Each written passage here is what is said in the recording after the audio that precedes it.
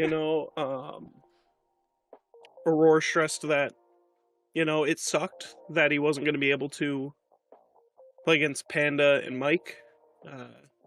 He told me that in DMs today because, that's arguably the other most well-known duo lane out there outside of him and Cyclone, but Polar Bear Mike and Panda Cat.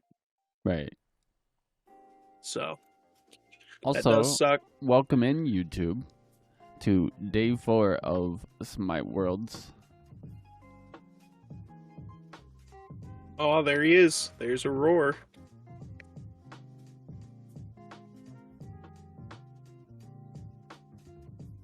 Aurora. So do I get to roar every time he kills or dies? Which one? I mean, you could. Alright, yo, chat, which one? Is it when he dies or when he kills that I roar?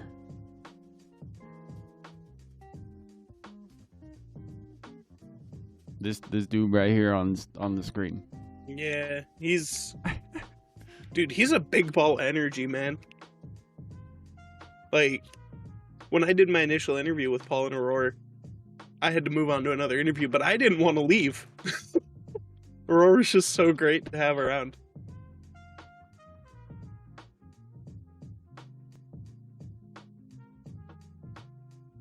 I love that.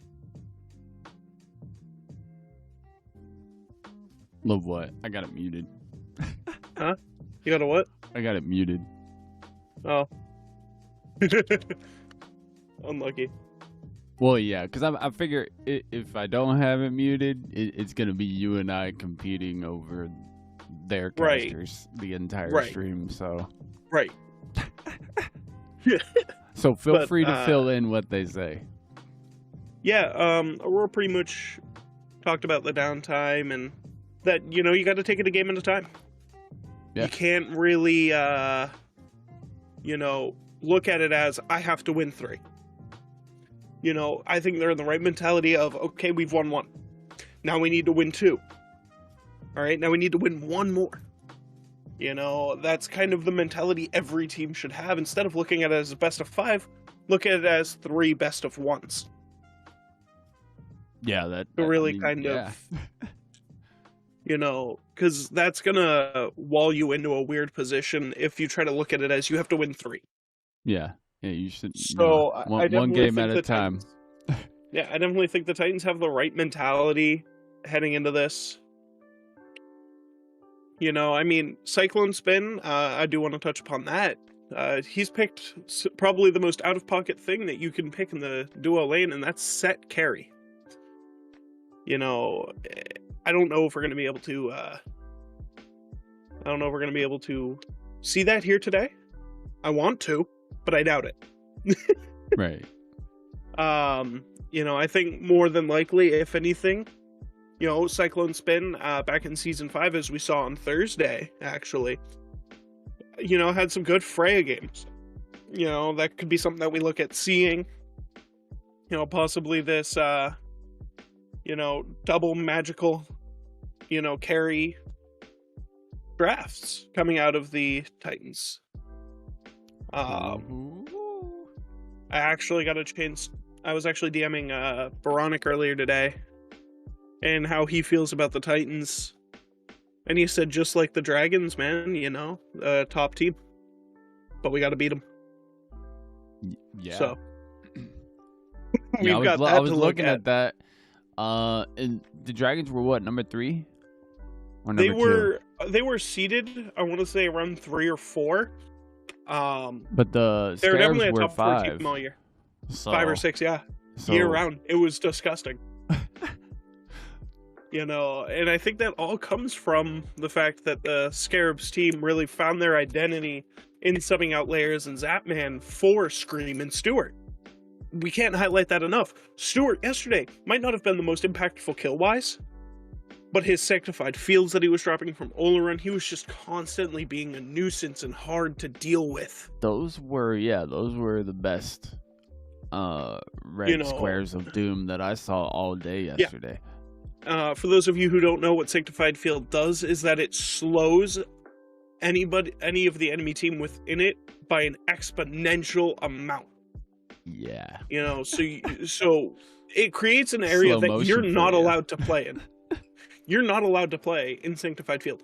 That's effectively what it does, is it creates a rectangle that you cannot play in. It's that simple. You know, I really do think that it's going to be it's going to be an interesting set. I definitely want to see what the solo lane's going to have, because the solo lane's going to be huge with the way way SOT was playing yesterday. So yeah, there's that. This is going to be very interesting. For sure. Yo, who's this? Actually, I'll unmute the interviews for you guys. That is Slaney, coach of the Solar Scarabs. Pressure in this matchup for you guys, or are you still playing with house money? No, I think we're all pretty, I want to say relaxed, but that's probably not the right word. We're all pretty, like, chill. I don't think anyone's, like, over-analyzing anything or being too nervous or getting in their heads about things. I think we're all being really smart about our mindset going into the match, and I think we all feel confident, but not, like, to a worrying level.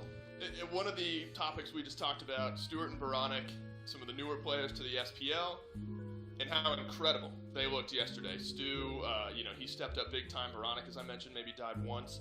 As a coach, how have you seen their growth throughout the year, and how awesome is it to see them step up on the biggest stage? I mean, it feels great. I think as in the position of a coach, I was really lucky that they are amateurs, because I think they were really receptive to feedback from everyone and me. And I think them being so open to feedback is why they were so good at improving lately. I think like the growth that they've made in the past 6 months has been more than I would say anyone has made in SPL history almost. It's been some of the largest rises I've maybe ever seen. Very excited for this matchup. I'll let you go get back to the team. Best of luck. Thank you. And so our first semi-final of the Smite World Championships here in Season 8. Yeah, I mean, that pretty much covers it. That you could definitely tell that they were receptive after game 1. Yeah, no, I mean, just overall in general, you know, they became very receptive throughout the last 6 months, and it shows. You can even see it in the way that they play. Right. If you look at when Stuart came onto the team and Veronica at the beginning of the year in April to now, it's insane how different that team looks. Yeah, you know, really they're not even like the same team. So, like, I remember cracking jokes at how bad they were at the beginning of the season. They were bad. That was the thing. You know, also similarly, the Titans as well.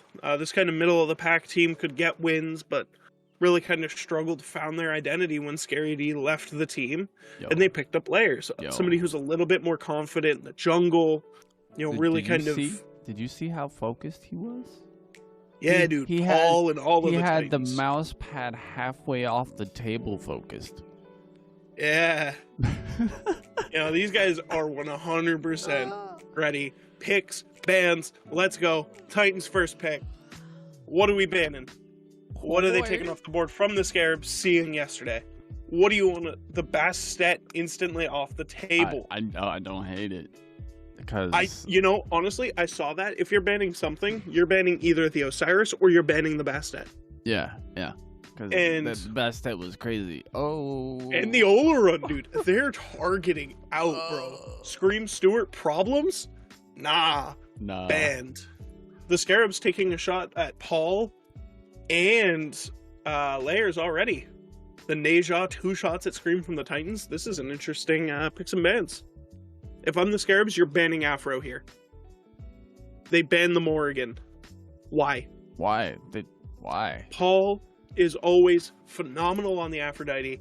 That's one of his go-to picks. It's either you ban it or they pick it, unless they don't first pick it here and the Scarabs plan to pick it up. But that doesn't seem like a Scarabs pick. Well, I don't think it suits either Veronic. I don't see him picking it first game.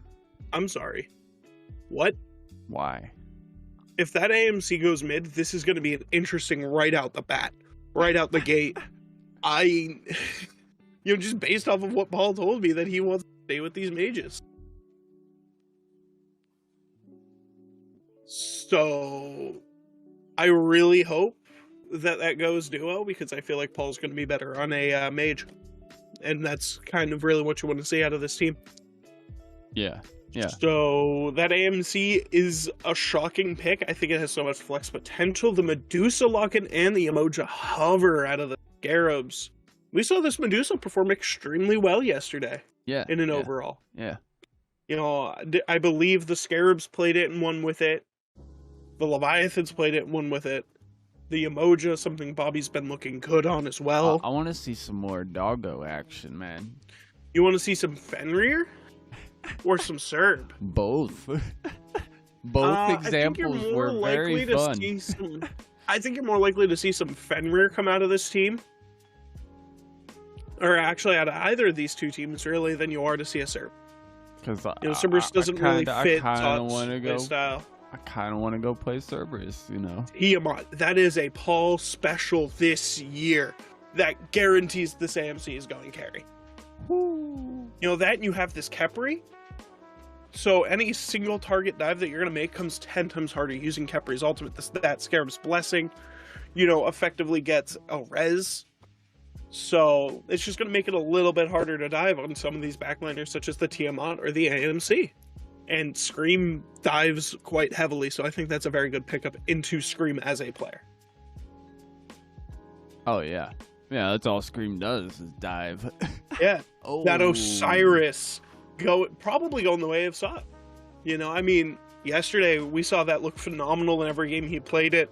Yes. You know, I mean, even when down, he came up ahead. So you can't really rely on putting that Osiris down to take him out because he's just going to run at you and you're just going to deal with it. You know? Yeah, he don't seem to be trolling much. No, he's not trolling. That Osiris, we thought he was trolling. He ain't trolling. Nah. I'd like to say that Achilles, again, slips right into that ban phase too, which is very bizarre because it's such a good pick. You know, you're taking away 2 picks immediately from Benji. I feel like that they could have put one of those picks on the layers to really kind of take out that Camazotz that he's been floating to. Yeah. That he hasn't really been touching. 4 target bans for Scream. What? Why? You know, where's your target towards Boronic? You know, where's your hits? You know, towards, I mean, obviously Scream, because the Daji, the Kali, the Neja, and the Bastet are all things that he's played and looked good on this year. And that seems to be the debate, is where is Scream going to go with this pick?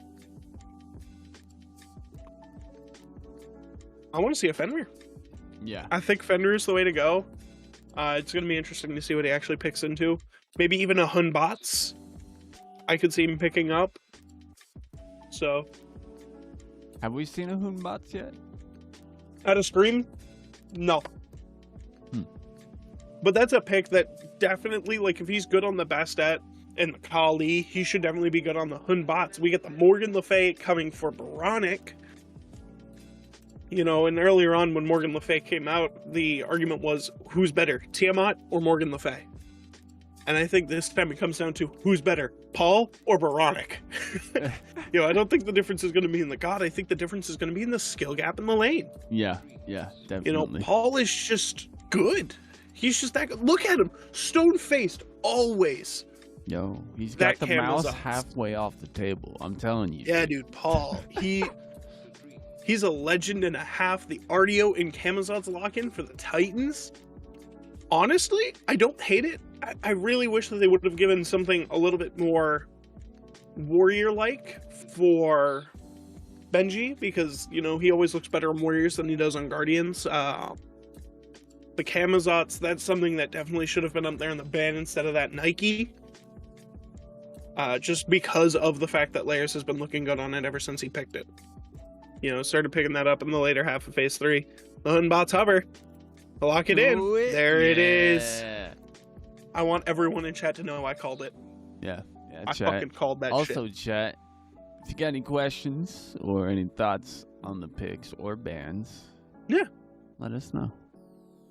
I definitely, you know, I think I have to favor the Titans draft and skill gap over the Scarabs here. But I really think that if the Scarabs can capitalize on this Hunbots Fear No Evil and the space made by the River's Rebuke, I think that they can do well here. Yeah, for sure, man. You know, but that's going to be the thing that we have to take a look at. There's no doubt about it that Osiris is going to look good. I just don't know how impactful it's going to be into this RDO. Yeah. You know, RDO has a nice cripple field that she can hit you with. She's got lifesteal built into her kit as well. Ooh. I just don't know how I feel about the Osiris into the RDO, but I think that all really does come down to how good the Scarabs are, how good Scream looking today, and how Bobby's feeling. I think he definitely needs to play a little bit more cautious than he did yesterday. Yesterday there were some mistakes that he made being, way too overextended. And yeah, the Dragons will punish it, but the Titans will not only punish it, but punish your entire team if you overextend by an inch. Right. The Titans, you give them an inch of a mistake, they'll take that mistake and run it a mile. So wait, who's Bobby? So Bobby is inbound. Okay, sorry. I thought Bobby was inbound. I just wasn't sure because I was like, I all of this between makes the two sense for inbound, but he said Bobby. Yeah, no, I tend to switch between the two, as every caster does, because he's just so friendly. You want to call him Bobby because that's his name, but then you forget that not everybody knows him as Bob. Right. So, yeah, that's just kind of a thing on my part. Yeah, Bobby I'd say is inbound. Was definitely their weakest link. Yeah, I think Bobby, though, I think he's gonna learn from this, learn from his mistakes yesterday, and realize that you can't make that today. That will cause you the game. Right. And that the Titans aren't a team that you want playing from ahead. And which you want to definitely try to get them all playing from behind, huh? Which god do you think inbound's playing? Inbound definitely playing the Emoja. I don't see it going anywhere else. So, let's see it. Let's see it. Show me these drafts. Where's everything falling? Yes. Mm-hmm. All right. I like these more standard drafts coming out of these teams. These mage mids and these hunter duos and double guardian. I definitely think the Capri, if Aurora can capitalize on that Capri, Paul's not going to die. Cyclone's not going to die. So you've really got to kind of play around that and jump on Aurora. Yeah. Get Aurora out, focus him out, and then you can kind of break open that backline and take it out. Or bait out the Scarab's Blessing and then start using a lot of your team fight ultimates and your good ults. That's going to be that's going to be the thing to see here. I definitely think it's going to be interesting to see here who really kind of starts coming out on these leads. And Bobby already playing aggressively. I like it. Yeah. Scream first to reach that mid lane. Layers, you good? Ooh. Oh my god. Benji dropped low by solo or troll already. Wow. Jesus, calm down, buddy. It's game 1. You're level 2.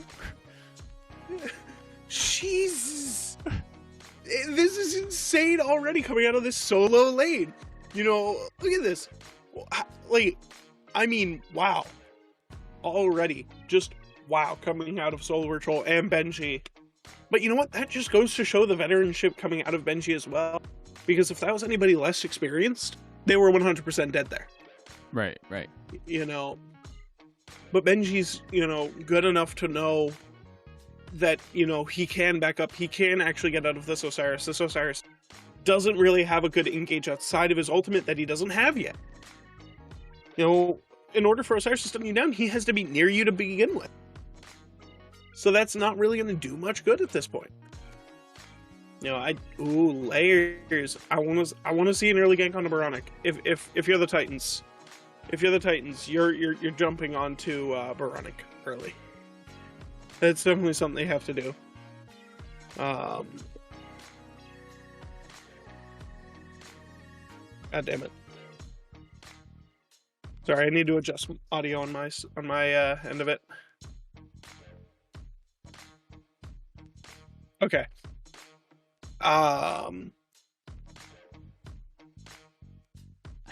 Yeah, that was exactly what you wanted to see.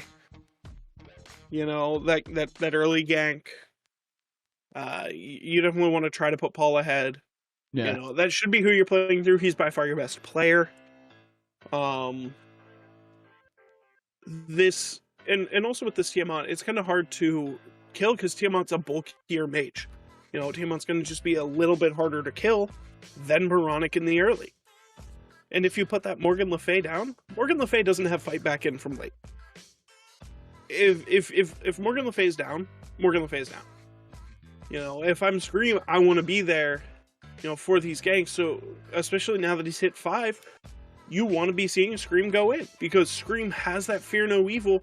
You know, he has that way of displacing the team and really kind of, you know, helping make that space. Uh-oh. Did I cut out again? No. Oh, you made a noise. I was like, huh? You said scream, so I screamed. Oh, inbound dropped low, but layers will make it so that way inbound will not get out.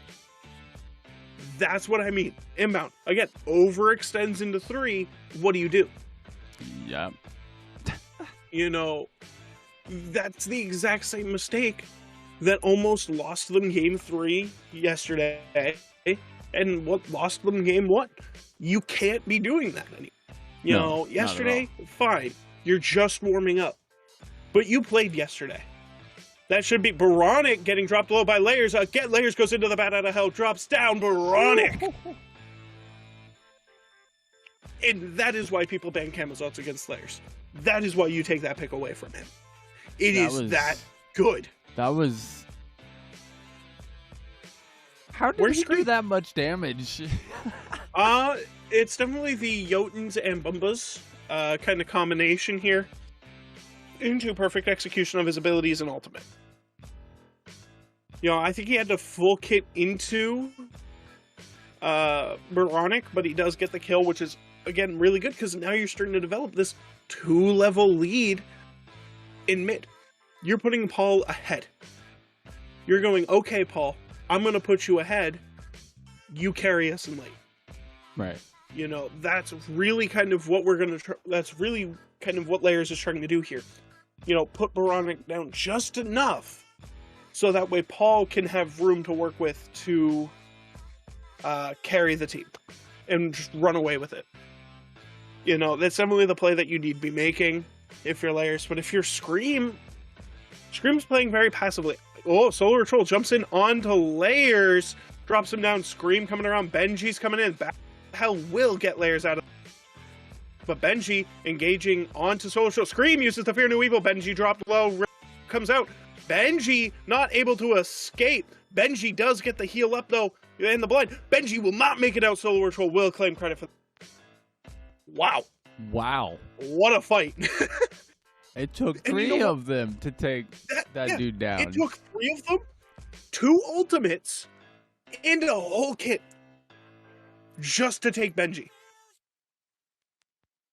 That shows the level of experience gap in between Benji and some of these other players. Yeah. You know, that shows, you know, that the Scarabs aren't really the best team when it comes to this type of stuff. That you kind of really need Layers to, you know, get some of that coming out of it.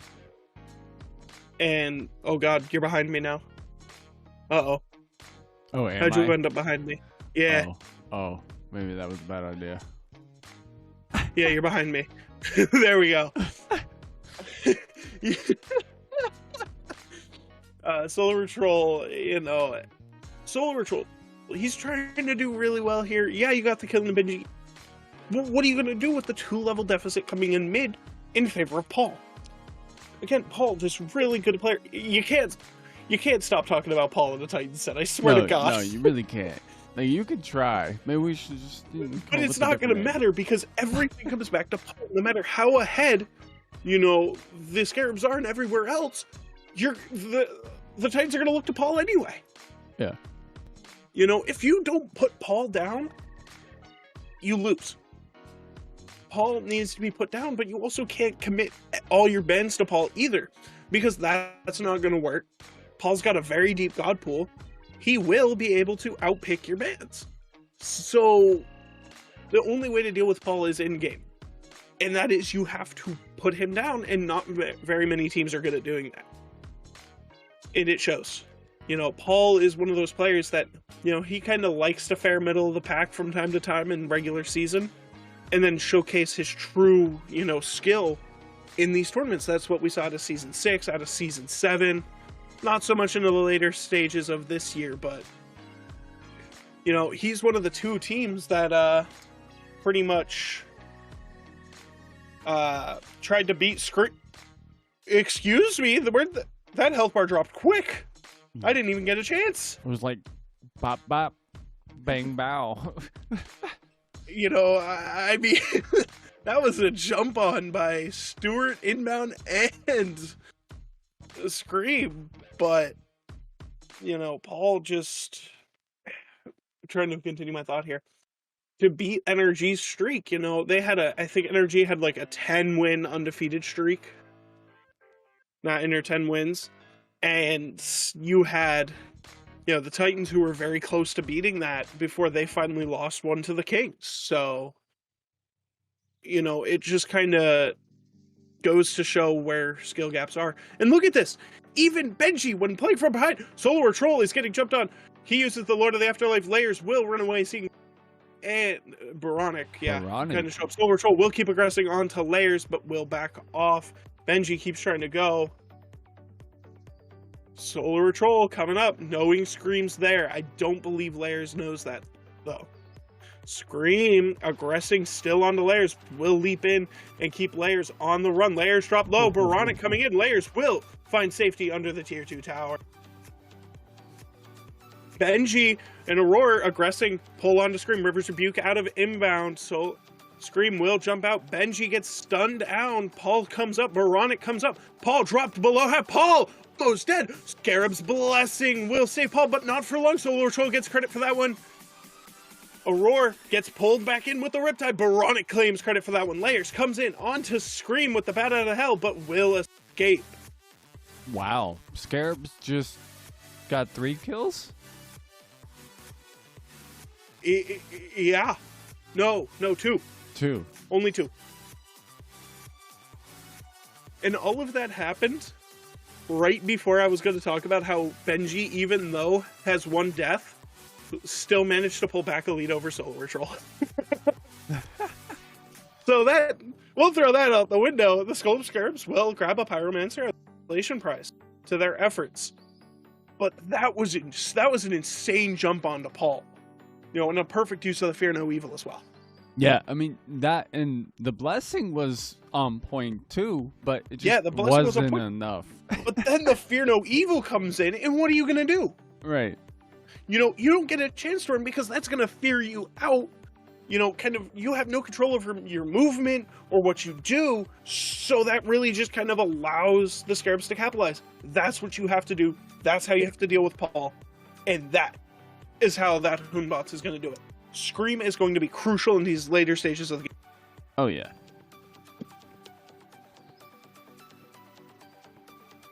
So that's going to be really kind of where I think we're going to see the Scarabs team develop, is as long as Scream has that Fear No Evil, that backline is not safe.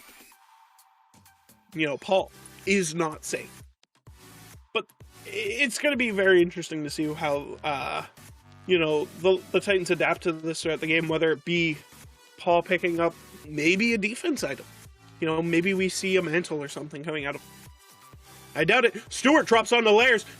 Solar Troll rotated out early. Layers will go up into the Bat Out of Hell to try to save his life, but it might not matter. Scream uses the Blink. Cyclone Spin will try to save. Fear No Evil out. Solar Troll will jump in with the Lord of the Afterlife and get credit for the kill on Layers. Inbound goes to try to circle out Cyclone Spin. Aurora around the corner. So is a Baronic. Rivers Rebuke. Cyclone Spin will not live. Aurora gets stunned out. Aurora. Paul. Stewart dropped low. Paul dropped low. Solar Troll fighting Aurora. Paul will escape with the arrival of Benji. What is happening? Aurora might make it out of Solar Troll. Solo Troll. Oh, Aurora has to pop the Scarab's Blessing on himself. Benji coming around onto Sot. Sot just trying to get out of there. Will use the Riptide to escape. Yo, and the Scarabs take the Gold Fury. I'm I'm just gonna start calling Solo Han Solo at this point because he definitely shoots first. Like, what is happening? What is this Scarabs? I don't know, man. But If you were to tell me this is the Scarabs I would have seen in April, if this is the Scarabs that you would tell me I'm seeing now, back then, if you told me that they were going to become this, I would have been rooting for them from the get-go. right? Like, Because, god damn! at the beginning of the season, I was cracking jokes at how bad the Scarabs were. Now I feel Yeah. kind of bad about that. They have a 4K gold lead on the Titans. And now Baronic has a lead on Paul. Where do you... This Scarabs team is blowing my mind right now. This is not the Scarabs I thought I was going to be seeing. You know, first they beat the Dragons, and now they're pulling away this game on the Titans? Paul, you good, bro? Paul, you alright? He's not good now, no. Like, Paul, just... The last two World Skins, the SK Merlin and PK Scylla, are all based on Paul's skills. Inbound will stun out Paul and layers, but come of...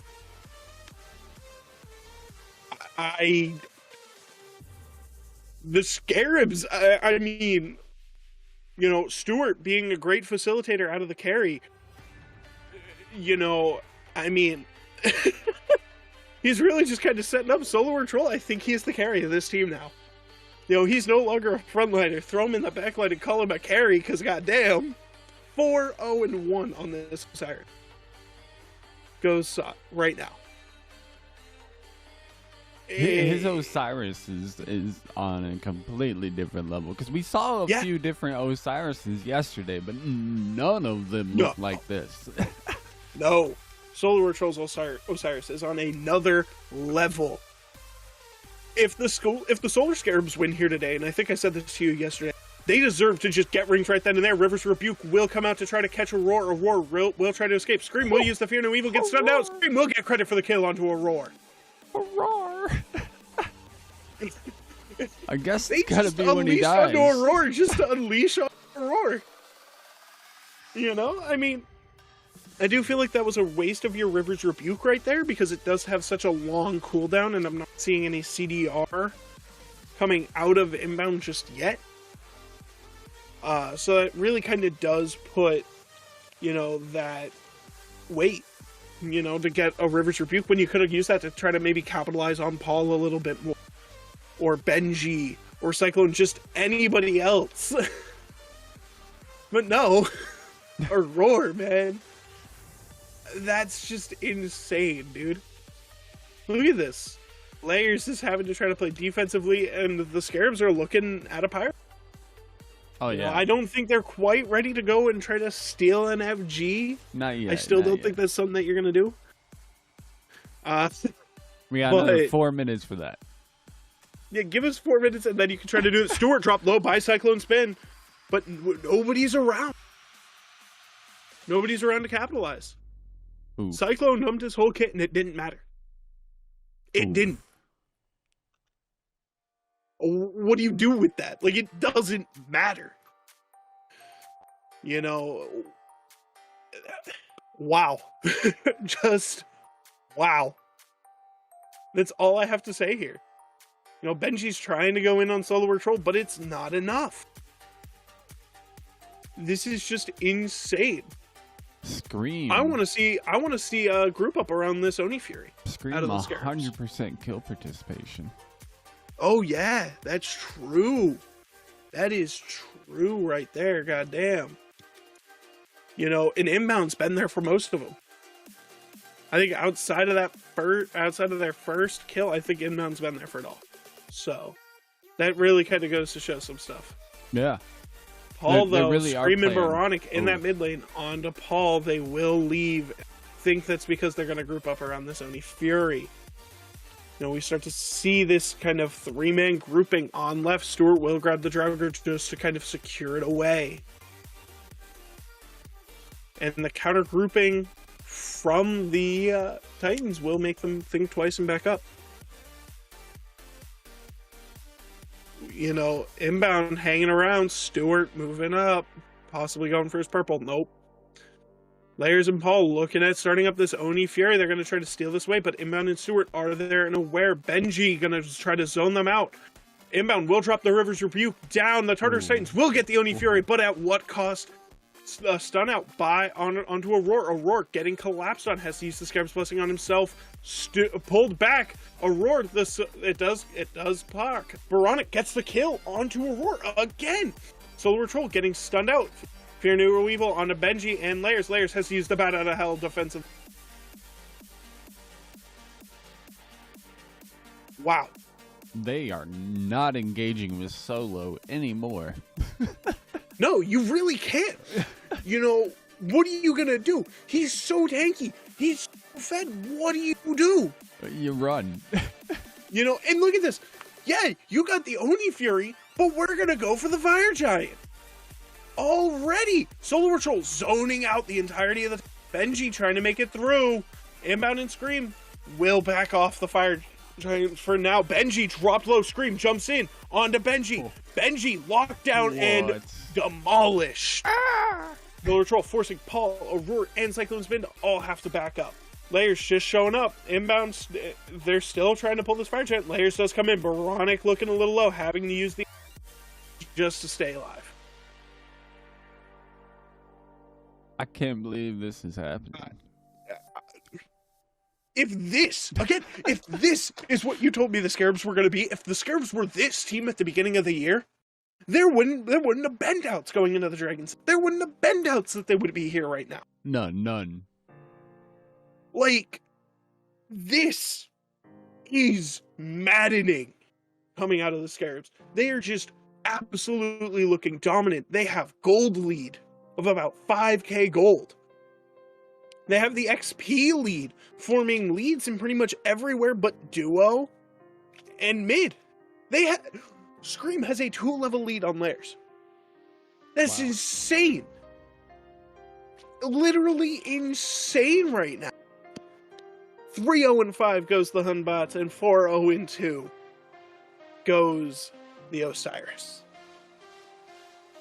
In another Fire Giant grouping, coming out of the Scarabs team.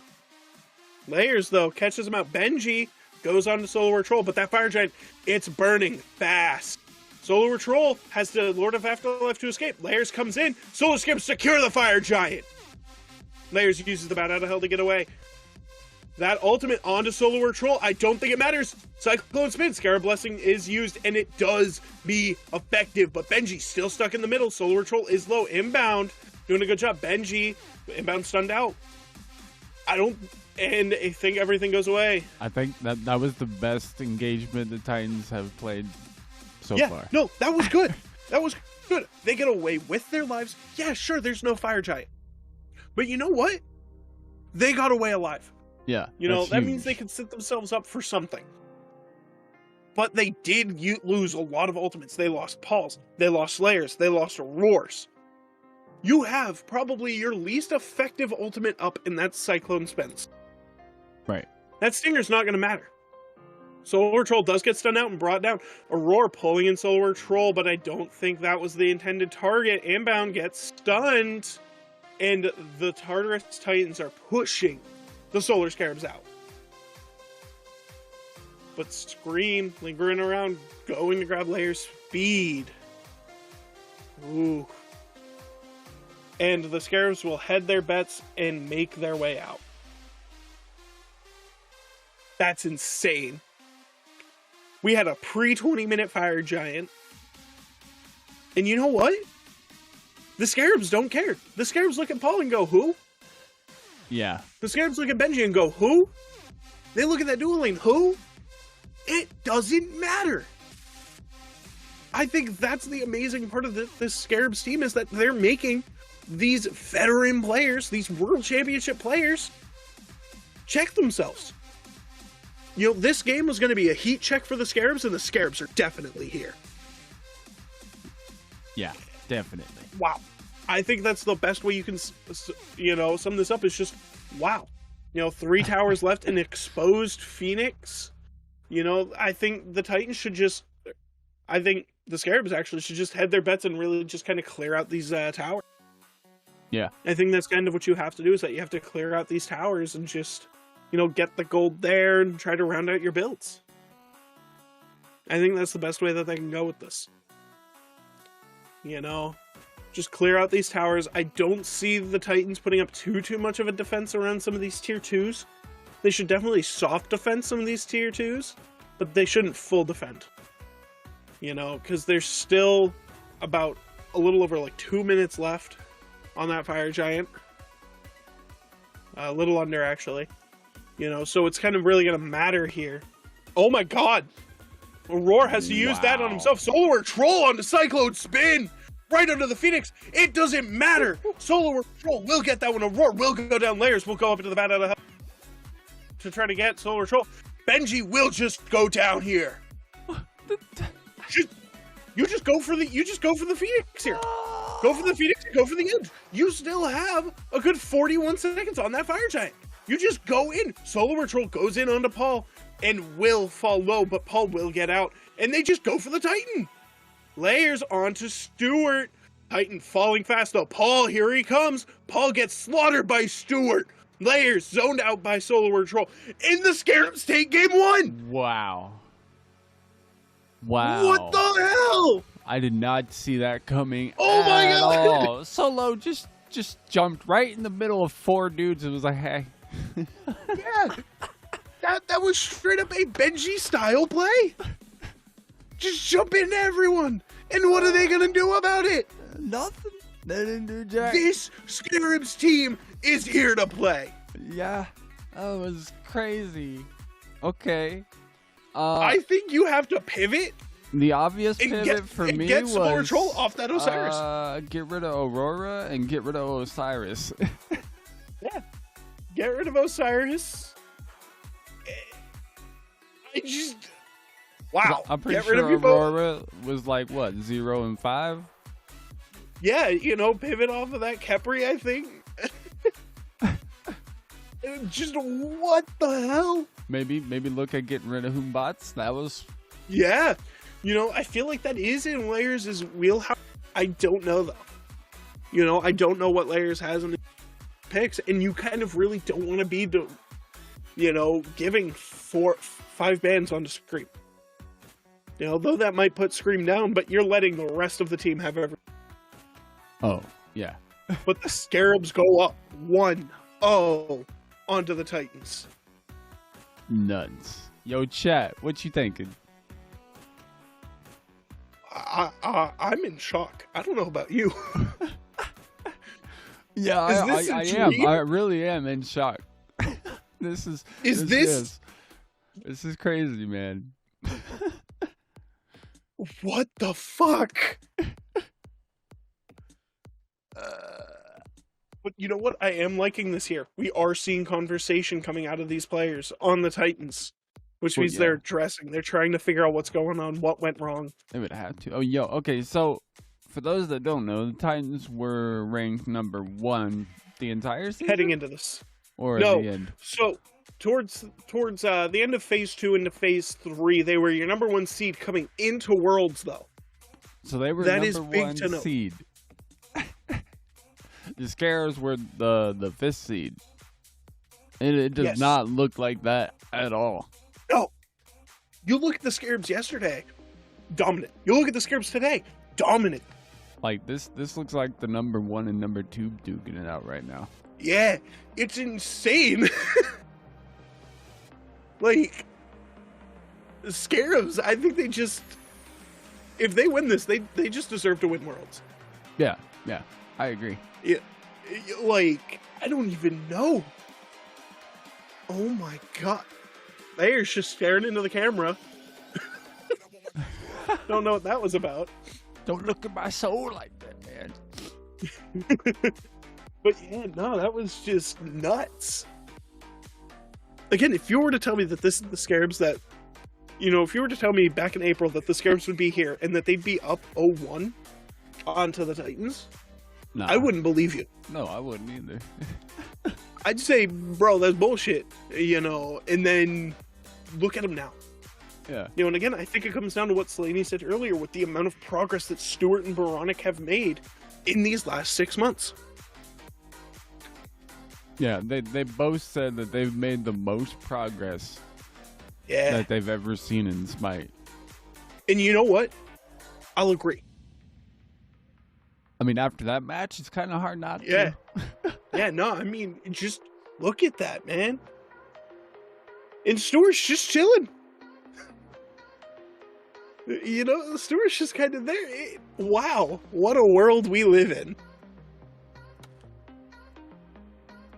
I think everything shifts, you know, forget Paul. Let's talk about Stewart. Did you know that Stewart's not getting any kills or deaths, but he's getting a lot of assists? I did. He's facilitating out of the carry role. Yeah. He's not carrying, he's facilitating.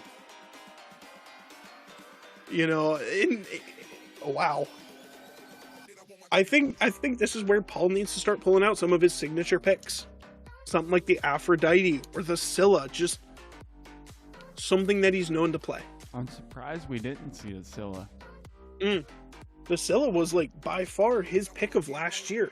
I don't know if it's because Scylla's not as good as it was last year, but I definitely think if the Titans want to pivot something, you pivot Paul onto that Scylla and he's going to start looking marginally better. That Fire Giant, you could have stole that in your direction and really kind of turn this game around. Again, maybe gets Benji on more of an aggressive warrior instead of a guardian. And that goes better for you. Yeah. I just don't know if they're going to be able to deal with this Osiris. The name of Solo Patrol is that Osiris. Dolson dancing in the background. I just see this and I'm just like, what? Hey, man, I love this type of stuff, man. I guess I'll dance too. Yeah. But yeah, no, this has been insane. It's just, where's the pivot? You know, what do you change in your bands? What do you change in your picks? Okay, so assuming that they ban Osiris, who does he pick? Who does Sot pick? Yeah. Honestly, it all depends on where they're gonna value Sot pick. If that Osiris gets banned, if they want Sot to counterpick, maybe you look towards this Achilles pick for Sot. Or the Nike, or just anything really, you know, you kind of pivot him onto something that's just as aggressive and just as tanky. Right. You know, you kind of pivot him towards these Cullens, these Nikes, these Achilles, you know, those style picks. And that's going to bring you the most success. I think that's where, if that Osiris gets banned, that's where you make the pivot.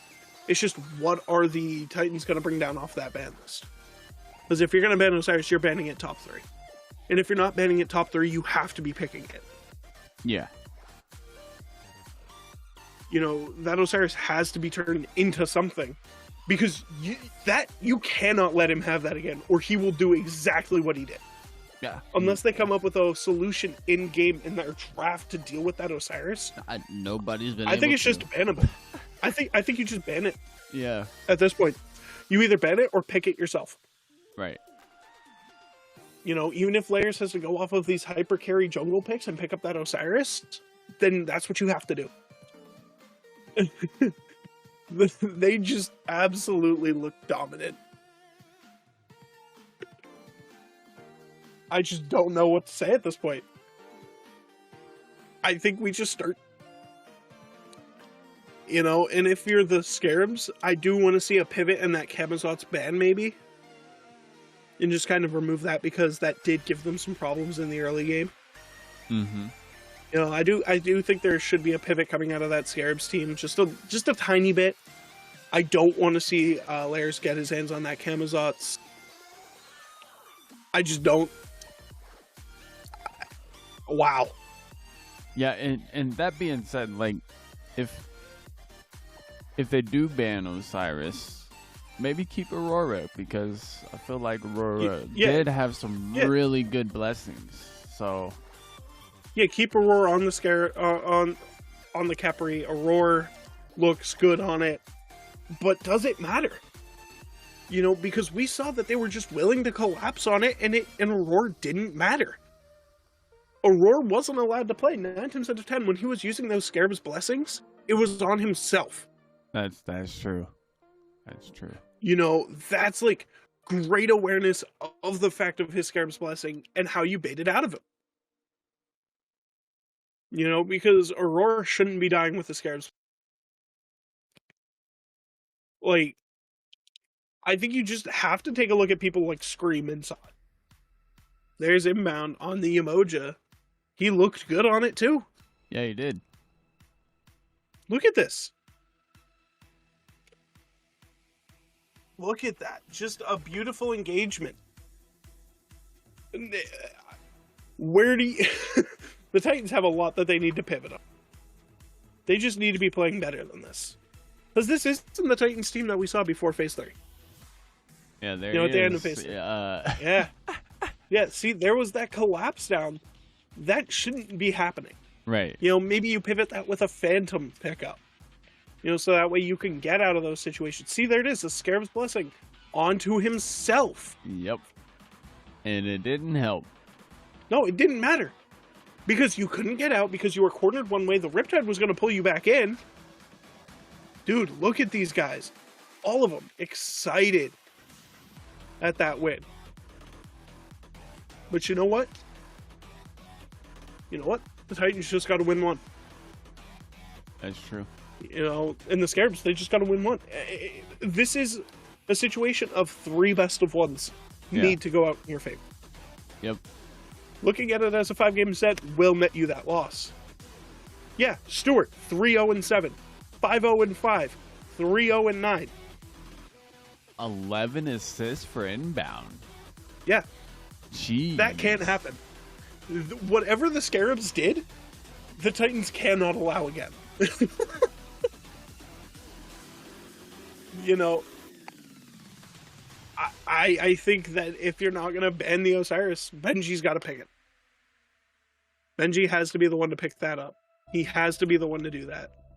You need to have something for this Osiris. Yeah. And the Scarabs banned the answer. You want to know how you take out an Osiris? Erlang Shen. But it doesn't matter. You know, it really just kind of doesn't matter.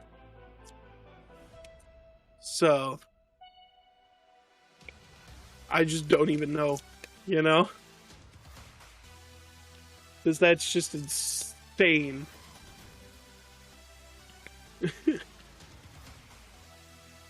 So, yeah. I don't even know. I really don't even know at this point. Yeah, no. You know, I think we start talking about the possibility of the Scarabs winning. You know, and we see some rookie world champions Has that coming out ever of Stewart and happened? Moronic. I mean, it had to have happened back in Season 1. Whoa. Everybody was a rookie. Well, yeah. But outside of Season 1? I don't recall it happening. Out of maybe Season 4, I think that might have been Ven's first season. But if it's happened before, it was a very rare occasion, and it was a team that had 1 rookie. Not 2. The Bastet ban out of the Titans, that's still a solid first ban. I don't want to see the pivot there. I'm definitely looking for that Osiris up there. Run. If it's And the not Erlang Shen third, gets they're banned gonna out by the pick Scarabs it. again. Huh? I said, if they don't ban a third, they're probably going to pick it. There's that pivot. There's the Emoja ban. They realize inbound can't have that. That Rivers Rebuke was way too impactful. Way too. You have to pick Osiris here. And they pick the AMC What? again. They're just letting him have the Osiris. Wow. And as they should, Scarabs lock it in again. That can't happen. What are you doing? The Osiris Medusa was a solid combo. Wow. Wow. Just wow. And the Achilles. Ooh. That's a pivot. That's what you want to see. That execute. You know how they were duking it out? Solo Patrol's dead with the Achilles. I think that's definitely the pivot that you want to see. Again, I wanted to see Benji on something like that from the beginning. Yeah. You know, I definitely think that was the name of the game here. Wow. I can't believe they just let him have Osiris. And if this Achilles doesn't work, you're gonna turn around. You know, you got to turn around and you got to ban that Osiris. Yeah, you have Ooh, to. the Hunbots ban. Yep. And the Camazots ban. The one pivot I wanted to see out of the Scarabs, and they pivot off of it. And they banned the Khepri. Realizing that they don't have the lockdown of Yamoja to kind of handle the Khepri, what do? They ban it.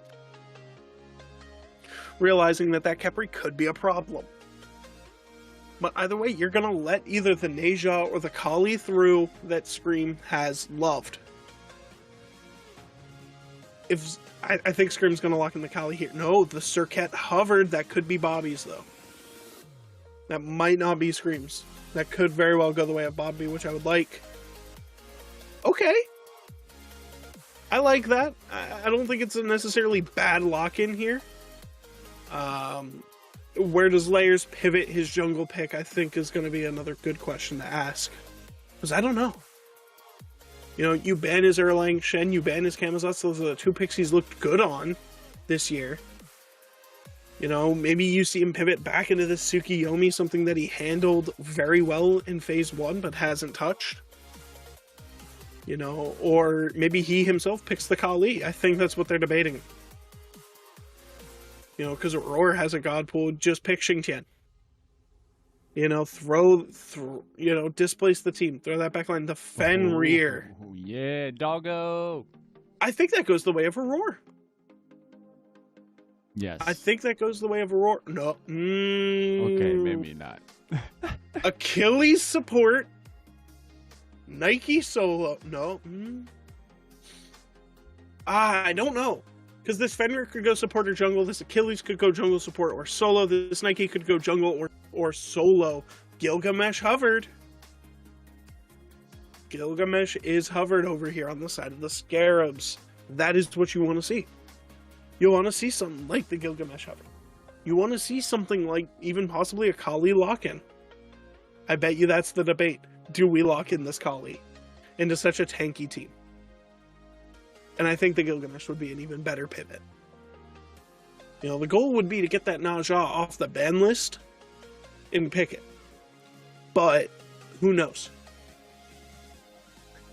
You know, there's just such an insane debate here amongst the Scarabs for Scream's pick.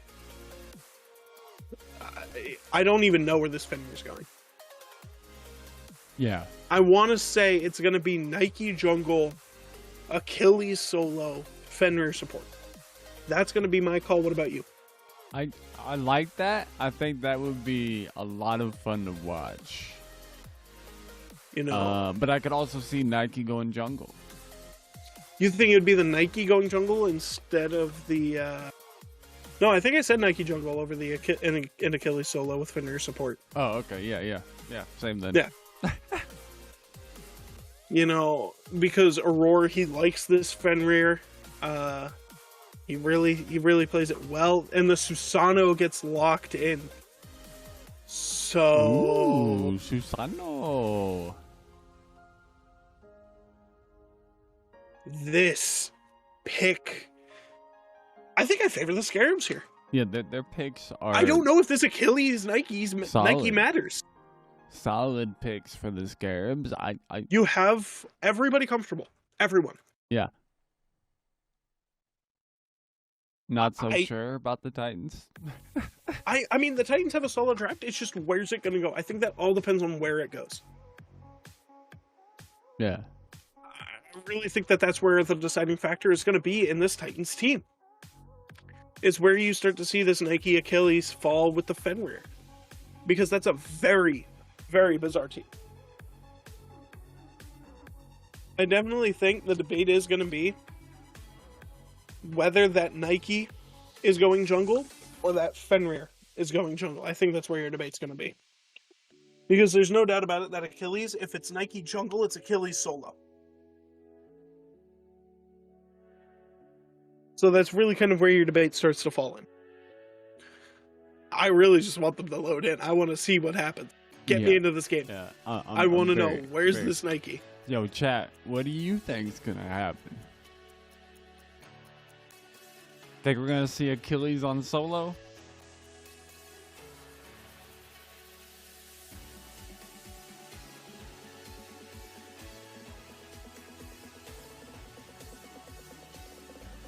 Where? Please. Where? I want to know. Get me in there. Get me in. Get me in. Come on. Stop loading. Play. Play the game. Sorry. I'm like really hyped to see where this goes. Yeah, it's yeah. I don't have an idea either. Just have this. The debate is definitely the Fenrir Nike, because if it's Nike solo, it's Fenrir. If it's Nike solo, it's Fenrir jungle Achilles support.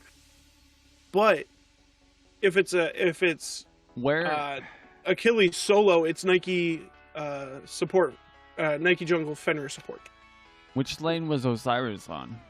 Osiris was solo, which is kind of where I want to see the Achilles go up against. I think Achilles was picked to face Osiris, so I do believe that is where he'll be. Let's see as we load in. It is. Huh? Wait. Whoa, whoa, whoa, hey, whoa, hey, whoa, hey, hey. Benji? Huh? Okay. Hold on. Benji solo? Achilles jungle. Achilles jungle. Achilles jungle. Players better show up on this. Players better show up here. Because this is going to be very telling. Which god is Benji playing again? I thought it was going to be Nike. Nike jungle. But, I mean, hey, at least I got the Fenrir. 1 out of 3 ain't bad. That's true. I just was not expecting that. No, I was not expecting Nike to be solo. Okay. All right. Have we seen a Nike versus Osiris yet? They're duking it out right now. No, I don't think so. Solar Troll is brought low by Benji, but Benji also brought low. Ooh. Solar Troll drops to Benji! Okay. I guess Nike can answer to Osiris. Fuck!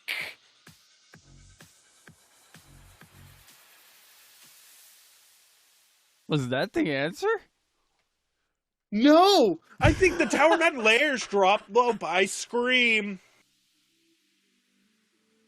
I think that was the tower. I think the tower did it. Wow. I think the tower got him. That's... Because he definitely tried to auto for the last hit on the Benji, but tower. Yep.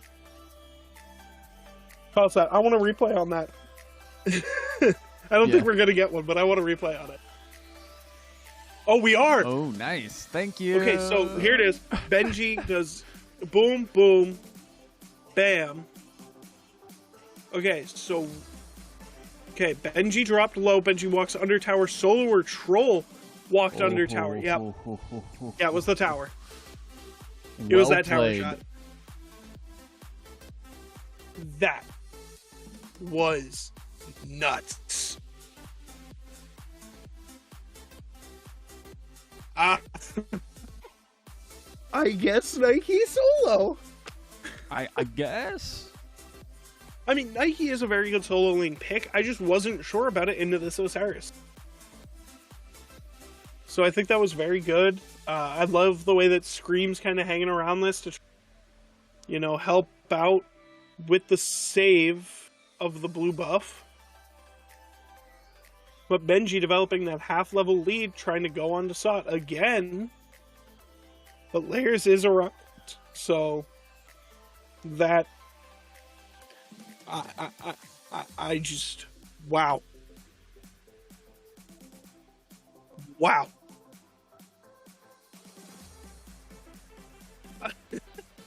I don't even know where to even pivot in this conversation after that first blood. That first blood, I think, definitely threw it off for me. I mean, I guess we'll talk about Paul pivoting back on Tiamat. I don't know if that's the answer. Inbound jumps onto Paul, but will back off. Veronic will try to fire off an ability, but gets nothing out of it. Roar hanging around as well. Ooh.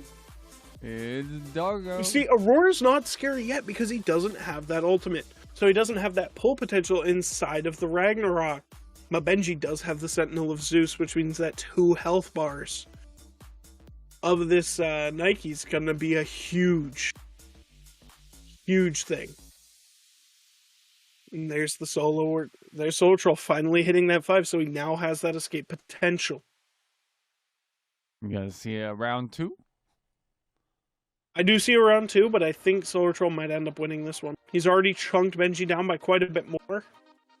So all it takes is a good... Ooh, the shield. But this is the hard part of the debate. Because you have the Sentinel of Zeus. Scream! Stuart goes and gets the kill on the Cyclone Spin. Aurora dropped low. Stuart will also get the kill onto Aurora. Yeah, you have a kill. Yeah, you guys got first blood, but we got 2. Gold. Only like 70 gold at most in between these 2. Benji dropped low, has to use the Sentinel of Zeus. Solar Troll still sitting at about half. Layers slow to rotate in. Ooh, Layers is starting to rotate in. But guess what? Scream's also hanging around. Going back for his speed, but he's still around. Layers will help Benji secure the blue buff, and that'll be the end.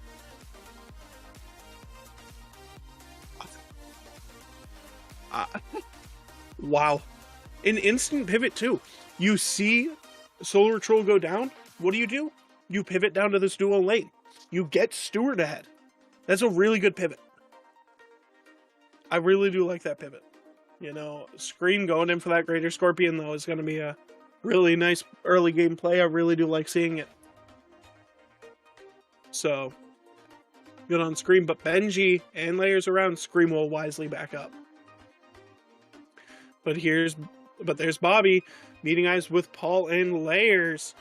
Layers thinking twice about it. Veronic coming in, but nothing will come of that engagement. They will both back up to be safe. Cyclone Spin has to play under tower here. I don't think he could afford to step out of tower. No. He steps out, I think he just loses. Ooh. Benji has to leap, uses his leap to get away. Solar Troll does have more damage on him, though. Yeah, Stuart and Aurora doing the tango. Stuart will poke out Aurora in the follow-up.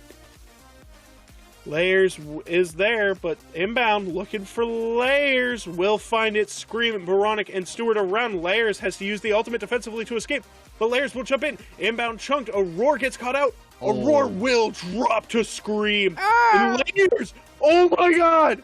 10 health! 10 health! Wow. They almost lost too. What? Hey, I get it. Inbound drop low, and Cyclone Spin will get the kill on the inbound.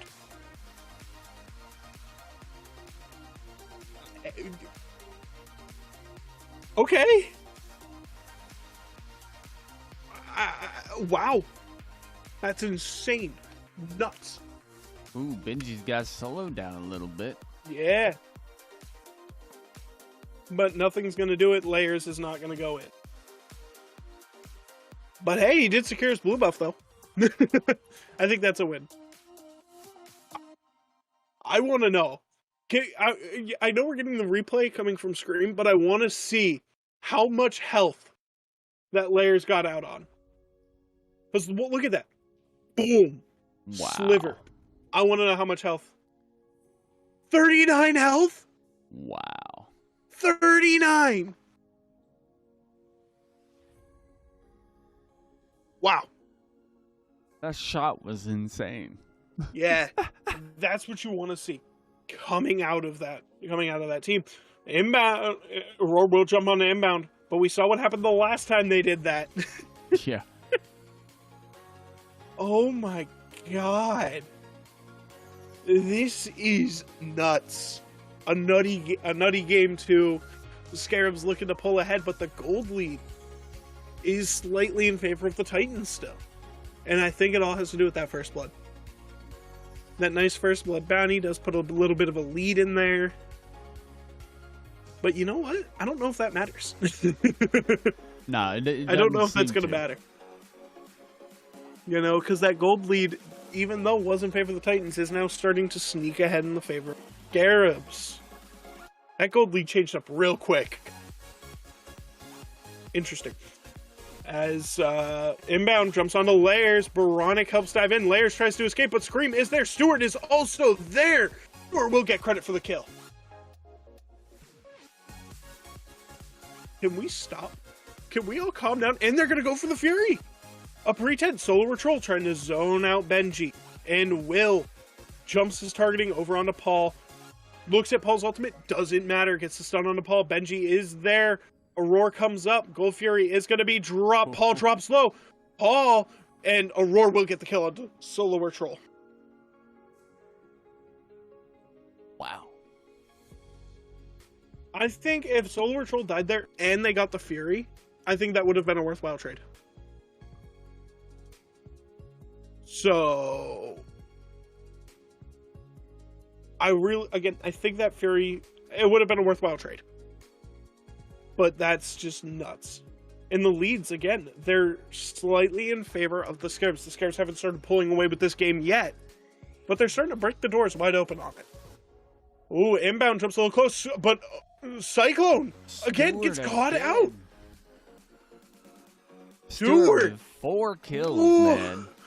4-0-1 on Stewart. This is insane already. Absolutely nutty. Ooh, Layers ult was forced out. Scream and Moronic hanging around, but Paul showing up. Scream does take a couple of pot shots, but will not engage. That's wow. Scream pops his ultimate. Layers drop low. Inbound also dropped very low. Scream will kill Layers. Aurora will get down. Scream dropped very low. Paul Aurora going up into that Ragnarok. Will grab Scream and Scream will go down. Solar Troll comes up onto Paul. Baronic also there. Aurora though drops Baronic low, but Aurora will choose better. But Benji is here. Benji has to use the ultimate. Solar Troll will Lord of the After. Wow. I think it's the first time we've seen Osiris under solo retreat. Yeah. And also that gold now in favor by about 200 in favor of the target Titans. And the Gold Fury dropping low. Stewart none the wiser. And the Titans just take it. Just take the Fury. And they weren't even on the wiser, and now that gold lead starts to seep over into a 1,000 gold lead in favor of the Titans. Y'all, that's that experience again coming into a factor. Yeah, sure, you're in the kill lead. You know, yeah, sure, you got 2 levels on Cyclone. That's fine. We'll just take the Gold Fury. We'll just take a good engagement and then gold. You know, that's nuts. Like, nuts. You know, I think that this game's a lot closer. I definitely think the pivot for Aurora was good. Yes. And the pivot for Benji was another good pick. Benji and Layers going in to secure their own blue buff. Solar Patrol will drop a ward around fire. Yeah. Aurora, definitely a good pivot with 3 kills. Yeah. But also 2 deaths, so... Right. But those 2 deaths don't really matter because that's what your job is as the support. Right, true. You know, your job is to die for your team. It's just Solar Troll onto Benji. Nothing will come of it. Oh my god, dude. These teams need to calm down. Yeah, All right, this is the first set of the day. I don't think there's any more calm left in these guys. No. I think it's just all go. And look at this. On the side of the Scarabs, all enhanced buffs. Enhanced speed, enhanced blue, enhanced red, enhanced support, enhanced purple buff. Look at that. Stewart getting jumped on by Layers. Has to use the life to escape again. Stewart hanging around, screaming inbound, coming in, looking to get on Cyclone Spin again. Stewart comes in, misses the Petrify. Ooh. Inbound has to run away. Ragnarok is busted out. Scream drops low. Inbound drop low as well. Baronic comes in to give a hand. Paul and Benji around to the horizon. And the Scarabs turn tail and are on the run. Solar Troll meets up with Benji. Paul goes to come up with the assist and nothing. And he's chasing? No. Okay. That's insane. Benji goes on the Solar Troll and they will secure their own red. Nuts. That's all I need to say. Nuts. Yeah, dude.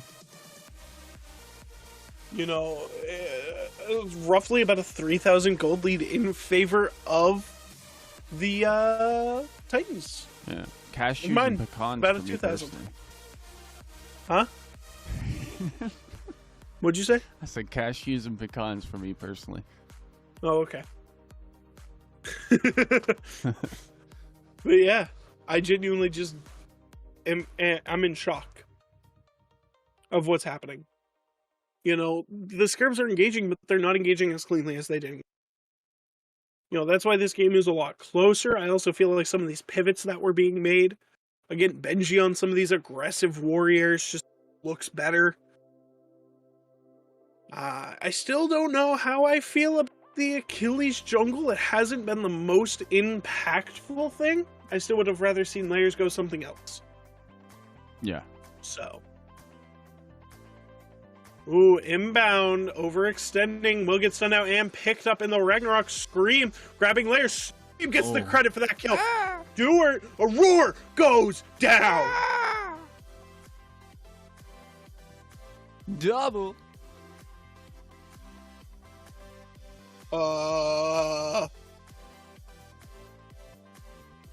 What?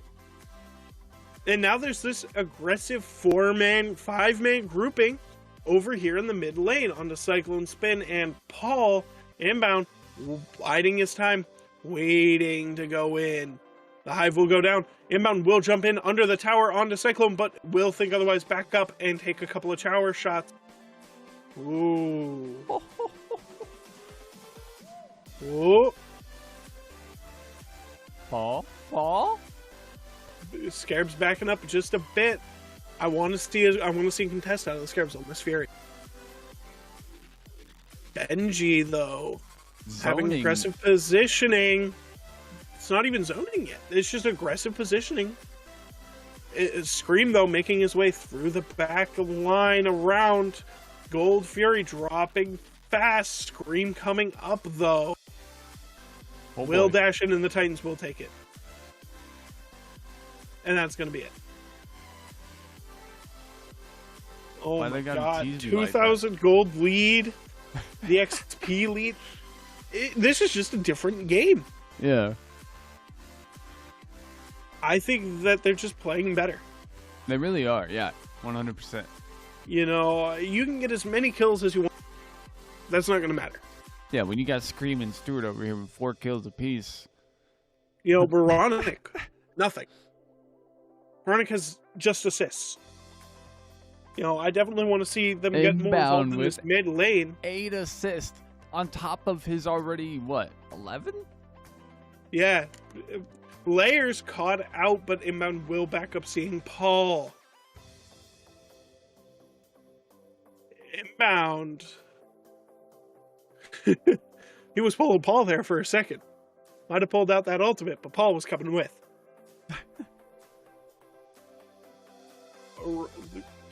Wow. I'm just in shock. You know, I mean, Benji, I just think that this is an overall better game. You know, the Titans have managed to slow the pacing down of it, which I think definitely helps in their favor. You know, Paul's definitely looking good once he hits 20 and is looking better. You know, I definitely think Paul building a little bit tankier this time around helps out. Benji's a whole item ahead of Solar Troll. A whole item. Wow. A whole ass item. So that's probably the biggest difference is their ability to slow down Osiris. The Titans have better map control.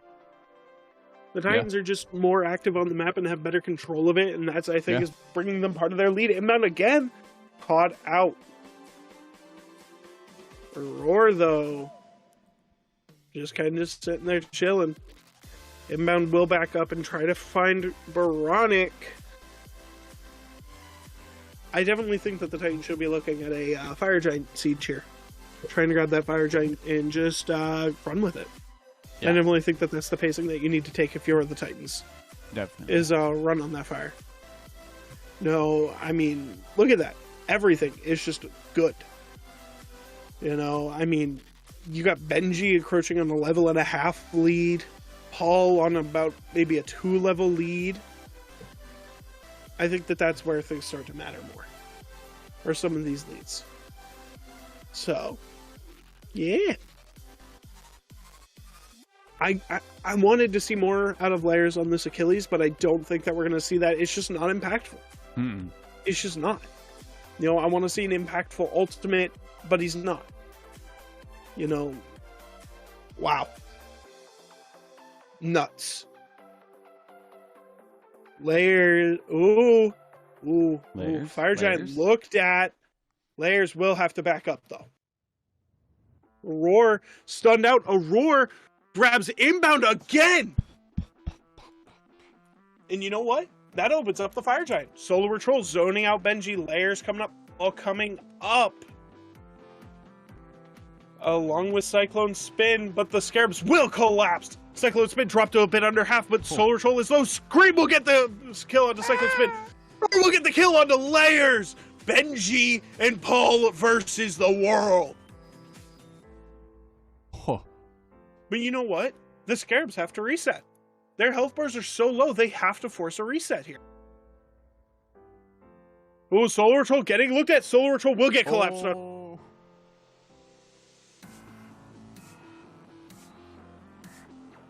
And you know what? That was good. You know, but they could still look at Fire Giant if you were the Scarabs. Though not really... with a Roar back up, I don't know if that's really what you want to be looking for.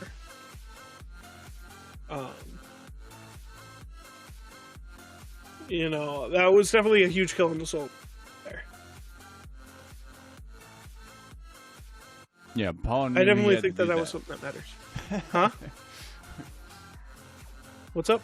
Paul knew that was the only way that he could delay him long enough. Oh yeah, 100%. You get a kill on the Solar Troll there, and you halt their progress. You halt their progress just long enough for your whole team to respawn, and then you guys could get a Fire Giant. Right. It's picture perfect Smite. Yeah, that's you know, they get the nice aggressive grouping. Inbound will overextend again.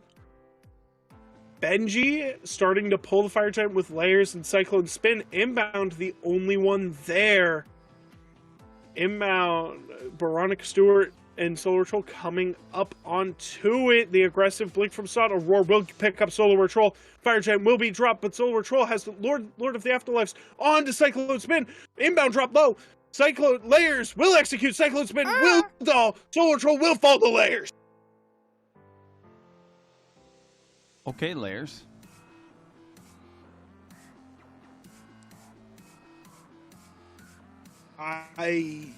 Wow, a lot went down there. Yeah.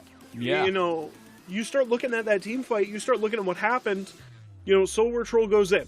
Solar Troll gets killed. Inbound gets killed. They were both very low. Scream gets... You know, if you're the Scarabs, you can't let that happen. You need to be forcing the positioning. You know, you need to have layers using that ultimate and dive in. Or defensively, if you're going to dive in like that. You know, that's something that you have to be mindful about. Though the Scarabs did grab the Fury, closing in that gold gap to, again, about a couple hundred gold lead, closing that gap again. Paul, top of the player damage charts. Look at that. You know, this is exactly what you want to see out of the Titans. Just an overall better game. Yeah, it is. You know, and again, we start looking at a dance around this Fire Giant. It's whoever wins the team fight and gets the Fire Giant, I think, wins this game. Mm-hmm. You have to come out on the team fight and steal the objective. I don't think we'll be seeing any 15-minute Fire Giant fights. No. No, that Fire Giant pull from game 1 was only because they had such a lead that they could. Right. But you know what? The Titans have woken up. Yeah. Game 1, sleeping. Oh, yeah. Game 2, they're putting up much of a better game. You know, that tells me that they're not out of it yet. And again, this aggressive grouping from the Scarabs, seeing Benji, they will back up. They will regroup along this jungle, grab some of these camps, and I think just back up overall. So, you know, this is gonna... I swear to God, if this is another, like, a 20-minute Fire Giant dance, I swear to God. Dude, I swear to God, if we're at this Fire Giant dance for 15 minutes, I'm gonna lose my fucking mind. Because I can't handle this much nothing coming out of these teams right now. There's so much nothing coming out. You know? These dances are always the most boring part of the game, but also the most tense part of these games. Oh, yeah. Yeah. You know, Benji with that aggressive positioning in the pit, trying to see who he can spot out, and he will spot no one. Aurora hanging around this bracer that he's placed down. This is just exactly position. Benji catches out and spots Stuart. Will back up onto Solar Troll. Paul and Aurora going in. Aurora goes in, picks up inbound. Inbound drop to under half already. Cyclone Spin gets credit for that one. Solar Troll drop down to about... Has to use the Lord of Afterlife to leap away. If you're the Titans, you're looking at the FG here. Oh, yeah. 100%. There you go. That's exactly what you want to see. You want to see this Fire Giant. It's going fast. Nobody can really do anything out of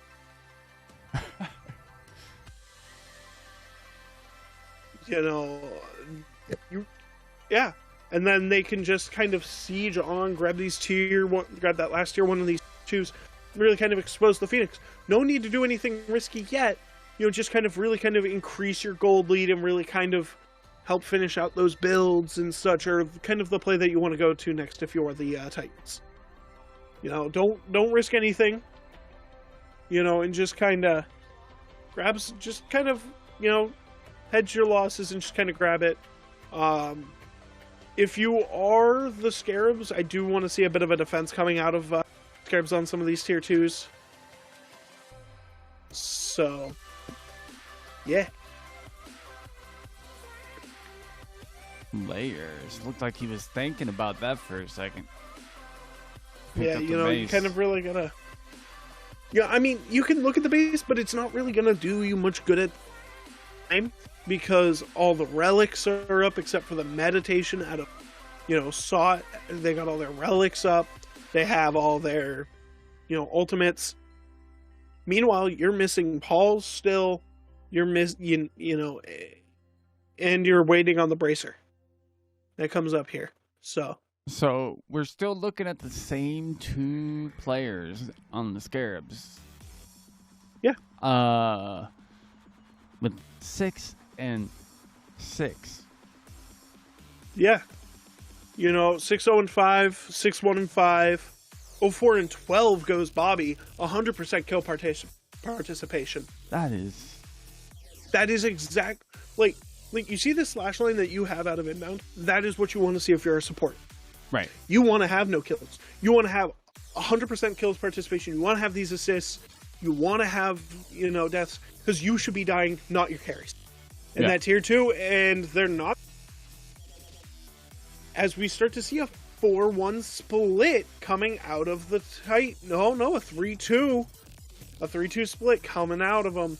And the Scarabs will send Scream over onto Layers. And Solar Troll is there, but nope. Benji will help fight back Solar Troll. That I Nike. really think... Yeah, dude, Benji's looking good. Yeah. I want to see, the Titans. Ooh, inbound goes in, will not get any of it except Paul's ultimate, but that comes up.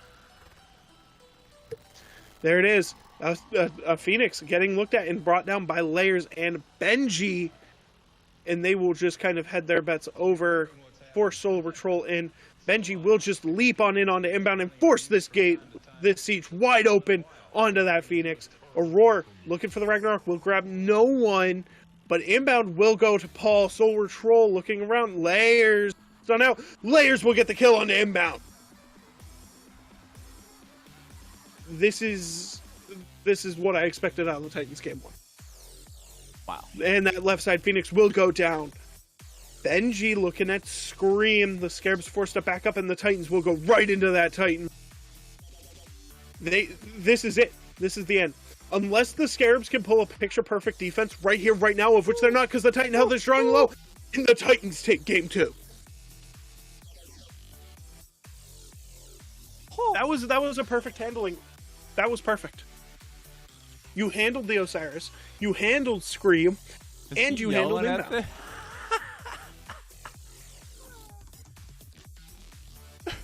That's what you wanted to say.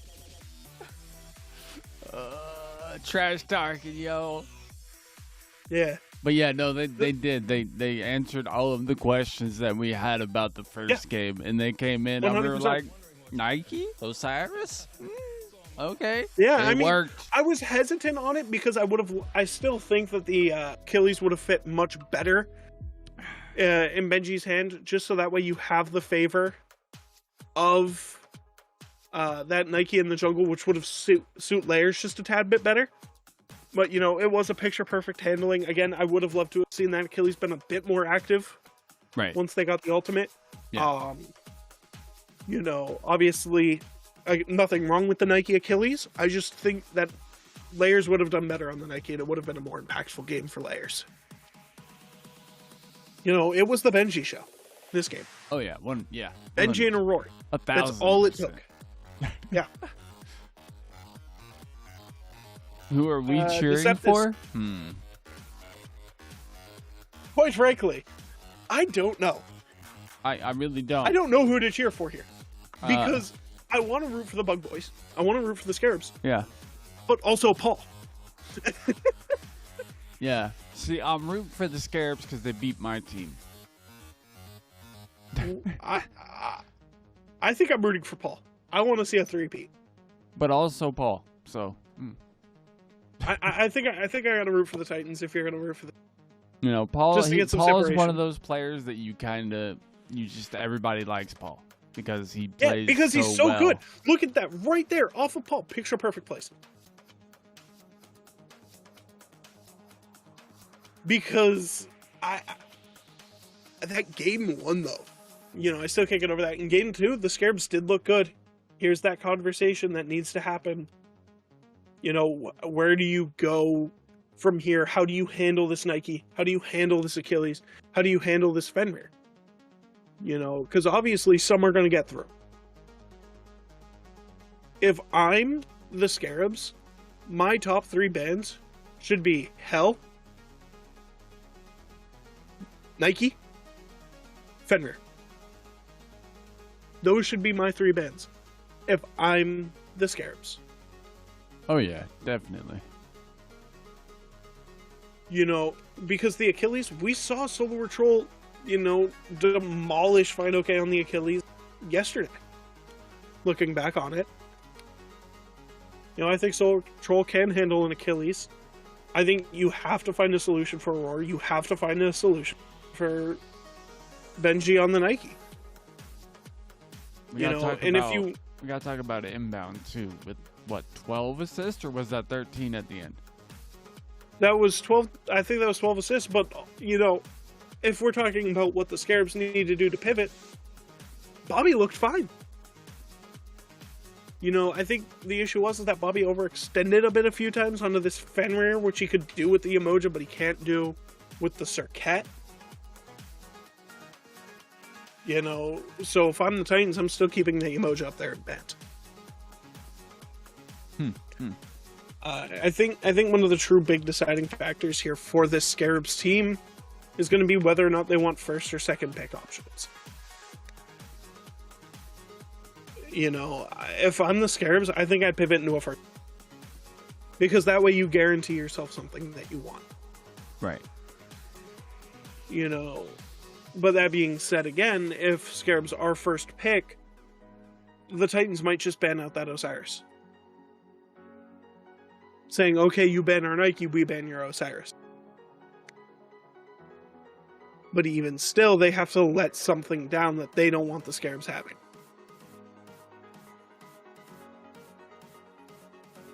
You know, I think it's just a matter of what you want to see versus what you don't want to see. Yeah.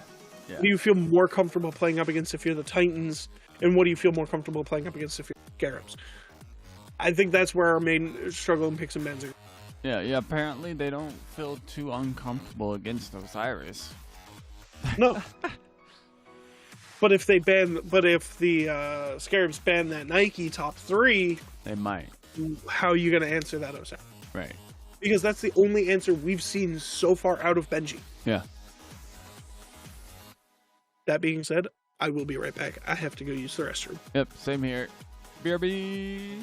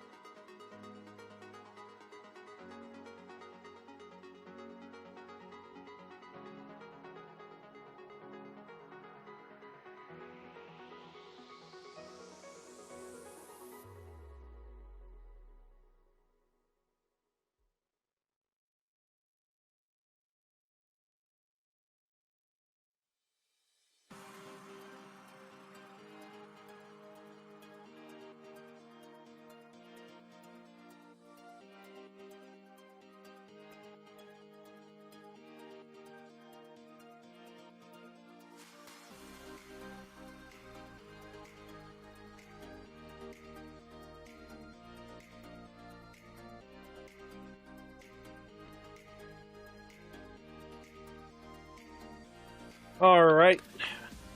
I am back. So, Scream Pot shotting. Titans, Scarabs. What do we think of this set so far? We excited? We hyped? Oh, yeah. Tied at 1-1. Yeah, we're guaranteed another Game 4.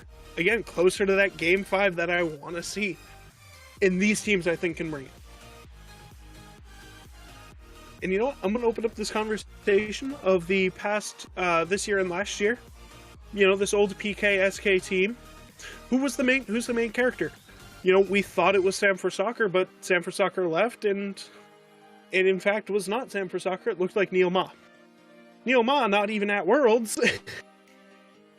So who was the main character of SK and PK? Well, it's between Zap and Paul. And by the way, both of those people are looking to become 3-peat champions this year.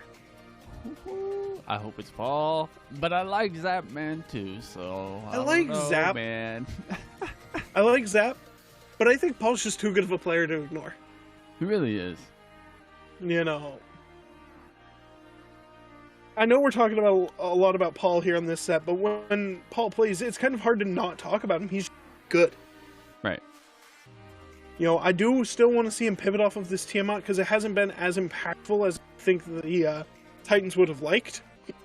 I think you pivot him off of that, and you give him, I don't know, something more aggressive, the Merlin, again, maybe even the Scylla. I know, I really want to see that Scylla. I do too. I don't blame you one bit. I really want to see some Scylla. Because that Scylla, alright, and the only reason why I really want to see the Scylla is if you go back to Season 7 Worlds Finals, Game 2, Dragons up, everything's coming up Dragons. Paul makes this insane Fire Giant steal on the Scylla, and they just steamroll through and win that game. I really think that the Titans, you know, I really want to see Paul on something else. I think we need to see some of these pivots start to happen on both sides a little bit more. The Scarabs definitely have to pivot that Nike. This game is going to be the most different.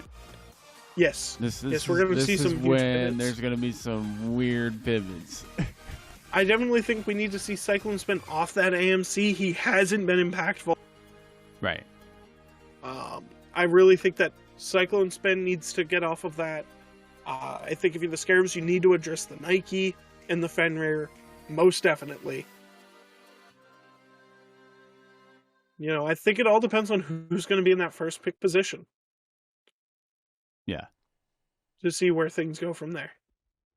You know, it's going to be weird to watch these teams go at it in this Game 3. I'm ready but if for you're the it. Titans, who do you pull off that ban list to address some of these problems? Because you can't pull the Emoja down. No. You can't pull the Bastet down. No. And you can't pull the Oleron down. No. So what do you want to have go through? That Bastet will still follow through with the first ban, and the Titans are still first pick. So that hell will remain banned, which is fine. You never want Paul on. Looks absolutely dominant with it when it's in his hands. Dude, look at him. Paul's just like, what the fuck? That Oleron again seems to be the top of the ban column. Ooh, the Erlang Shen as well gets banned out. Interesting. Does that mean... Again, I want to see that Nike get banned. The Osiris banned out by the Titans. The Titans don't want to have it. That means they are letting that Emoja down for Bobby. Unless they plan to first pick the Emoja. Could happen. They kind of have to, right? I think they've slated themselves into it. Because, you know, then you let Bobby have that very aggressive pick that he likes. But you know what, though? You have to force Solar Troll to answer. I think no matter what, you're letting Solar Troll get the Achilles or the Nike. Or you let or Bobby the inbound. Or Bobby the Emoja. That's what you're seeing. You know, regardless, you're going to let two things through that the Scarabs get. Right. What do you least want them to have? Do you want them to have the Achilles and the Emoja? Or the Achilles, or, you know, the choice between the Achilles and the Nike? Do you want them to have the Achilles and and Emoja? It really is that back and forth. They are taking a long time on this third ban, though, for the Scarabs, which means that they're really debating what they want to see. You know, I don't think the Camazot's worth putting up that ban column as the Fenrir is. You know, I definitely think that Camazot's can drop. And I think that might be where the debate is. And they ban Emoja themselves. Interesting. Which means that they were anticipating the Titans first picking it. So if you're the Titans, what do you get? What do you grab? Fenrir, Nike, Achilles? Fenrir. Any one of those three will do. And I think that's where the debate lies.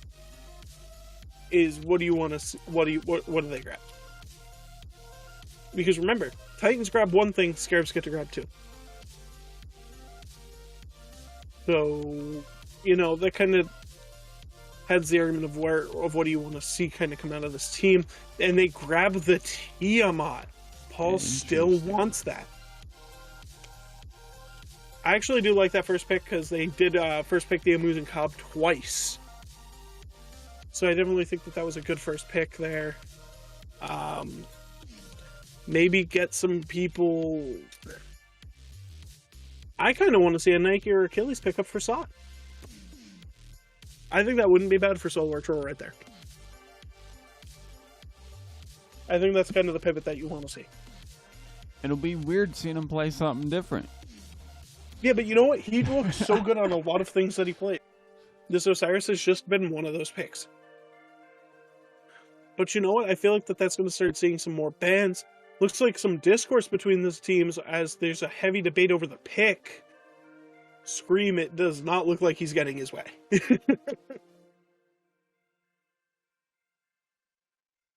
What are we picking here?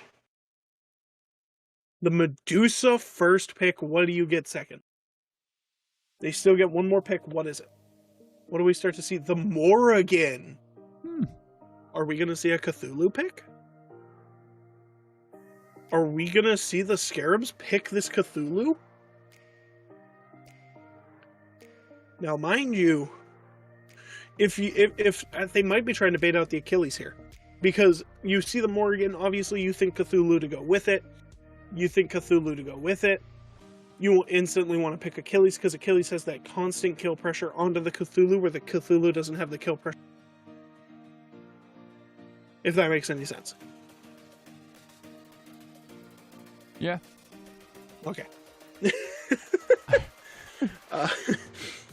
That Cthulhu 2 is what the strategy is named. Is something that the Titans have loved. This Morrigan Cthulhu combo. The Cthulhu 2. And they will lock in the canvas outs for script. Alright, script. Wow. Layers. And the Fenrir lock-in for Aurora, that is all to be expected. So you have to think, do the Scarabs have an answer for this Fenrir in this draft? Do they think that they have the answer here? And why is it Cthulhu? Yeah, I don't know. Why is it Cthulhu? And they grabbed the Serket. Never mind. I was going to say Serket. I really was. I should have. Where's the... Come on, man. Come on, man. Give me the Cthulhu. Don't make me sound like an idiot. Talking all this hype about the Cthulhu strategy and then not give it to me. I want to see the Cthulhu. They do ban out the Achilles. Banning out that Achilles makes me think that they are thinking about the Cthulhu strategy here. That Cthulhu, if they grab it, is going to be very interesting. If you're the Titans, I think you keep Benji on Nike. And I think that might be what they're waiting for Sot's pick. Is that if you wait for that pick, you get to see where the Titans are thinking, where their headspace is. There seems to be some debate on that last ban, and it's going to be the Nike themselves. Wow. Wow. Wow. That's all I can say here. Wow. Yeah, I mean, we knew it was going to be weird. Everything I've talked about. Everything I've talked about is getting banned or not being a problem. Scream gets Neja. Scream gets the Neja. Scream gets it. He finally gets it. Scream. If you guys don't know, all you guys gotta do is go back and watch the Scarabs and placements and watch that, and watch anytime Scream has picked this Neja. He's looked dominant. We get to see the up-down out of it. It's going to have amazing potential because it effectively, for a period of time, will eliminate somebody out of a team fight. Oh, yeah. So it's going to be a temporary 4v4. Odin does get locked in probably for Benji. It's definitely Benji. And the Charybdis. Ooh. You know, I think we have to talk about this Odin here first. Let's talk about this. This Odin pick, right? You have this cage, you have this ability to lock one person down. You know, are they, as they're planning to try to force, like, maybe a Phantom's Force, an aggressive relic out of the Scarabs? Or is it just that they want to lock down this back line? You know, get some of this lockdown that we haven't seen before. I think that's what we need to start looking at. Yeah, they want the lockdown for sure. They just want to be able to lock people down and make them a non-factor. And the Guan Yu pickup. Guan Yu. It is, in fact, not the Cthulhu 2. That's embarrassing. Because I talked all this hype on the Cthulhu 2 just to not see it. Oh, that is... No, now I want to see it, man. That's embarrassing. Thanks a lot, man. Now I want to see it. That's embarrassing. I'm kind of disappointed. I wanted to see the Cthulhu 2. I love the Cthulhu 2 strategy. I think it's one of the best strategies in the game. Because you get two big boy ultimates that are just extremely good at creating space. Plus, you know, it kind of, when you play against a Morgan, you want to have your team kind of grouped up, but when you play, when there's a Cthulhu, you kind of want to have your team separated. Yeah. You know, really kind of make them pick targets. You know, so it kind of really forces weird positionings out of the opposition. You know, it had a good strategy, but we're not going to see it, so I'm going to shut up about it. And instead, look my way to this Guan Yu, the self-heal for Solo Troll. Coming out of that Guan Yu recharge, I just don't know how I feel about it. I think this is going to be a questionable pick coming out of Sot. Yeah, I think he's trolling. Kind of feels like it, right? But if he shows up on it and we're wrong again, that's going to be even funnier, ain't it? Yeah. Yeah, he proved us wrong on Osiris. Yeah. But, you know, definitely Scream on this Neja is definitely going to be a good pickup. It's definitely going to be looking good. It's going to be, you know, a strong pick. You know, I'm wondering if maybe that Odin wasn't picked in response to this Neja. To kind of really lock it out. Mm-hmm. And say, okay, you can only play within this area. I don't know how I feel about this Charybdis, though. We haven't really seen Charybdis perform the best out of the duo lane. It's actually worked better in mid. But you know what? I'm gonna say this right now. That Morgan's for Baronic, right? Baronic has looked good on Charybdis. He's looked good on Tiamat. You've given two good Morgan transformations to Baronic here.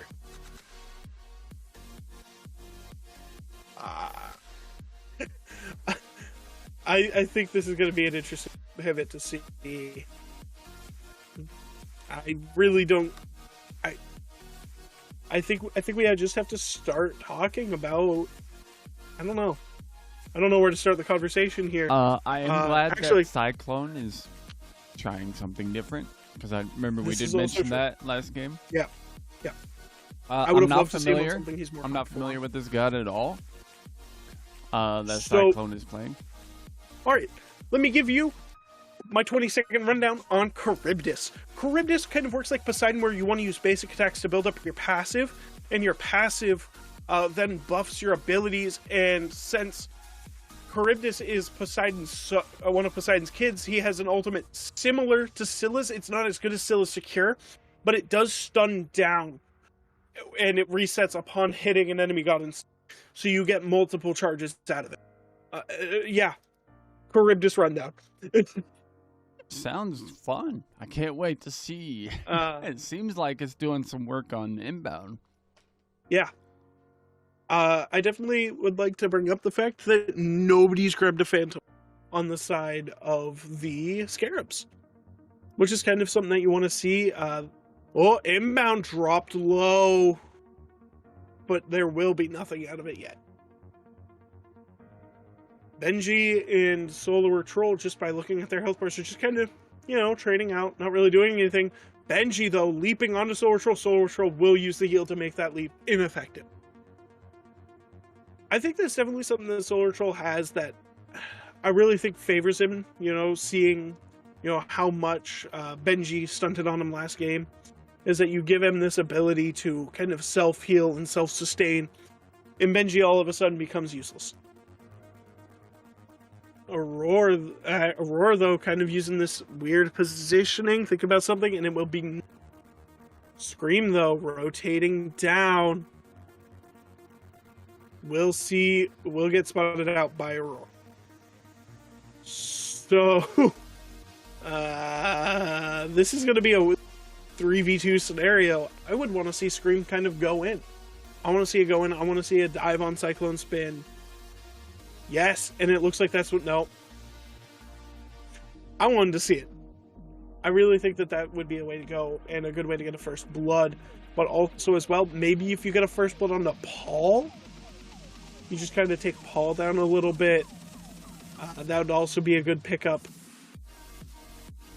Yeah, that's always a good pickup. Yeah. Leads are starting to favor an XP towards the Titans team. But then again, it's still very early, and First Blood can change that in a heartbeat. I definitely think eyes this game are going to be on the duo lane.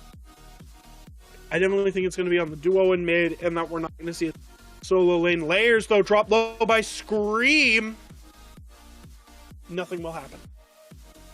Okay. Okay, never mind.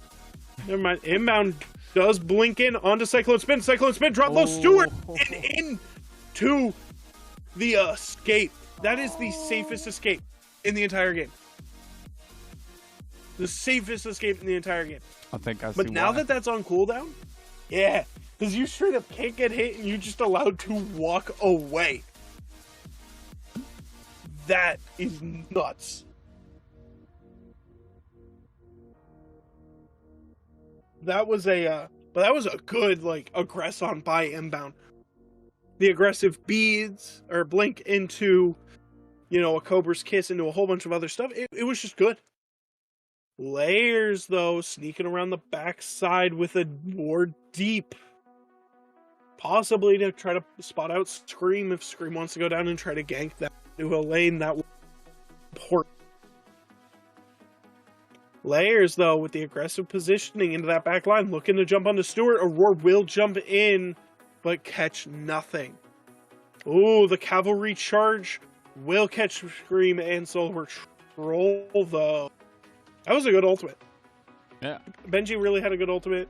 Solar Troll goes up into this cavalry charge to kind of set Scream up for the up-down, but that ultimate, though, but it will be down for a bit. But Scream also has no ultimate, neither does Solar Troll.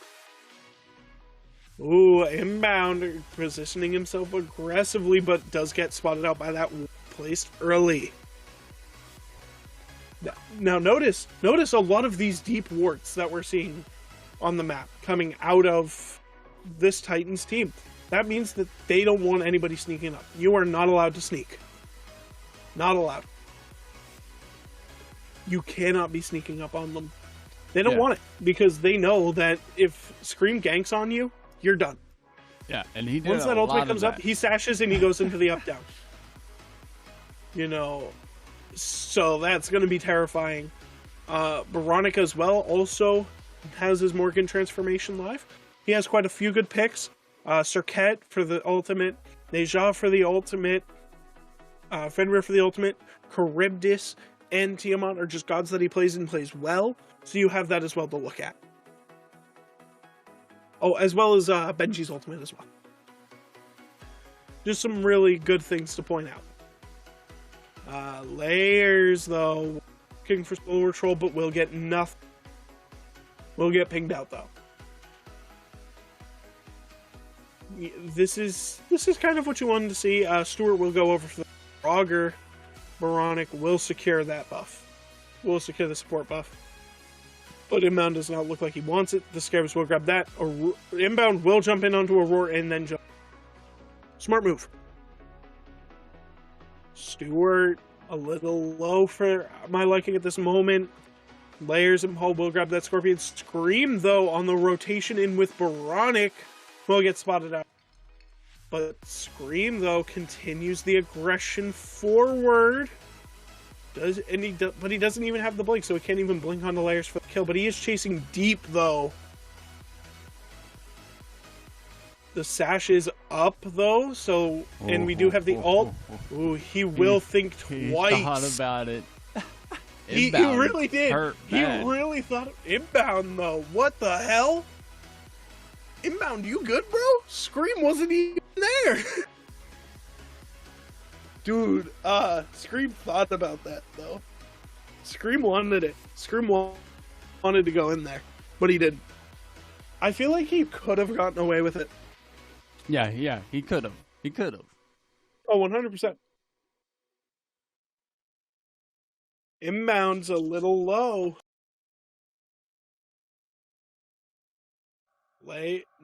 Paul, though, coming to help secure the speed buff. And he missed the consume, which means he doesn't get the double buff. That is unfortunate. Cyclone, though... Did he really have all of his stuff up?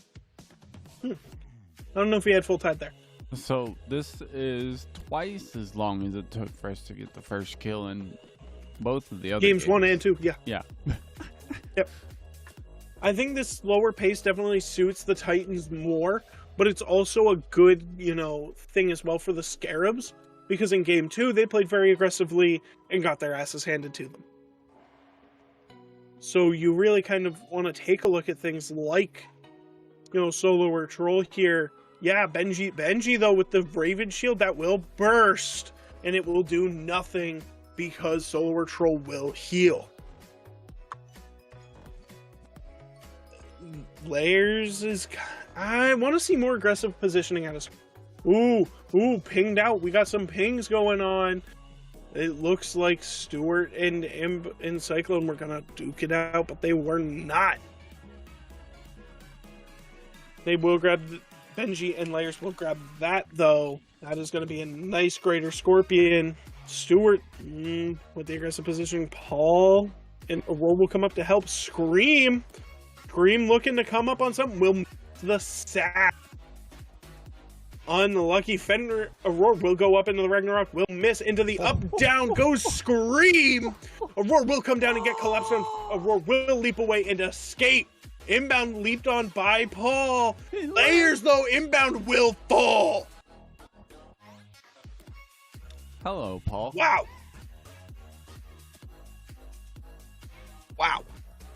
Yeah. If it wasn't for Fenrir's leap right there, he's dead. If Aurora didn't have his leap up, he is 100% dead. That was a 4-man collapse. Yep. I don't know how he survived. It was 100% his leap. His leap got him out of the range of Petrify, which is where Stuart went to try to stun him down, but it didn't matter. Yeah. And with then that Paul leap, capitalized. Paul capitalized beautifully back on the inbound. You know what, though? Yeah, it's a first blood, so that's going to increase your gold lead by a bit if you're the Titans. But if you're the Scarabs, you're not hurting out of this. Your support died. Oh, no. Right. Oh, no. Who cares? Now, if you had lost Stuart or Scream or Baronic there, that's going to hurt more. If you lose any 3 of those. But the aggressive positioning from the Scarabs, they want that Pyromancer, but Paul will make them think twice. Benji, though, Scream will sash on into the up-down again onto Benji. Benji will drop down, use his bird bomb to get away, and there goes the cage. Layers will come in, though. Solo Troll will get out.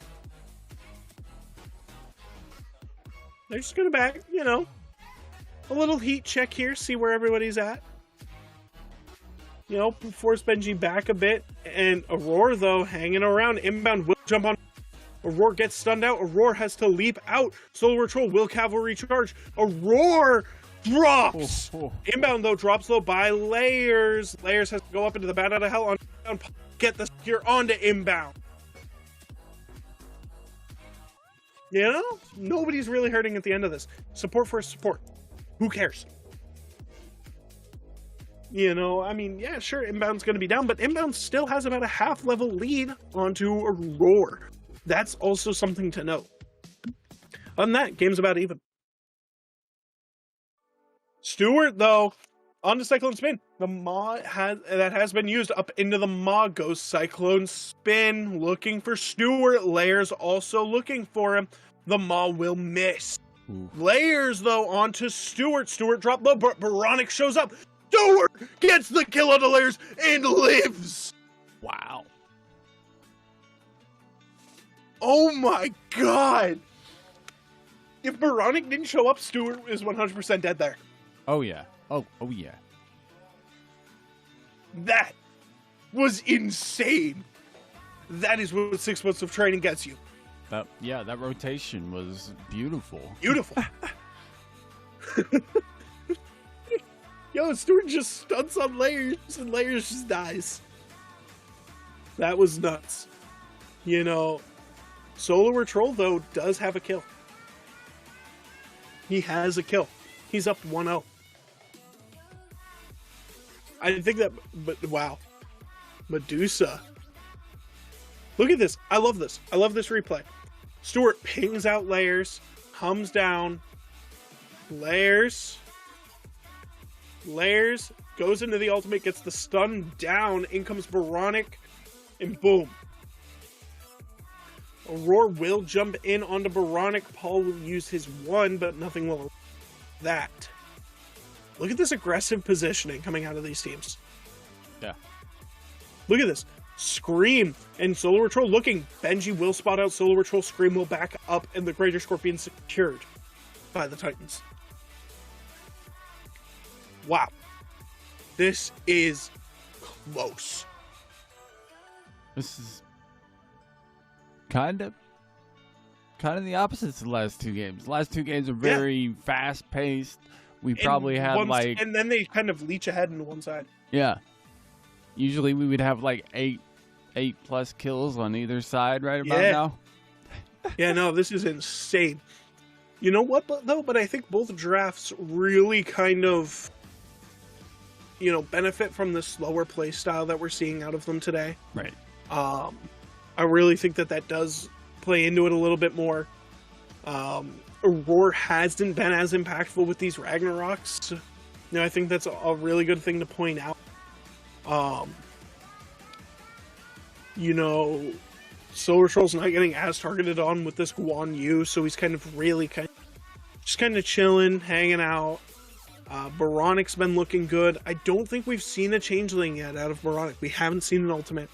I want to know what he's going to start to favor, because there's a lot of good, you know, transformations. I can't stress that enough. All these good transformations, whether it's the Camazotz, the Tiamat, you know, the Charybdis, the Fenrir, the Serket, the Neja, the Odin.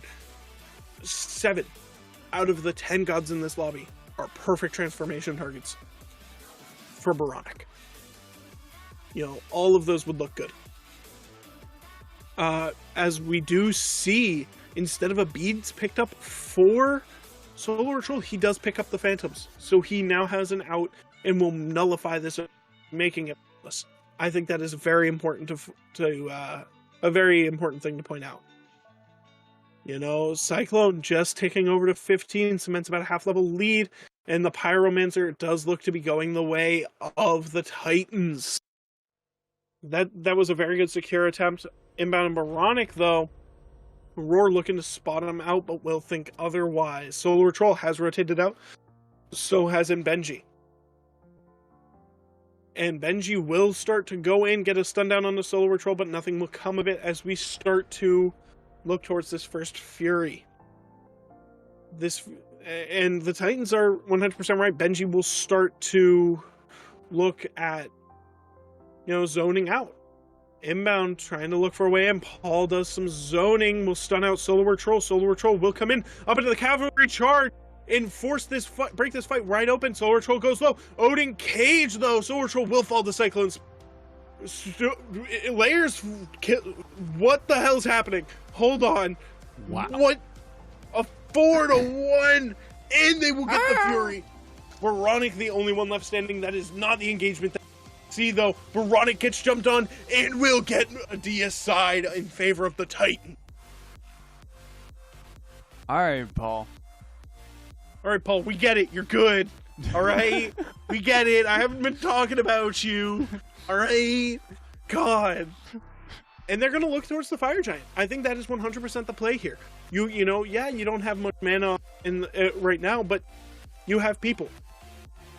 Why not grab this Fire Giant while only inbound is up? Yeah, you might as well. If you don't grab it now, you're going to be fighting for it later. Right. You know, so just grab a quick Fire Giant now. You know what this reminds me of? Game 1. The Scarabs did the exact same shit. Yep. Grab a really good engagement and then grab fire. Yep. You know, that I think is the real difference maker here. Is that the Titans are having an insane control of this battlefield. I really think that if you are the Titans, you want to start looking at these 2 tier 1s that remain. That tier 1 in mid, that tier 1 in duo, and possibly even a tier 2. And if you're the Scarabs, you 100% want to defend a tier 2 at this time. At this moment in time, it's worth putting up a defense. Oh, yeah. You know, because you're not out of it yet. You know, you have a fight back in if you put up a defense at these tier 2s. Veronic is kind of just hanging around his tower. That tower is about to fall. Just let it fall. Just please. Let that mid tier 1 fall. Yep, Cyclone Spin will take the tier 1 down in duo, which is exactly what you want to see. Kind of furthering this gold lead that is round about 7k gold? 7 to 8k gold? Yeah, that looks like it's about 6.5. Yeah, something like that. It's a weird number, all right? It's a weird gold lead number. It's not like an exact 1,000, I don't think. Aurora will aggressively try to jump in, but will catch anyone. And you know what? Yeah, let that tier 2 fall and instead try to set up a defense here. Veronic. Where's Veronic actually at? Oh wow, I fell for the Veronic double. Because that wasn't even actually Veronic. They are going to let that tier 2 in duo fall and the tier 2 in mid, and instead opt for Phoenix defense. Carib? You know, we haven't seen Cyclone Spin have to use that. Benji and Paul going in, so will attempt to defend inbound though. It's like a 3-2 split. I think so. I think that's what we're looking at. As you start to see this kind of 4-man grouping, Aurora will jump into the Ragnarok, grab no one. Solar Troll, though, comes in. The Ma is forced out. Solar Troll is stunned down, has to dash out, but it will not matter. Layers will get the kill there. And this fight is busted wide open. There's the cage. Scream, though, will get dropped down by Benji. And this Phoenix will go down. Veronic has to use the transform and the bat out of the offensively to escape with. The Tartarus Titans looking at this mid Phoenix inbound, though. To look for a pick, will not find it. Instead, that Phoenix is looking to fall, but you know what? They will back out and head their bets with 50-ish seconds left on the Fire Giant. But you know what? Nah, they've decided instead we're going to go back in. We're going to go back in because that's just what we do. Yeah. And they will grab that Phoenix. This is just a bad game from the Scarabs. I think, not really a bad game. I think it was just a bad engagement that kind of really forced this game in favor of the Titans. Because if you look, everything was relatively even until that fight.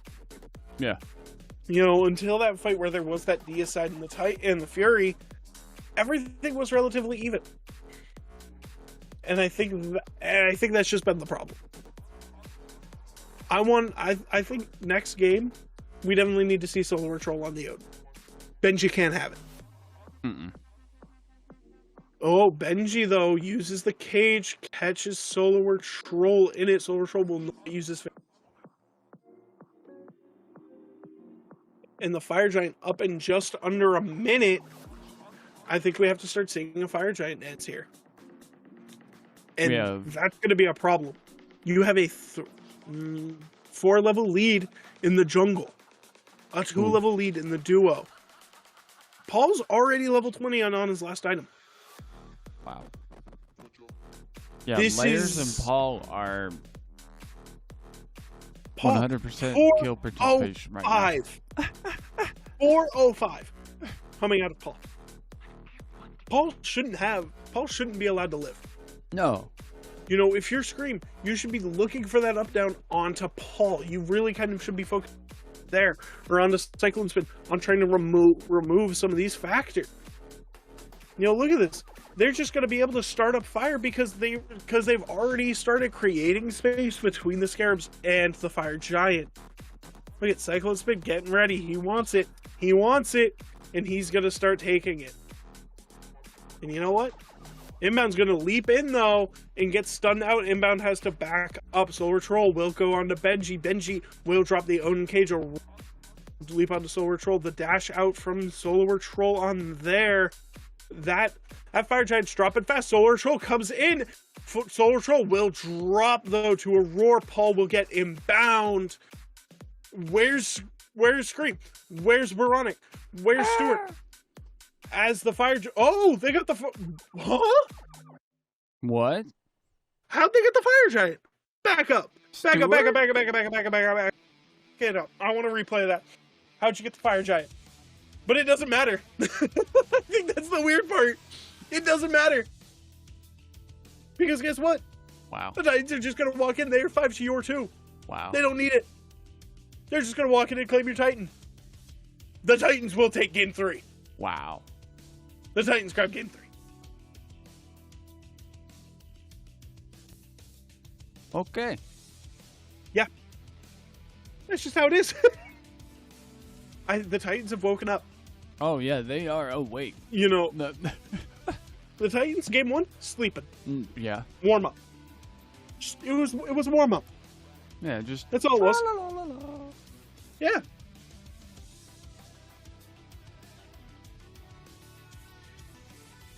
But yo, I chat, think, though, what do you think? The Scarabs have to win in 5 here. The game 4 is a must-win for the Scarabs. You know what? What situation the Scarabs find themselves in? The same situations that they had the Dragons in. Yep, the exact same. I was thinking that as well. Yeah. They just can't answer Benji.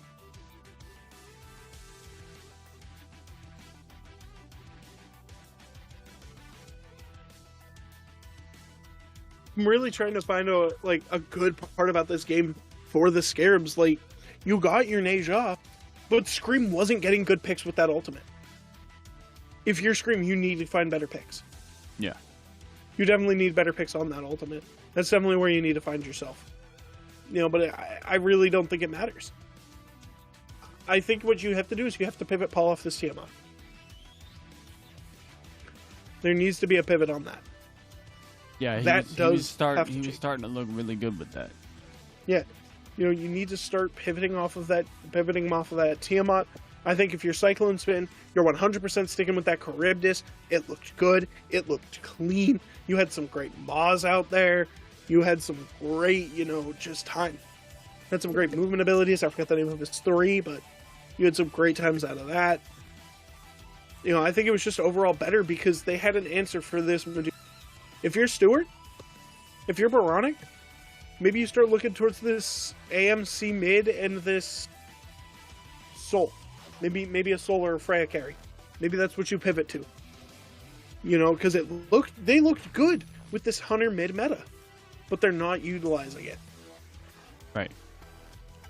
I think that's what they need to do, is that they need to start utilizing it more. You know, this Hunter mid meta, it suits them. Maybe that's your pivot. Maybe if you're Baronic, maybe you pick Charybdis. I think maybe that's where you pivot to. But who knows? Who knows where your real pivot is? But I definitely think that's maybe where you want to make your pivot, is back into this meta that you know you're good on. That you know the Titans don't want to do. I think maybe that's the pivot. Yeah. You know, something needs to change. And I think that's where this conversation is. Where Slaney and Sod are talking, is that they're talking about, where do you go? The Scarabs have to pivot here. If you're the Titans, run it back. Run it back the same way you did in game 3. Same picks, same bands. That's simple. Yeah. Run it back. Yeah, exact same. Yeah, and then Scarabs, you want to run it back to game 1 and try to get as close to that as you possibly can. Definitely. Get Scream comfortable. Get Sot on something that isn't Guan Yu, for the love of God. Yeah.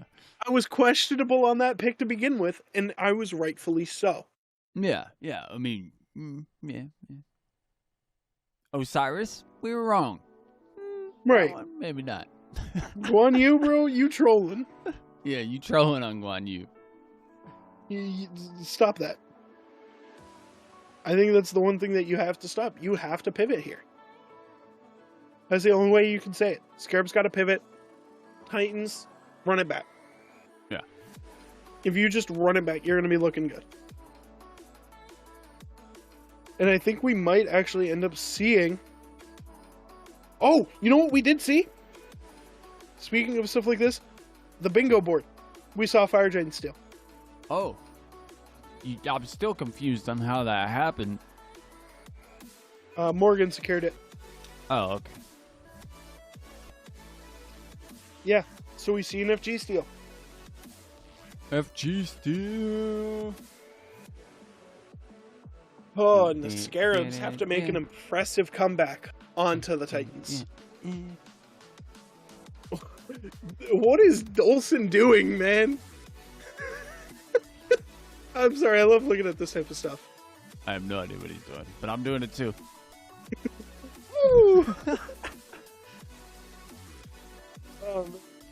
I think we really have to pivot here. Oh, we get to see it in its glory. I love Dave. Oh, this set, man, it's been tugging on my heartstrings. Yeah, dude, it's I want to see the Scarabs win. I do, but also Paul. Yeah, Paul. I Yeah. want to see the Scarabs move up, but I want to see Paul. I'm torn. I definitely think, though, the Titans, man, if the Scarabs don't make a drastic change in Game 4, then the Titans are just going to take it. Yep. Yeah, they're awake and warmed up now, and yep. The Scarabs gotta come up with an answer. Yeah. And that's the thing. The Titans are this hard team to answer, because you can't ban it because they've got more stuff on their mind. You can't ban them because they have deep god pools. Cyclone has a god pool as deep as the game. Think of a god in the game Cyclone can probably play. So you can't really ban them. You just have to beat them. Yeah. And that's going to suck if they can't beat them. So there's a pivot that the Scarabs need to make is, honestly, banner pick Odin. I think that's where you have to start. This is going to be insane to watch.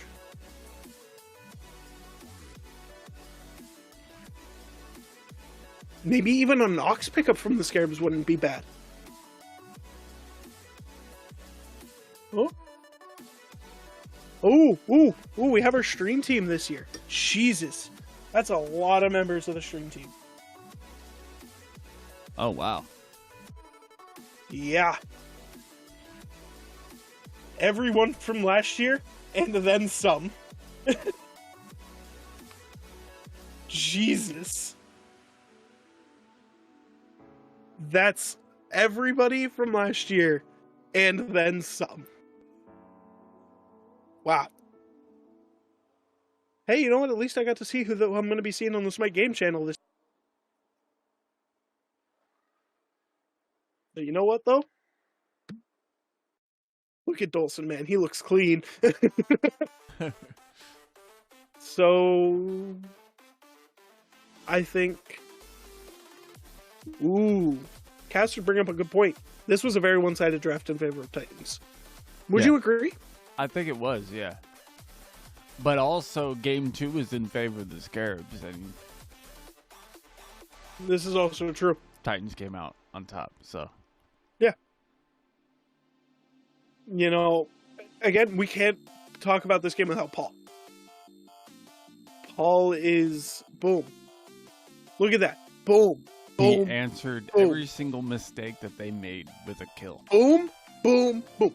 This is what I'm talking about. You cannot make a mistake around Paul.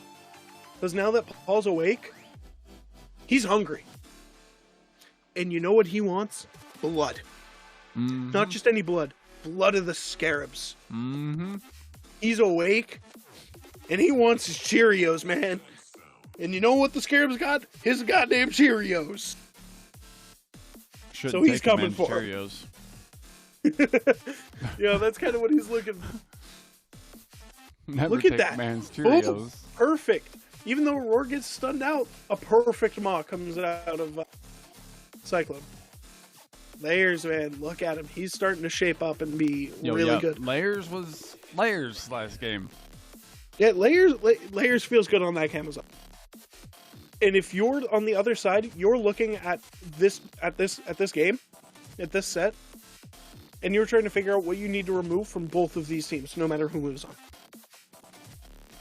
And that Osiris has been answered.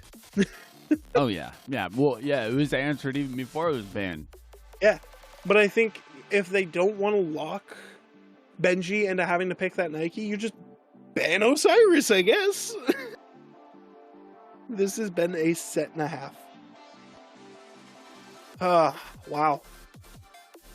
Ooh. Look at Stewart, though. 1-1-1. That is not what Oh, no. 0-3-2 for the Scream? That's a yikes, dude. This game was night and day difference from games 2 and 3. I think this scoreboard is exactly what you want to see. This scoreboard is almost exactly what you want to see if you're the Titans. If you're a Scarabs fan, this is not looking good for your team. Mm-mm. There is Benji the boy who has a skin in the game modeled after it. Will we see him pick a Cullen here today? Comes into the game 4. You know, I wanna see a Cullen. I wanna see a Cullen. I wanna see Scylla. Yes. Bastet's still the first ban. That is 100% right. What are the Solar Scarabs going to do in response? Still banning the hell. That's fine. You don't want Paul to touch it. Nope. Interesting.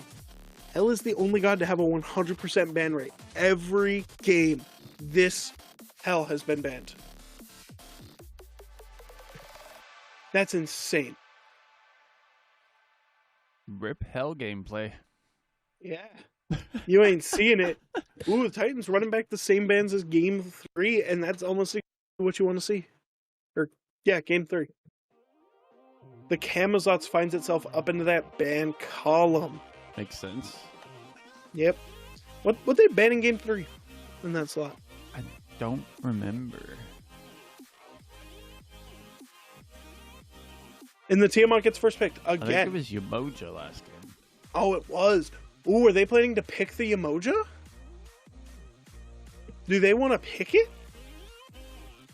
If you're not locking in Yamoja here, it's Medusa and Yamoja. Medusa, Yamoja. Lock it in. Lock in the Yamoja. If you're not going to pick it, Titans pick it. Yep. Thank you. There we go. Thank you. Thank you. Yeah. Yeah. We don't want. We don't Instantly want better. to. You know. No more Circuits. Ooh. Achilles insta-lock. Ooh.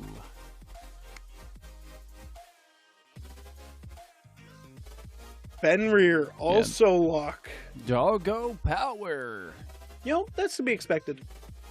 Oh, I'd love some pizza. I would definitely eat some pizza. Maybe I'll grab that on our break here during the halftime show in between games. Oh yeah, definitely. And also, speaking of the halftime show, I'm gonna go replay yesterday's games a little bit in like 1.5 speed, so that should be fun. Bats, insta lock in. You know what? I like this pivot. Lock it in before it gets banned. Lock it in. Bots. Screams looked awesome on it today. Why not give it to him? You know? Why not just go ahead and pick it? Ooh, they banned the Charybdis, which means that they do want Baronic on a more traditional mage again. Again, I don't know how I feel about it. I think that the Scarabs would do better with the Hunter mid and Magical ADC. You know, I think that's kind of what you want to see. There's Cyclone Spin as the debate comes in on what do they ban here. It's going to be the Morrigan. They see it. They don't want it. And the Heimdall. Insta-ban. Goddamn. If you're the Titans, you know what you ban here? You know what you ban here? You ban Odin. Huh. Yeah. Ban Odin, ban Nike. Yeah. Ban one of those two and then pick the other if the Scarabs don't pick it. You don't want to give the Scarabs a chance to lock you down. You have a lot of lockdown in the Umoja, the Hun bots, and now even some lockdown here inside of this draft. Inside of that Odin. You don't want to see it. Instead, they ban the Morgan Le Fay. Interesting. Scarabs pick Odin. Yeah. Scarabs pick Odin. Get that insane lockdown. Because that's almost what you want to see. Yes. Yes. Scream doesn't look happy about it. Scream doesn't look happy. Wow. Scream didn't want to see the Odin. Why don't you like Odin? Scream. Did you? Scream's face said it all. He was not happy about that lock.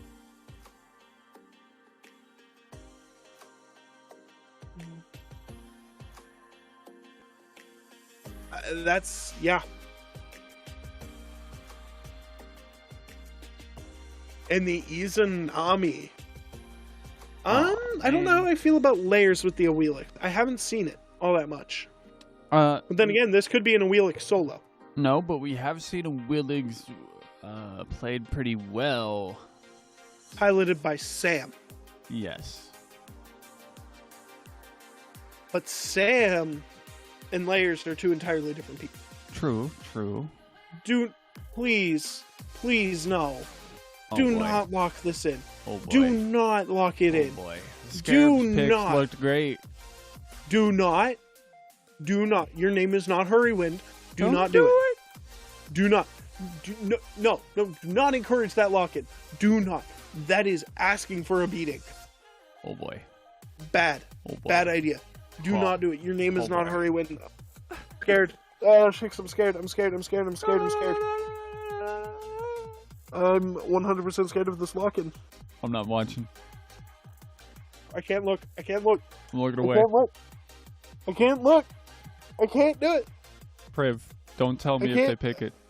I can't. No. Why? Can we just move on to the Kings and Leviathans? Yeah. Halftime begins. I don't like that. I don't like that pick. And you want to know why I don't like that pick?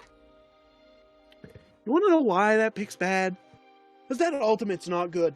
That ultimate's very easy to miss. You can lock down that Giannis very easily.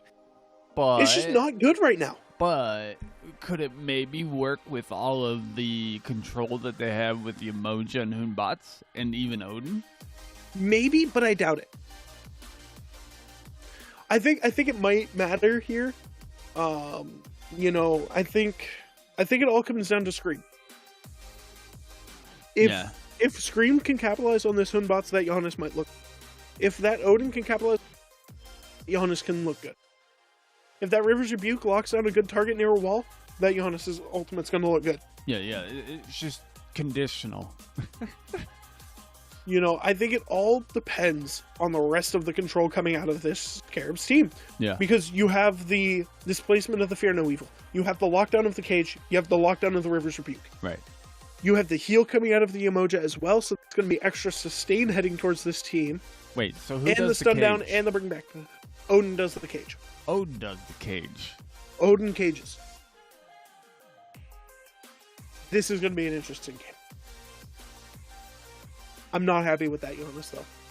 That Giannis does not make me happy. It relies too much on There's a specific reason, conditions. as much as Hurrywind loves playing Giannis, there's a reason he stopped playing. There's a reason he stopped playing Giannis. I would have rather see a Baba Yaga here than a Giannis. I would have rather seen a Thoth here than a Giannis. Huh. But that's just me understanding what the hell's happening.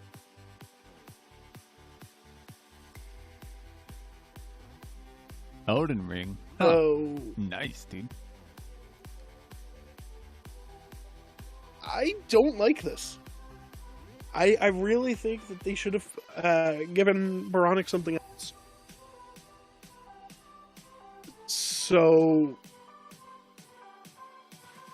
I think the Titans move on here. I think they win this game.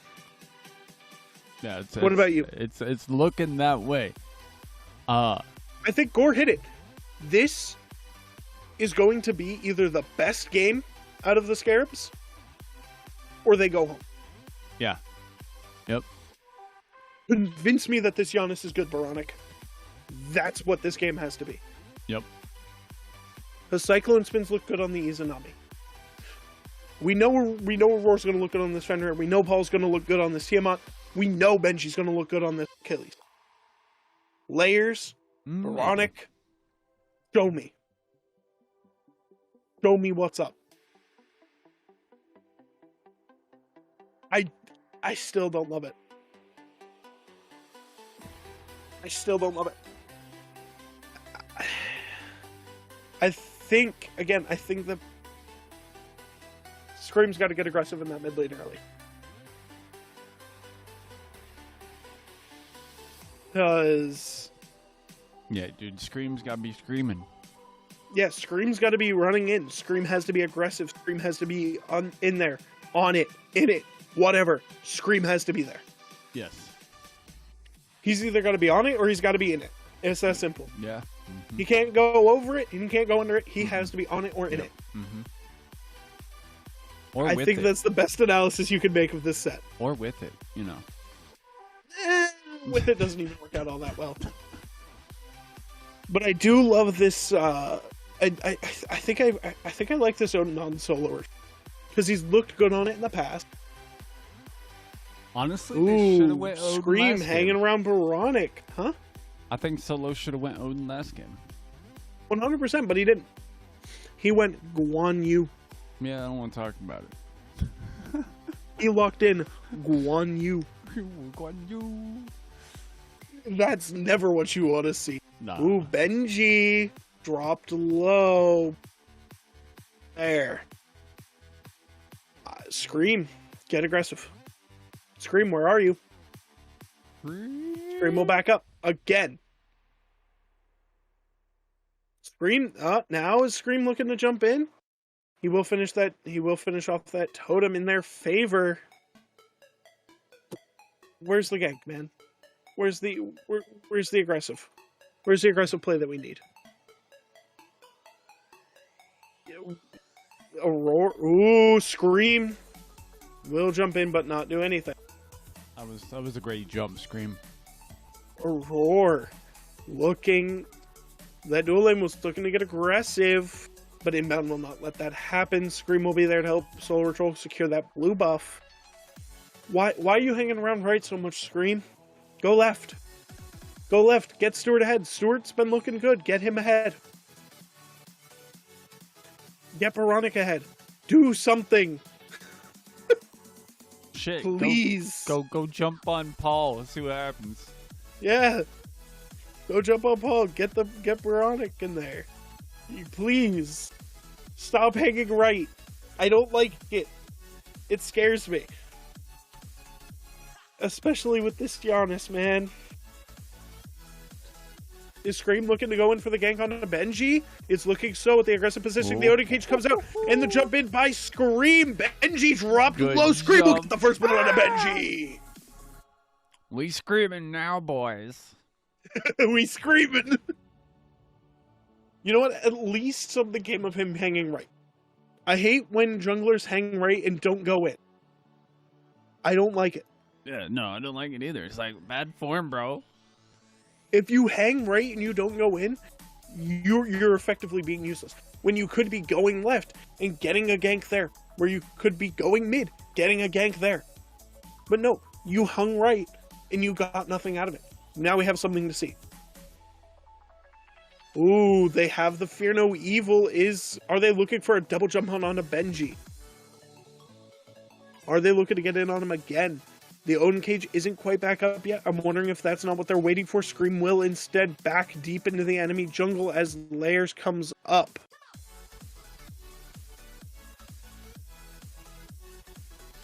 Ooh. Benji, though, still has yet to hit 5, just ticks over. Confirming that there's about a half a level lead in favor of Solar Troll. I still want to see Scream go left. I think that's something that we need to start seeing. Ooh, wait, hold up. Baronic has a silent half-level lead. Honest. Hold up a minute here. What is that? A half-level? Ooh. With Giannis? Yeah. Giannis? Yeah. About a half a level lead on that Giannis. Don't prove me wrong, bro. You know what? I told Baronic to prove me wrong. Prove me wrong. Don't you dare. Tell me this Giannis is good. Tell me that this Giannis is good. I really don't even know what to say about this. Baronic and Inbound hanging around there. Layers not showing Stewart. anything with a Willick so far. No, Layers hasn't been active. And you know what, though? And this is the difference between Layers and Stand for Soccer. Where was Stand for Soccer around the level 7 mark? Oh, he was in Active. people's faces. Ganking. Yeah, exactly. That's where Layers needs to be. He's not there. Scream will secure those heartbeat. Walking animation for the bull looking weird. Solar Troll rotating down. Still want to see Scream go left. Scream has been hanging around a lot on that right-hand side. Oh, yeah. Maybe that's where this lead is coming from, this half-level lead in favor of Baronic, but I still don't think that half-level lead's going to matter here soon at that level 12 mark, because then Paul's just going to be too tanky. Solar Troll will jump onto Layers. On that side, no. Solar Troll's there, will back up. Solar Troll looking to engage. Scream is also there. Paul, though. Inbound, Baronic. Nothing will come of it. Scream and Solar Troll looking for Benji, but Aurora's around the corner. Inbound and Baronic coming up. Odin Cage is good. Oh, the Fear No Evil out of Benji as well. Aurora jumps in. Benji will make it out the through space in time. Misses, but Scream drops to a terrible River's Rebuke. Layers. Inbound drop low. Paul comes in. Baronic, though, also dropped. Will escape through his board. Solar Troll, though, dropped low with 3 to 4 people on him. Solar Troll. Wow. Doggo power, man. Wow. Just doggo power right there. Wow. That's all I have to say. Wow. Sato would be proud. I'm not proud of this. Because if you're the Scarabs, that's not what you want to see. But you know what? Also, No. if you're the Titans, you don't want your support having 2 kills. Not at all. But Oh. Giannis, man. well, here's the doggo power. I think everything went well. If Okay, that's great. That's beautiful. Great replay. yeah, great black screen, bro. I think that this is honestly maybe where if your Scream you start to go towards left, maybe, please. Does A key work? You know how to go left, Scream? Please?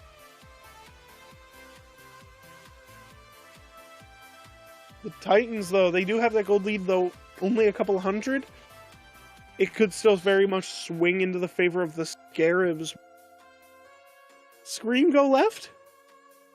Scream go left, did he? please? Did Is he? He is! Oh! Scream's moving left! He's moving left! I'm happy to see this. I'm happy to see this out of Scream. Honestly. I'm happy to see this. Aurora jumps onto Scream. Aurora goes up into the Ragnarok looking for... He will find Scream. Scream will get dropped by Aurora with the assist of Cyclone Spin. Inbound, though, dropped low. Will use... Out. You know what? Aurora also wants to leave. It doesn't matter when you got doggo power. No, Baronic, though, dropped low by layers. Baronic will fall. Okay. Layers and Willix did a thing. See my problem? See my problem? See my problem with this Giannis? Yeah. You know, one different thing is Paul. Yeah. Yeah. Paul. Yeah. Paul's there. I'm just going to say Look Paul a at this. few times. Gold Fury is going to go in favor of the Titans, and the Titans are going to further their gold lead. The last time I didn't say Paul, he came in with like a 6-0-5 2K gold. game. So 2 to 3K gold in the lead. Right here. This is my problem. Scream, again, hanging right. Stop that. Stop that. stop it.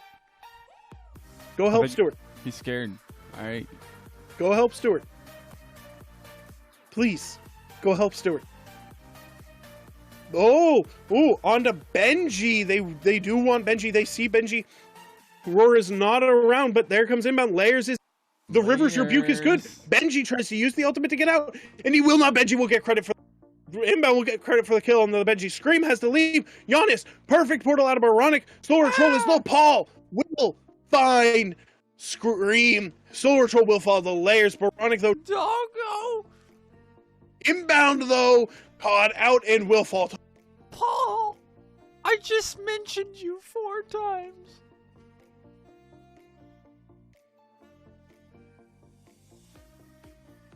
See my problem? Baronic, not good. What? I'm trying to give one good thing about Baronic. No. Give me a second. Nope. No. No, you can't. Because this Giannis has done nothing. All right. Poor Giannis.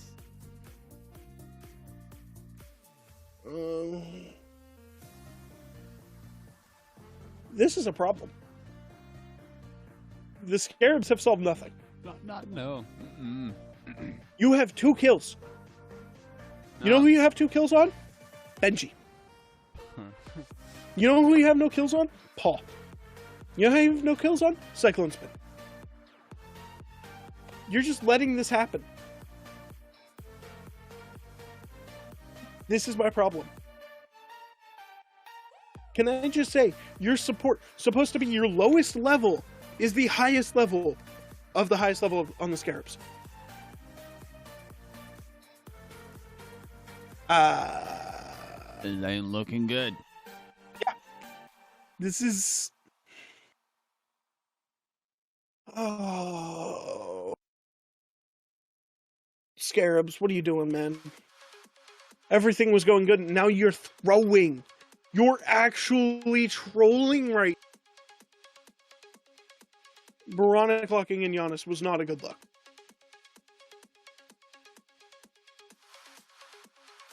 Layers jumps onto Solar Troll with Benji. Layers will jump out, and Solar Troll will not fall. Scream! Scream! Please!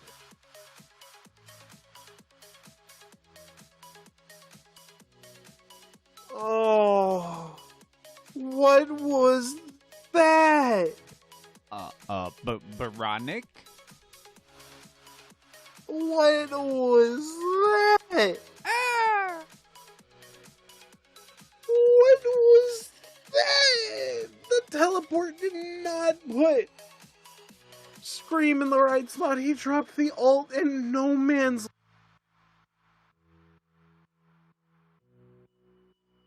Oh. Oh. That? What was that? What was that? It had to have been miscommunication. What the fuck?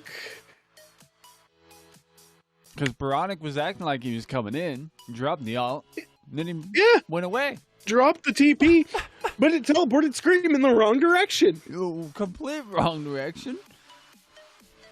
Layers is running that way. Scream's running that way.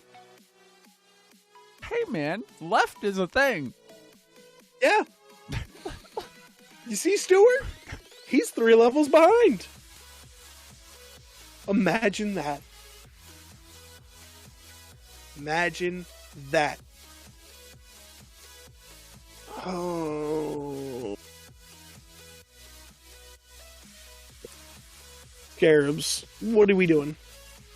What are you doing right? Nothing. You're doing nothing. Look at this. Look at this. They're just jumping on the Solar Troll. A great cage. Aurora will go up into the Ragnarok, grabbing Solar Troll. Solar Troll does have some sustain, though, and nothing will happen.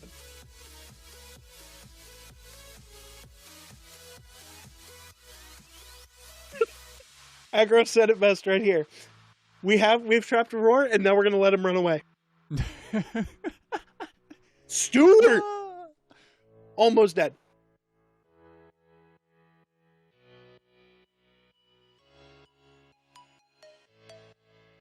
Stewart. Where's Stewart, man? Layers and Cyclone are just going to grab the Oni Fury. They will back off in sight of the Scarabs. Paul will rotate down, though, as we pull the Oni Fury one more time in favor of the Titans. Inbound just a little off with that damage, and will not get the steal. The Tartarus Titans will secure. It just hasn't mattered. Look at this. It doesn't matter. The Scarabs would have played like this, they would have lost to the Dragons. Yeah. If you're the Titans, you're 100% going Fire Giant. That's where you should be headed. You should be having Cyclone start to rotate out, and he is headed towards Fire Giant. Because what are we gonna what are you gonna do for the Scarabs? You have nothing. You have an 0-2 Giannis. What are you doing? This Giannis is all the problems with this draft. All of them. Every single problem is with that Giannis. Oh, Scarabs, man. Well, you should be looking towards this FG. Oh. Scarab's getting aggressive on the Paul. Will instead back up, finding Aurora is there. This is bad. Yeah, nope, not looking good. If they don't get the Fire Giant, over. Yeah, you have to contest this Fire Giant. That's what the Titans want. The Titans want the Scarabs to contest here, so that way the Titans can get another clean fight. Unless somehow the Giannis steals Fire Giant? I don't see it, though. I don't see this going well. This is just not. Cyclone is already level 20. Paul is level 19. Oh. You know what your highest level is for the Scarabs? 16. Oh. 16 to several 18s, a 19, and a 20. A 10,000 experience lead. Yep. Yep. Almost 10,000 gold lead, too. Scarabs, what the fuck? Look, pulling the Fire Giant already. And look at this. Look at this. Solar Troll does lock down layers, but it's not going to do anything. Veronica is almost dead already. Oh, in comes the River's Rebuke, singling out Paul and Benji. The Fear No Evil will get nothing. Hey, look. Look. Saints can just grab Fire Giant. Wow. Wow. Hey. Yeah. What do you know? Scream, looking at it, blinks in. He will attempt to steal. He will jump out, not stealing it, though. He has maybe 39 HP. Layers will take it and Scream. That's the problem. That is the problem with this Giannis. It does nothing. Yeah. Yeah. It does nothing. Yeah. Yeah. It does nothing. This is ridiculous. It does nothing. I wonder if that's what Scream was upset about. Hey, maybe. It was like, wait, you're picking Giannis? You plan to lock this? Nah, bro. Doesn't sound like a good idea. This is, yeah. This is exactly what I see happening. This is how this goes. It doesn't end well. No. Look at this. This is just the slaughter.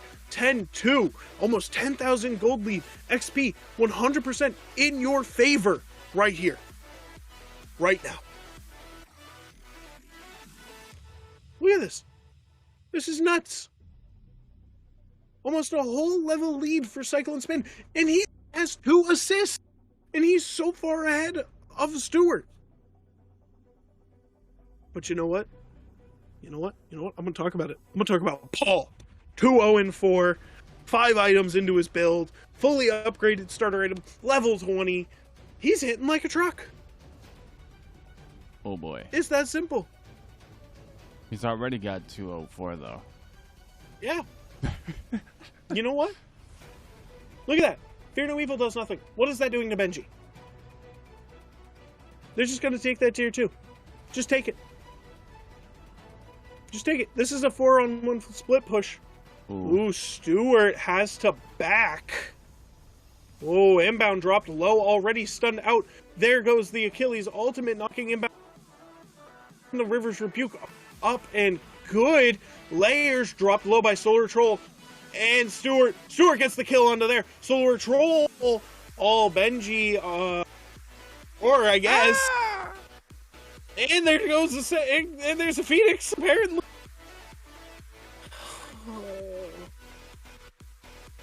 Solar Troll dies to Cyclone. And they grab the mid Phoenix, and they can just go in. They can end. Wow. Benji goes in, inbound. Looking low. Scream, though. They're chunking. Stewart's been chunked down low, down to about half. The Titans will back out.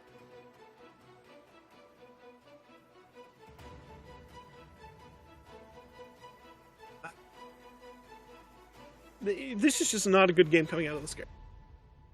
No. Look at that. They were able to pick up a couple kills there, but They picked, yeah. But guess what? You know what the Titans got? They lost 2, but they got 2 Phoenixes. yeah. That's a 100% worthwhile trade. Oh yeah. You trade for those. You know, that's fine. I really don't know where the thought process is out of the Scarabs. This Giannis was not good. This was not a good Giannis. Not a good Giannis at all.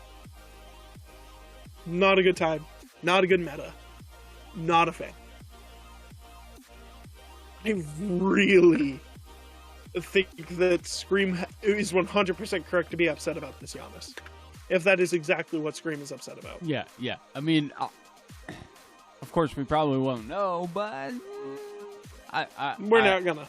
I'd bet that that's what it was, at least, you know, related. 100%.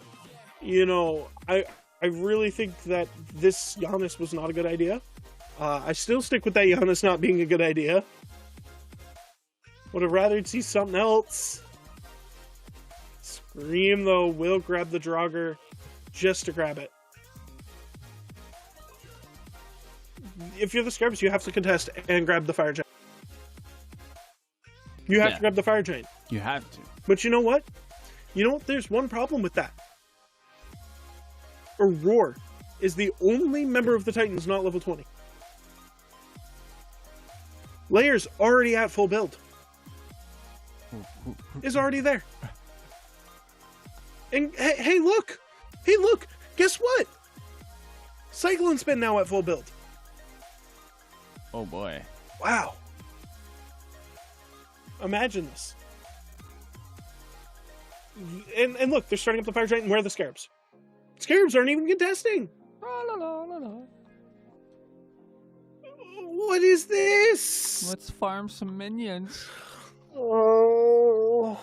That seems like a great The Scarabs idea. just are not doing good here. The Scarabs just decided to not play, I guess? It's a picnic, man, you know. Sure. I don't know what game the Scarabs are playing, but it ain't. The Titans are running circles around this team. Oh, Layers and Benji aggressively into that back line, breaking open the ability to engage this Phoenix. Phoenix already dropped down to about half, will drop even lower, possibly even drop dead soon. Solar Troll will catch Paul. Paul will leap out, and not a problem. Aurora jumps in. River's Rebuke will catch that. Aurora, though, drop down to half. Benji about half as well. But they will grab the Phoenix. And you know what? If I'm the Titans, I'm aggressing onto the Titan right now. Yeah. Push them back. Push them back into their Titan room. Take the Titan. What are they going to do? They're going to grab those Phoenixes as they respawn. Just grab them. Just take them. It's not that hard. Solar Troll dropped a quarter of his health bar just for nothing. Look at this. Scream aggressively going in on Layers. Will find nothing. Solar Troll dead. Will not die though. Scream dropped low as they just walk into the Titan room. Will follow the Cyclone Spin as all of a sudden everything stalemates for a moment. But Benji, though, all on that aggressive positioning. Titan's health dropping fast. Inbound also dropping fast and low. Cyclone Spin is also dropped low. Solar Troll. Where's Baronic at? Stewart will fall. Baronic will fall. Inbound will fall. Solar Troll. Aurora tries Solar Troll out of the fountain and will grab Solar Troll and the game. Wow. And the Titans will move on to the finals. With authority. They just said, you might have beat us once. But you know what? You know what Paul said? I'll be damned if I don't become the 3-time.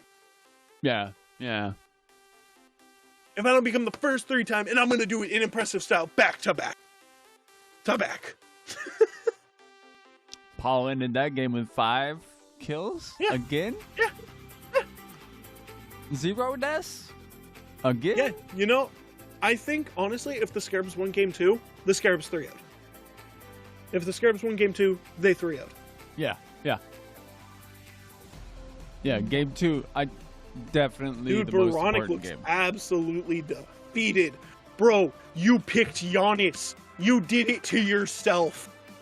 Yeah, you kind of did. You have nothing to cry about in that game 4.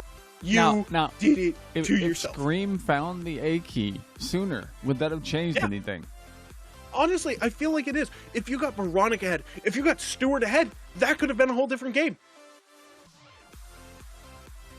That game would have been 100% different if Scream went left instead of hanging right. You get a kill on the Benji, that's nice. Then you start rotating, you get a kill on the Paul. You get a kill on Paul, you get 2 kills on the Cyclone Spin. You get 2 kills on the Cyclone Spin, you go back, you take Paul. That's how that should have went. Yeah. It's that simple. Yeah. You know what? Camelot Kings and the Leviathans, though, will be up next. Ooh. I'm super excited for that. I'm super excited for the next. Yeah. Titans move on to the finals. We will be watching them tomorrow. Play whoever wins this next set. But yo, that being said, chat, what you think about this this set, and how do you think the next one's gonna work out? I want to see a 5 game. I do. I really want to see a 5 game, but I also don't, because that's a long We're gonna be day. here a while if we go to a 5 game. But you know what? I'm gonna pull up some history here. Phase 3 playoff semifinals. Atlantis Leviathans versus the Camelot Kings. Okay? Game 5. Camelot Kings take it over the Leviathans and move on to the finals of the Phase 3 playoffs. To face who? The Tartarus Titans. Who? So you know what? I foresee a Game 5. And you know what I foresee in this Game 5? Twig moving on to the finals with the Camelot. Wow. And you know what? If the Atlantis Leviathans move on to play the Titans, we're guaranteed to see a 3-time back-to-back-to-back world champion. Yes. Guaranteed. Yes. One team will be walking out. And if the Kings make it to the finals, Twig is facing his 8th chance to win a ring. 8. Yeah, he's been at 8 worlds That's crazy. and still hasn't won a ring. Every Worlds. Yeah, he's been to every one. Every single one. You can't win. I hope he wins. I really do. That's a lot of Worlds to not get one. I know. Bro, if you're Twig, bro, you're looking for a win. But you know what? On that note, I'm gonna BRB, grab some food, and I'm gonna go BRB. I'm gonna put up yesterday's games on 1.5 speed for y'all, so you can have something to watch and recap with while we're away. Feel free to ask questions.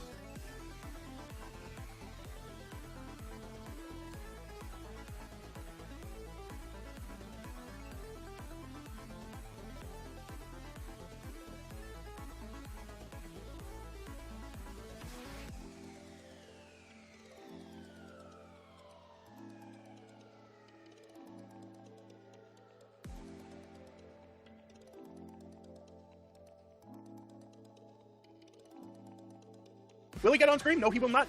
He will try to run from inbound, and Veronic gets the kill onto Sam for soccer. Okay, so they give up the gold to do that, maybe? I mean, it still doesn't really benefit them because there's still about a 2,000 gold lead in the favor of the Jade Dragons. Yeah. I don't think that was worth it. If I'm the Scarabs, you should have contested that gold first. Yeah. If you at least put up a fight around that gold, maybe you get a kill there, and then you go and you get another double. But instead, you sit there, you do nothing, and then you get 2, and there's still that 2,000 gold lead. That's about a tier on an item in most places. It's really not the best place to be at, and that's really kind of not where you want to be. Obviously, what are you really going to do, with some of these 2-level leads starting to be there down in duo lane? Oh, as Panda Cat jumps down on inbound and Sword, nothing happens. Scream! Scream crashes down and bites that dust. Ooh. Why did he do that? Ooh, that is huge. I think what had happened is that we didn't see it, but Panda Cat knocked Scream through the realms with his ultimate, and then when he crashes down, just the kill. Collapsed down like that. That was beautiful. I'd also like to say that I think Fine OK and Solar Troll just traded out buffs. As the Dragons go and take this Pyro. Inbound is looking for a possible steal, but in fact it does not choose to do so. And then go right into Greater Scorpion, getting those enhanced buffs for both speed and blue. Yeah, there's a pretty big experience difference and a buff difference. Yeah. I mean, it's insane. About a level lead out in that solo lane. Now a 3-level lead down in duo. Oh, sorry, 2.5 levels. Not quite 3. I jumped the gun. My bad. Well, about a level lead also in the jungle in favor of the Dragons. The Dragons have level leads in everywhere but mid. Hurry wins a little bit down. Solar Troll is getting jumped on by Final K and Mike, drop some stuff, attempting to hit inbound, but nothing will come of it. The Scarabs will back up, which is a smart play. You know, because this lead that the Dragons are having is just kind of propelling them to move forward. The ability to W key on them, and what are the Scarabs going to do? Yeah. You know, you can't W key at Panda, he just wins. Yeah. 3 levels, he wins. You know, you don't walk at Final K walks at you. Yeah. You know, you can try to jump on Sam, but which is probably going to be your best bet to either jump on Sam or hurry win. But even then, that's not going to work out too well for you because Mike's there. Mike has heals online for Yamoja, as well as the River's Rebuke is still up as Mike drops the River's Rebuke to trap in Moronic, but nobody's there to capitalize on it. Instead, inbound jumps in, looking for the Ragnarok, looking for hurry win. In fact, get pulled up by Mike instead, which is a great juke. Solar Troll drops in, trying to get Sam. Solar Troll dropping fast into the bats out of hell, coming out of Solar Troll. Scream just gets deleted. Inbound, extremely low, and execute low. Final K is here. It looks for the execute. Panda Cat does get Solar Troll. Okay, so we have 3 eliminated on the Scarab side. A 3 for 0 trade, you take those. If you're the Dragons, you look at that, you take it. Yeah. That further increases some of these leads that we have. You know, and lessening the lead that Veronica has over Hurry Win. There is not a single tier 1 tower left on the map. I didn't even notice that. Oh I my god. didn't either. Yo, Lemon, did Jesus you notice that? Christ. Bro, what the fuck? and they're just gonna casually take this primal because they can. The Scarabs cannot step up. If the Scarabs step up, they lose. That was insane. This is Also 4-level lead in duo lane, just want to point that out. And about a 2-level lead in the solo lane. This is insane. Yeah, this is going exactly the way I feel the Dragons wanted to. You know, I feel like that the Dragons could have been a little bit more aggressive early on, though not being so, that's fine. I really think that they could have been a little bit more aggressive earlier, but I understand why they're not, because this is such a key set. Right. Because unlike qualifiers, there isn't no double elimination. All it takes is for you to lose 3 games, and you're going home. Yep. You know, you do not Petco, you do not collect your $200, you're done. You know, you have to win 9 games. You have to win 9 to win Worlds, if you're the Dragons. You cannot lose 3. That's what's staring down these 2 teams here. And, you know, with the way the Dragons are playing, this is going the exact way that they want it to. They're in the lead. They're taking picks. They're taking hits. I mean, Panda Cat could just walk at Stewart and get a kill, if he wanted to. So what would the Scarabs have to do in order to turn this around right now? To turn it around, you'd really have to hope for a Dragon's misplay and a really big one to get a whole DS side and get yourself up. You know, what you guys need to do? What they need to do is that they need to kind of keep their heads down, farm up, play through Boronic, because Boronic has that lead that you can play out. Right, yeah. You know, you can't be playing through Stewart. You can't be playing through... replay on the Panda Cat. Is this the... What replay is this? I have no idea. Oh, is this a Stewart kill that we didn't see happen? Oh no, this is how Panda Cat almost died. Oh, yeah. That was beautiful. Yeah. Yeah, you know, that was a beautiful thing by Stewart as well, but... Oh. Is Final K... Is Solo Troll and Final K going to try to duke it out in the 1v1? No. Okay. You know, these leads are insane. These leads. What are you doing with these? You know, going back to my previous point, Boronic have to play through Boronic. Yeah, Boronic has 2 levels on Hurry Wind. On if everyone. you are the Scarabs, you're going to look to try to protect Boronic, play through this AMC, play through that Stinger, but it might not matter because the Dragons are taking Fire Giant and nobody, and none of the Scarabs are standing up. They're just letting them take the Fire Giant. This cannot happen if you're the Scarabs. You cannot just let that happen. No. Even if you do try to snipe out a tower, It's an 18-minute Fire Giant. It's not worth it. If you at least contest, you might be able to bring the Dragons low enough. Don't take fire. You're just letting them have Fire Giant. You cannot be doing this. It is too early in the game for that. What are you doing? What the? I'm sorry. What the fuck are the Scarabs doing here? You know, they have the least eyes looking at them to perform, and they're fucking up this bad. They really are. Like I'm kind of. They let the Dragons get the Fury. Why? I was expecting the Dragons- Scarabs like they didn't contest anything this game. Really? No. But yet they'll contest a tier 2 that fell. Oh, yeah. Panda Cat is getting low, but so is an inbound, and Panda Cat might go down here. Solar Troll, bat out of hells, into Panda Cat, gets the kill. Sanford Stalker comes in, though, looking for Solar Troll, gets nothing. Dang. Stewart is trying to fight back, but you really can't. Yeah, sure, you took down Panda Cat. Nice. Bravo. You've done nothing. Yeah. You know, because the the gold gold too lead, late. They should have done that when he was getting the... when it was just a 1-level lead. Yeah. They should have capitalized more on a Panda Cat. They should have done more there. It's just sloppy play. They're letting the Dragons get... You know, they're not...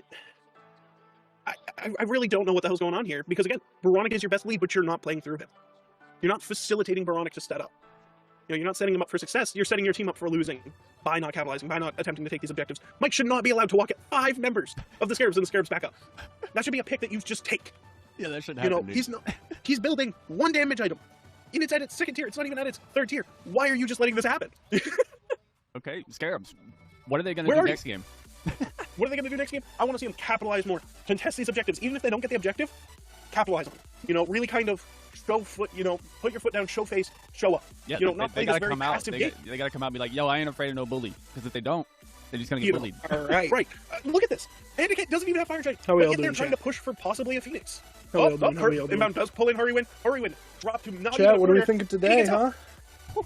Where's Scream? What are we thinking? He's over there picking berries. We You know, thinking the where's Titans going to Scrum take it board? to win They don't Worlds? capitalize on Hurry Win.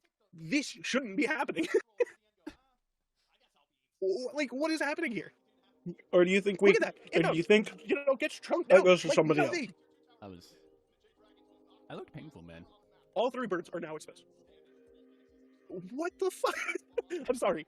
Scarabs, I'm trying to play devil's advocate for what the hell's going I'm really trying not to, but Scarabs, what the F, bro? on. A 3-level lead. Veronic is at level 20. Veronic should be getting involved. Yeah. What are we thinking, chat? All right, Shix. Reset predictions. Who you taking? Kings, Leviathans. Who you I was taking? watching that replay, and we were all about the dragons, and we were like, Scarabs, what the F, bro? Well, Yeah, because we were all about dragons. But what are you thinking in this Oh, upcoming man. set? Leviathans, Kings. this one's a tough one. Mm-hmm. Because I want both of them to win for different reasons. Right. And Why I do you want the also Leviathans to win? you want the Let's start there. Leviathans to win? No. Why do you want the Leviathans to win? Is it just for the 3-peat potential, or Yeah, it's just for that. Okay.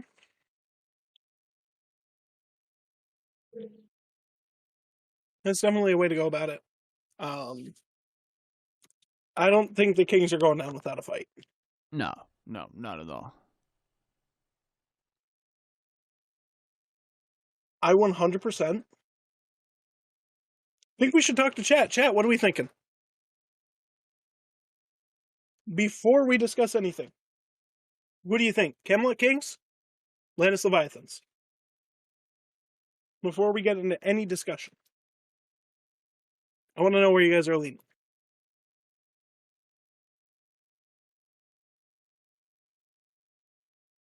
Should be the one that they facilitate. As I munch on the slice of pizza. Yo, what kind of pizza did you get? It is a pepperoni pizza. Solid. Yeah.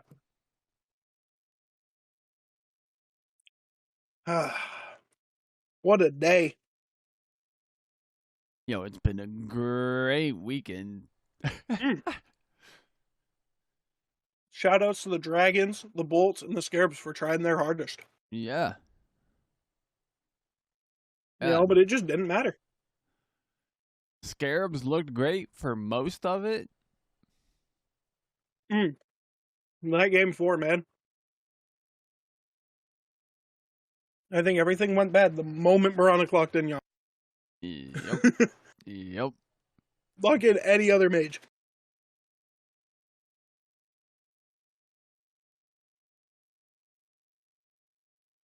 Or Scream just rotates early. Does a little bit more down in that, left-hand side of the map. I think that game turns out differently. Because the Scarabs had the right idea, but just didn't pull it off.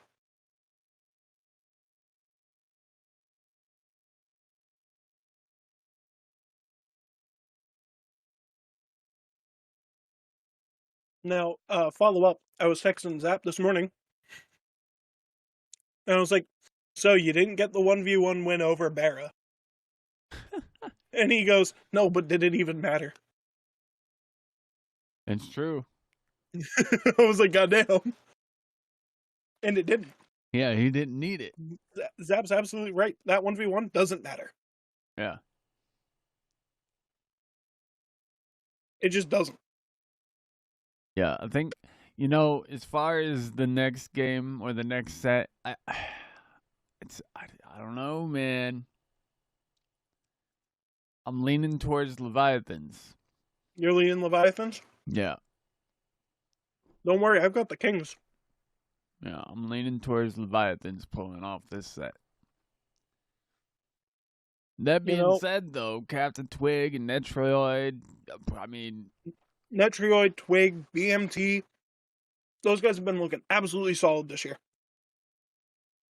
And I really do want to see Twig go all the way. I want to see him get a ring.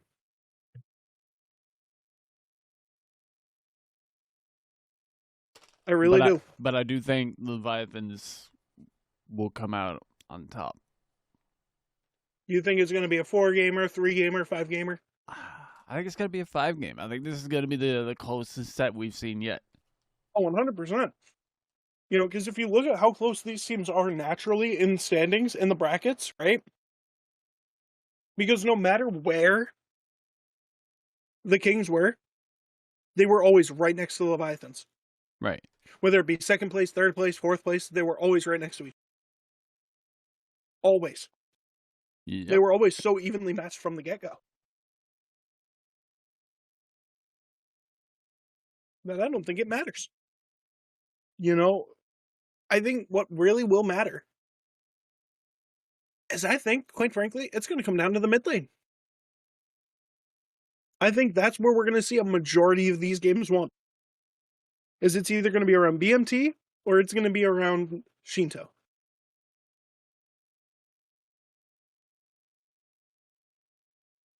I think that's where we're going to find our most success and our win. Yeah. As much as I know we both don't want this to be a 5-game set, but we really want to see it. Yeah.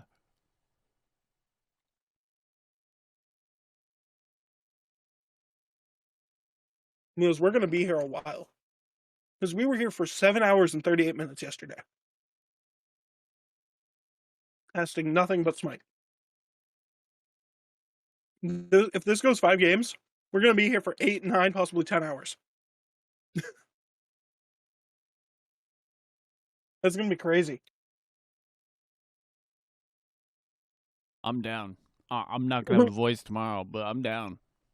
We're not going to have a voice tomorrow for when it counts. Finals. We're going to be like... Yeah, straight up.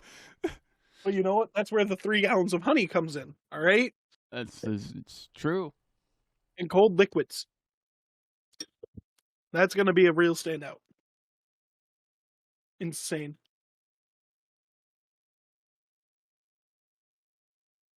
Let me see, can we cross anything off the bingo from Game 4? I don't think so. No. No, we cannot. Oh, man. This is going to be one day. This is going to be one hell of a night to end on.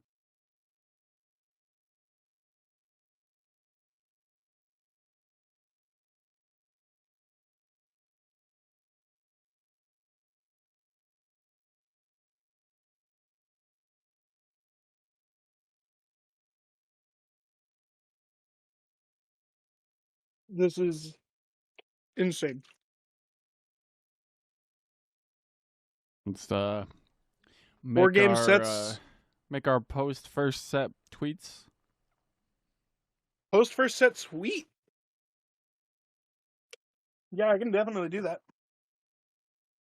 That's what I'm about to do. I believe we do have an interview coming up, though, Smite World Championship side of things with the Titans at some point during this. Yeah, they're going to get interviewed here momentarily.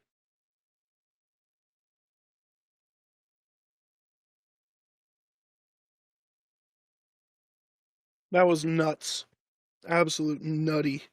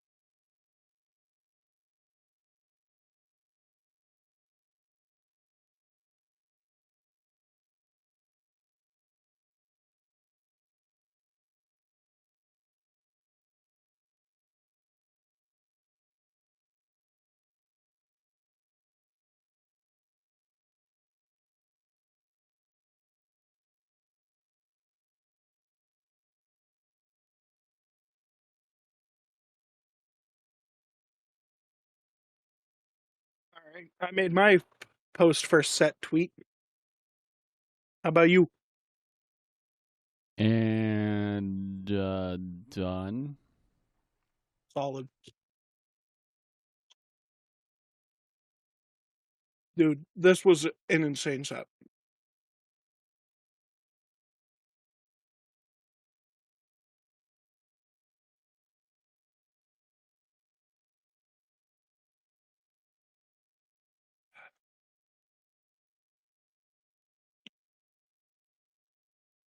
The Titans just blew it out of the water.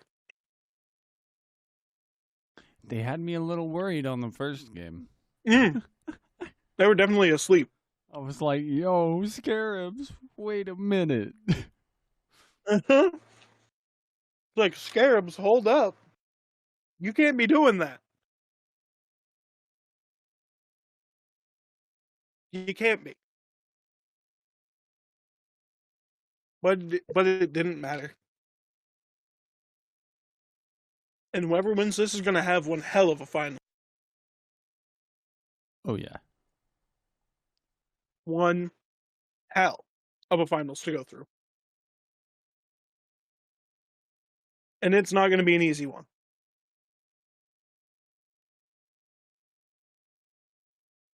Oh, man.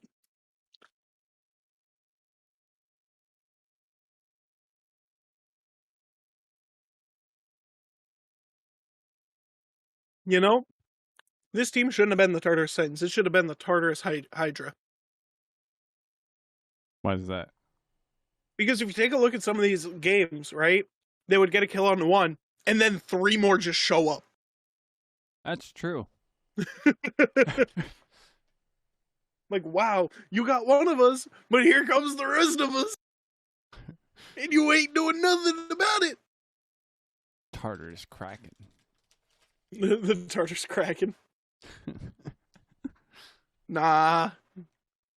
That's not how that works. Like, it was just such a... The Scarabs, though, really blew me away at the end of this year.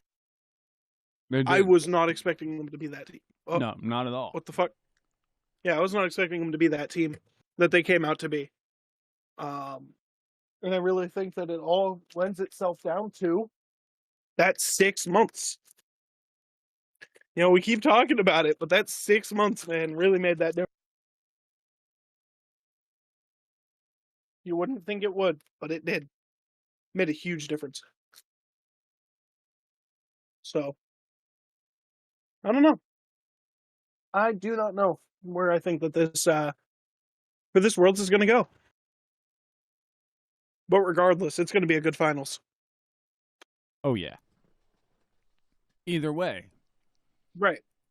I don't think if you looked at the beginning of the year, that Worlds would be coming out this way. I really don't think that this Worlds was looking that way in April. You know? Who knows? You know, I'm going to pose this question to you. If, big if here, the Titans win Worlds, who's going to be the MVP of the team?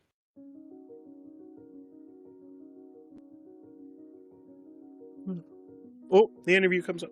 Oh, all right. Here it is. Look at those guys.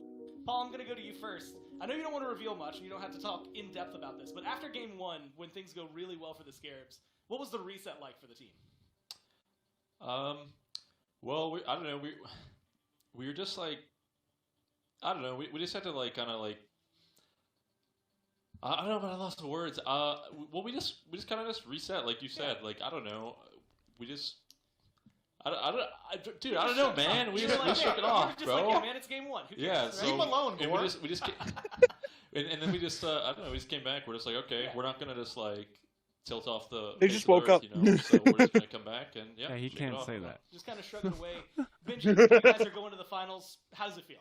It feels really good, but considering the history on this team and how many worlds we've already won, the goal for everyone is to win finals. So just making it there isn't, quite as big of a deal. But yeah, That's the big thing, right? A lot of you have at least one ring. Paul, you have 2 back-to-back so far. Is there any pressure on you to be the first three-peat, or are you just kind of playing? No, I don't. I'm not gonna feel any pressure. I just want to play the game, man. That's what I love to hear, though, right? I think that's the thing that gives You know, you he said the because exact same thing Aurora said. play They the just game, want to play. And you play it really damn well. I'll give you that. So congratulations on your win. Good luck again tomorrow in the finals. But for now, you can relax, watch this next set, and enjoy the day. Yeah, thank you. Thank you. Thank you, guys.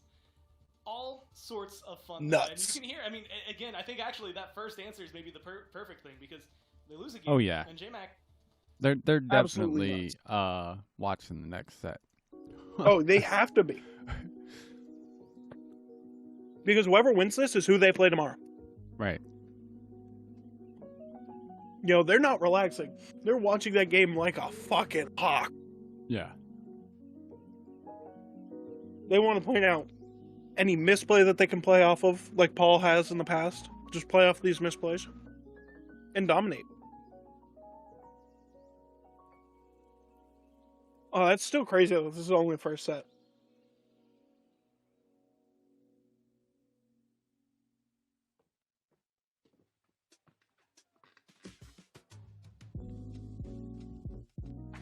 Oh man, dude, the Kings. I want to see how they do this intro, because they've been really good with these. Oh, intro? Yeah. Oh, intro. Yeah, the intro. There he is, Netrioid the boy. That man, like, really shaped up this year. You know, if you were to ask me if that's the same Netrioid I saw in Season 7, because he's been looking good all around. Genetics on support.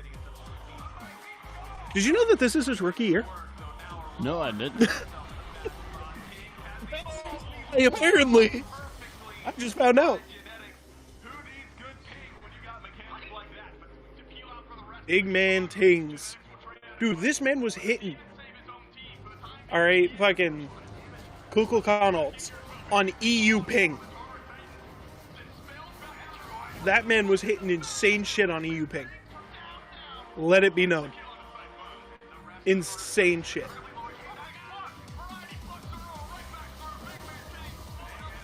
Look at that. Look at that.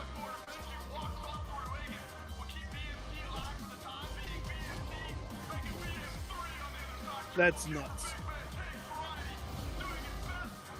Bro, he just stunted all over him.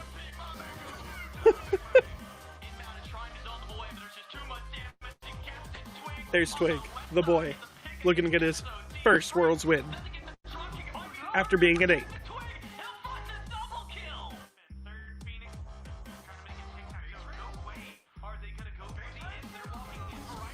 Variety, man. Tell me that hell replay. Ooh. Do you think we'll get to see a hell played before Worlds is over? I doubt it. The reason why I say that is I believe Variety during Phase 2 played Hell quite a bit in the solo lane and made it look good. Ah.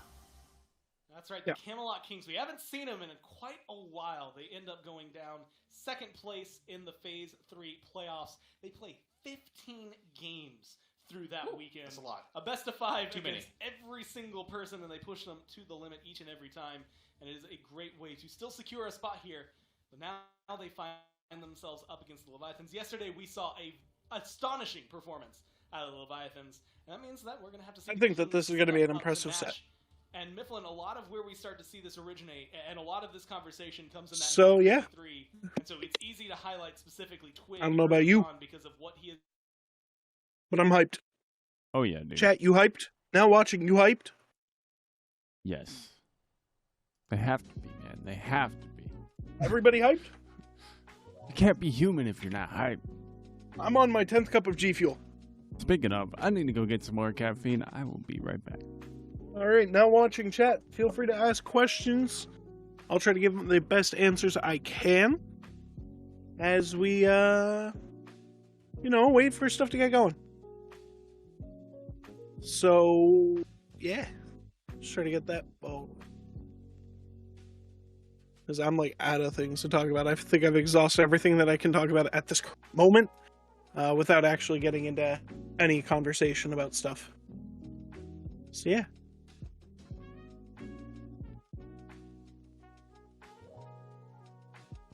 Dude, these teams are insane.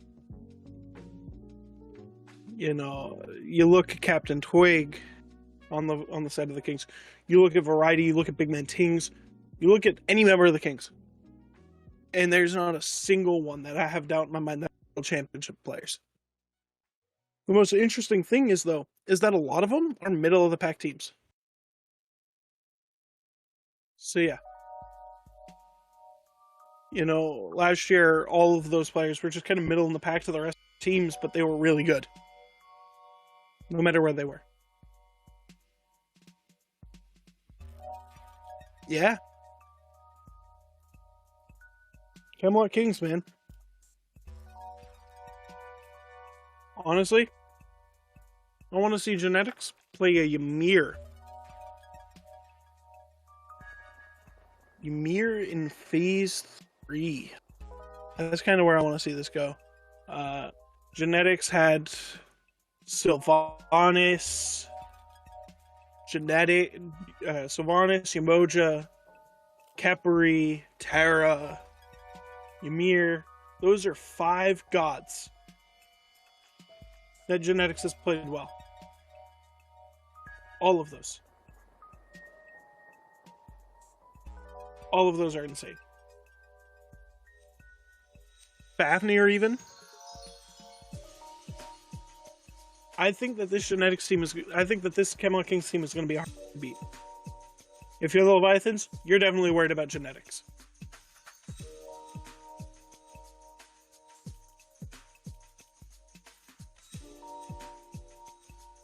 So, yeah. Who are we rooting for, chat?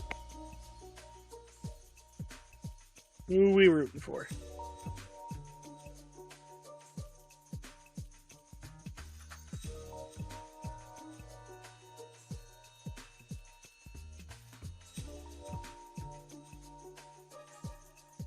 Ooh. Big Man Tings.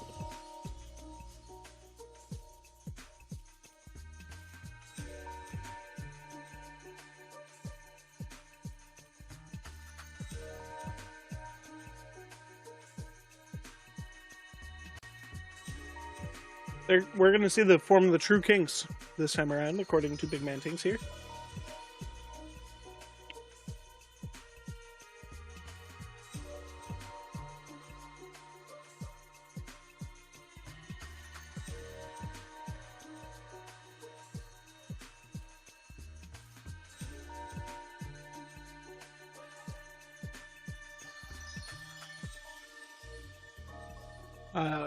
Big Man Tings right now is talking about being too predictable and not doing it.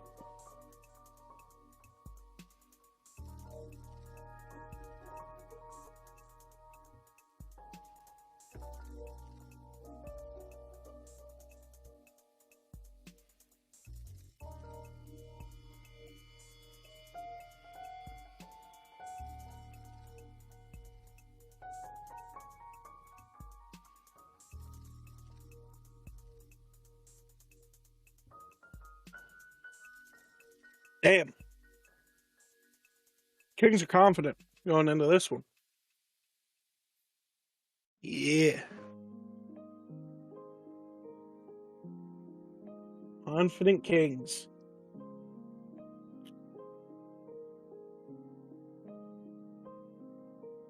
Yeah. I mean, this is going to be the real true test of them on LAN, I feel like. Because until the Phase 3 playoffs, LAN was it was on ping. Genetics and Big Man Tings were on ping. Until LAN. That's nutty. Absolutely nutty.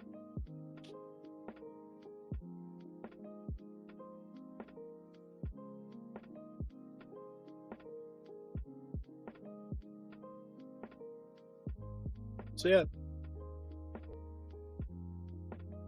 Uh-oh. Where'd my mouse go? There it is.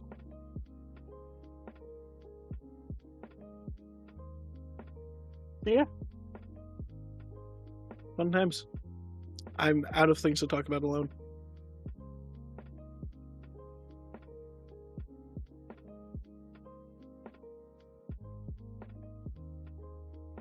Do. I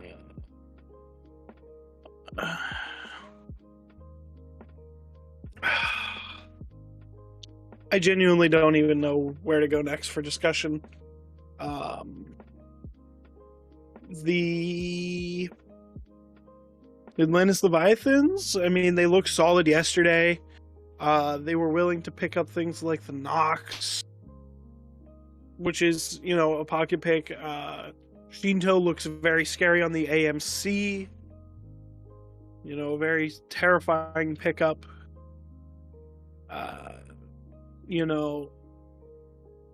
Pandatom, a very good facilitator. He really does set up a lot. He might be playing a hyper carry assassin in the jungle, but he doesn't need it. He's going to instead just exist and really kind of help out his team, facilitate for Shinto and Zapman their carries.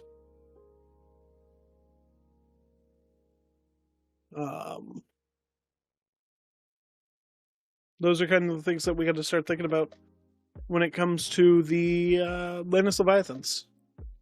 Obviously there's Yarkor as well. This solid pickup on, on Cerberus, on RDO. It just looks good. He just does good. He looks good. He feels solid this year. Obviously he spent some time in the duo lane, but now back in the solo lane. Feels really nice for him.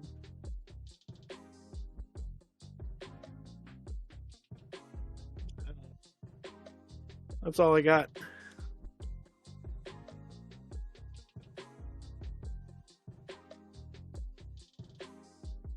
That man looking to become a 3-time, as well as a 3-peat at the same time. Same situation as Paul. That's going to be interesting to see if one of those can actually pull that off. Oh. Wrong you. Oh shit, he's back. I got a game. Yo, thank you for gifting that game, man. Appreciate you. What were you saying about Wrong You?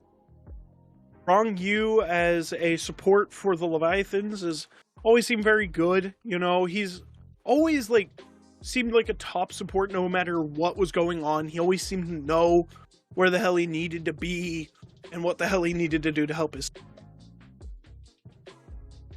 That's kind of where you want to be with. You give him Umoja, he wins every day. Oh yeah, I mean, you can't so not far. let him have it. You can't not let him have it. He has it, he wins. He just does what he needs to do so well and so masterfully. I would say that there might not be a better support in the league right now than Rongyu. I think that that's where you have to go when you're looking at Rongyu.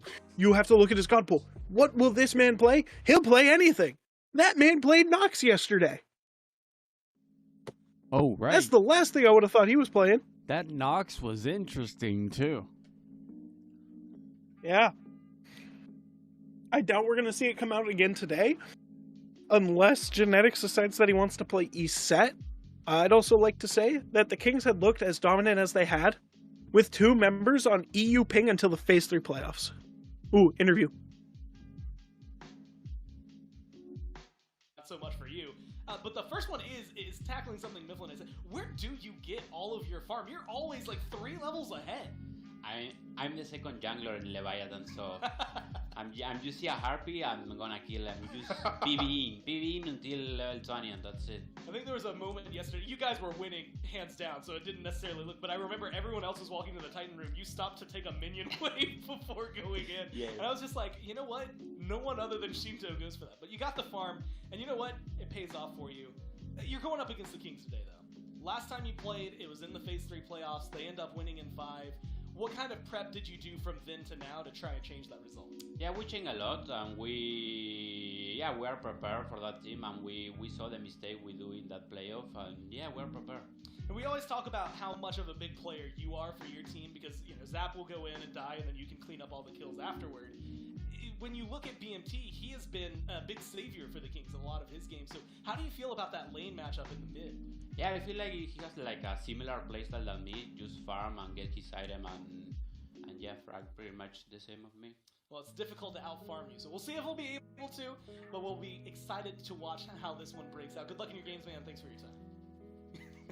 Love the shoes. He's got them on again. Love the shoes. Yeah, no, he's got his good luck shoes on, and that is how you know things are going to be going well for the Leviathans. Look, a 3-0 yesterday, pretty devastating to see it. So,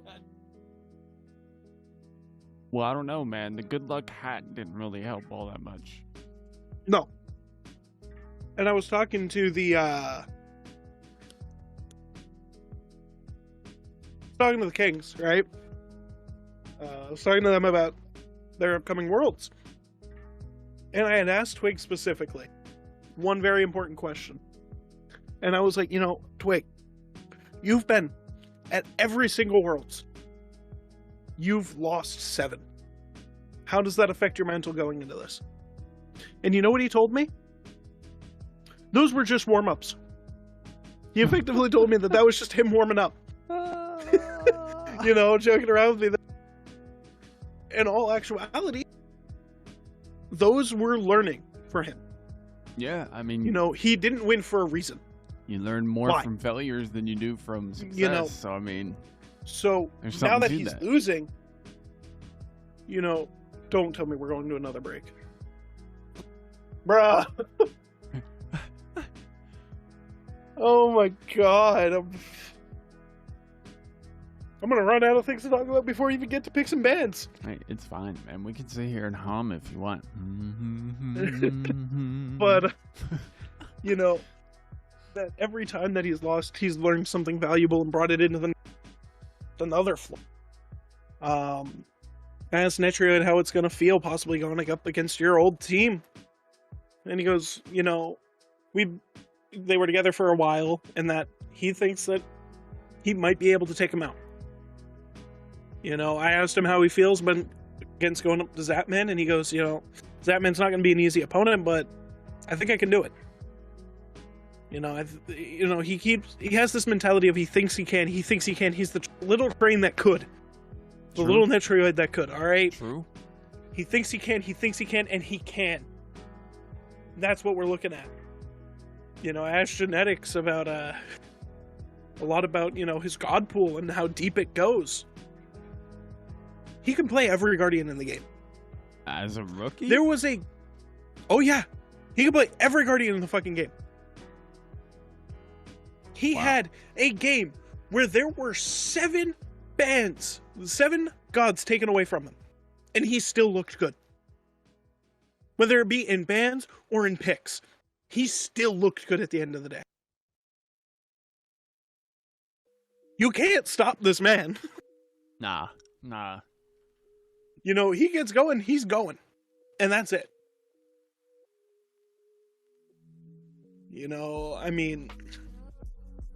Variety expressed the same mental that I've heard coming out of several of these other teams where you have to take it again. It's that same mentality. All these pros have one thing in common.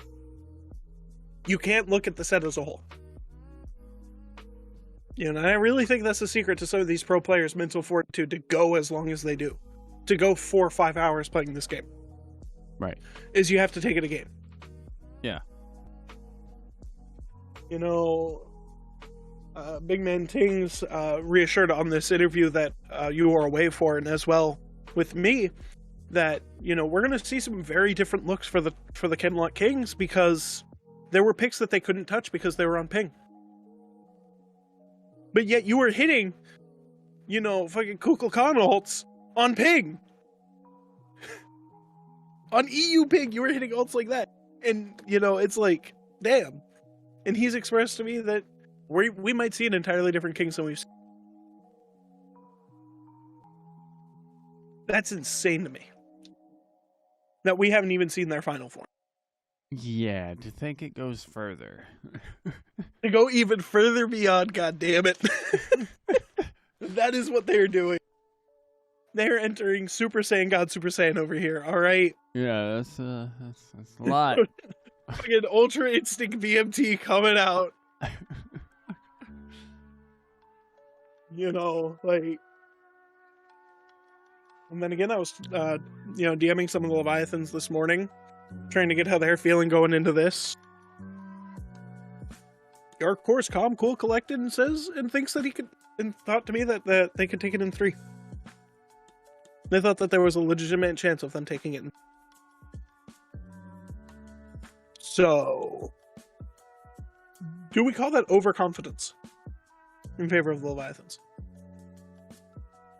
I don't know if I would call it overconfidence, but maybe, a little lacking in the cautionary part. I mean, Like, but then again, go ahead. you shouldn't ignore your opponent's strengths, you know what I'm saying? In about 50-ish seconds, we'll be back with picks and bans.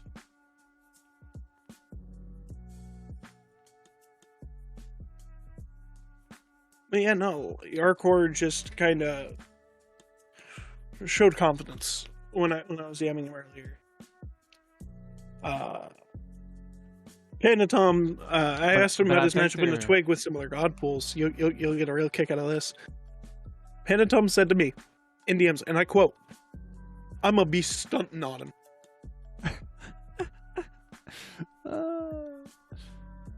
So Panda Tom, he's 100% ready for this. Panda Tom, he thinks he's gonna stunt all over Captain Twig, and you know what? We're soon about to see that right now as we head into picks and bans. Here we go. Picks and bans. If it's one thing I want to see come out of the Camelot Kings, Shinto cannot touch AMC. He can't. Sharad, god damn it. Oh man, see, I knew it. I wasn't expecting the Sharad. I didn't think they were going to do it to us. Hold on, guys. It's going to be a little longer. We have to sit through a Sharad. Oh wait, we're watching another ad on yesterday's. This is great. We add into ad, bro. Yeah, dude. Adception. This is a beautiful thing. But yeah, no, I 100. Shinto, he's the farm king. He's just farming always. Always. Again, you might as well give him some overalls and call him Shinto, because goddamn, he about to harvest some crops. Straight up picking berries. Yeah, dude, straight up, and in the good way too. Yeah. It worked for him in the end. Yeah. Ooh, it seems to be we're possibly back. I'm gonna wait till we actually enter the picks and bans screen before I open my mouth on this one. Yeah. Before I go back to the present. Wait. Yeah. I'm really curious to see what it is that my boy Big Man Tings meant by, what picks they were talking about that they weren't playing before because they were on ping. Watch, is it something like a Persephone or some shit? Watch, is it's like a Persephone pickup. All right. Oh. Maybe. Okay. No, they're gonna talk more about the set. Okay. Right. Yeah. Hold on. You're getting How there. do they still have things to talk about? That's what I'm trying to figure out. Because I'm out of shit, man. I've literally exhausted everything in the tank. Unless we want to go back to phase 1, I can talk about that. No. We can talk about phase 1. It's cool, man. It's cool. Can talk about phase 2. I can talk about phase. So, yeah. What are other things to talk about for today? I think we're going to see Titans and Leviathans. You think we're going to be seeing Titans and Kings? What do you guys think? 100%.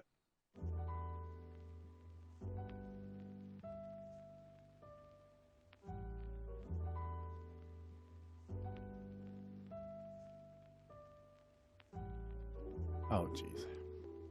Cat's not saying anything. I'm scared.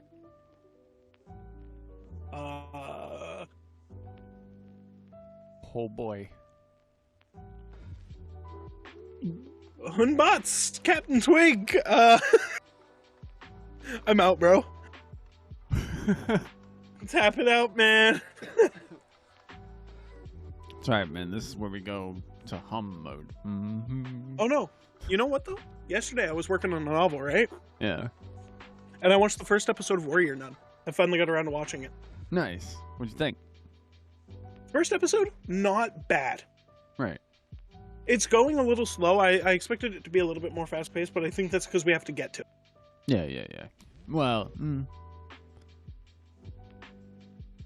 It does pick up, right? a little bit, yeah. Okay. But I mean, it did get a second season confirmed. probably not in the way that you think it does, though. But it's good. It's worth a watch. Like I enjoyed Is it? watching it. Yeah. Yeah, I'm finally getting around to it, man. That being said, though, I think season 1 was definitely the build-up season. You think Like shit's gonna start getting good up on season 2? Oh yeah. Because they use Yeah. season 1 as kind of like the build the character, build the hero type of arc.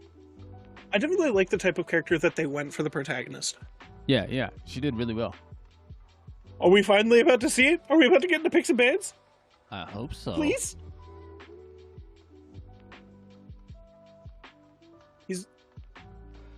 Dude, I'm looking at Twig, man, and all I could think of is, this is his 8th Worlds in a row. Motherfucker's always the bridesmaid, but never the bride. Always. He's had a lot of practice. Yeah, you know, he's been there. Can he do it? I think this set will tell me, and will tell a lot of people, if he's here to make a statement and, you know, win, or if he's gonna go home. Oh my lord. Wow, they're It's still going on. They're dragging this out. Yeah. They have more to talk about than I do. But you know what? You want to know why they have more than we do? They have more time to analyze this shit than we do. That's true. Then they probably have people who fed them notes for shit that they missed to drag this out. That's We have also just true. what we see Yeah. and what we know. Yeah. Like, I don't know. You know what though? Tomorrow is going to be easier on us because it's just one set. True. 2 teams.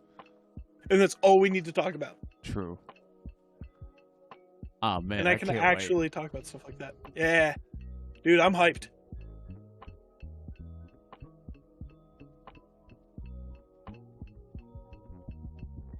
Dude, this is going to be nuts. I wonder how our vocal cords are going to be tomorrow. Well, you know, I was surprised they worked today. Tomorrow, Again, gallon of honey, man. does wonders. I still got some honey. Yeah, I got about a gallon left.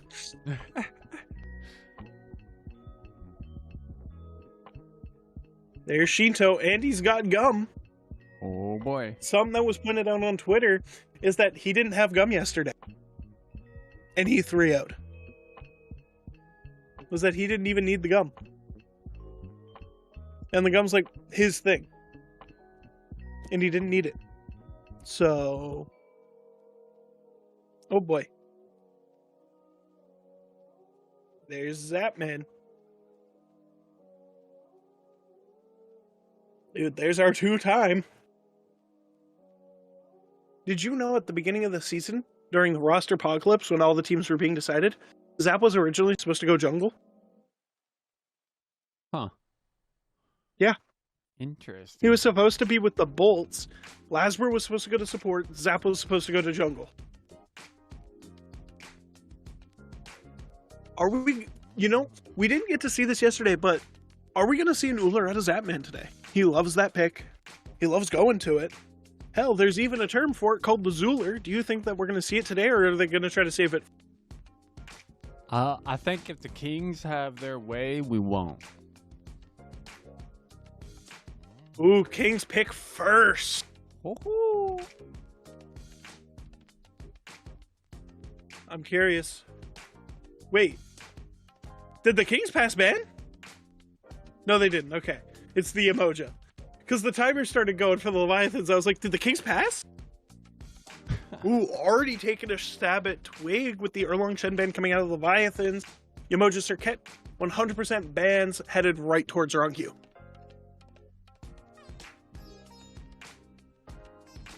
DMI. A ban out. That is a shot at BMT, but it also hurts Shinto's God.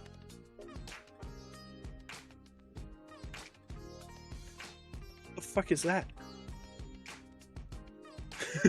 I have no idea. I don't know. Ooh, there's a huge discussion on this third ban. I want to see an Uller ban. I want to see that Uller go up there. The Uller Medusa. And instead they opt for the Odin. Interesting. I wonder what the Kings are going to try to first pick here. There he is, Genetics the rookie.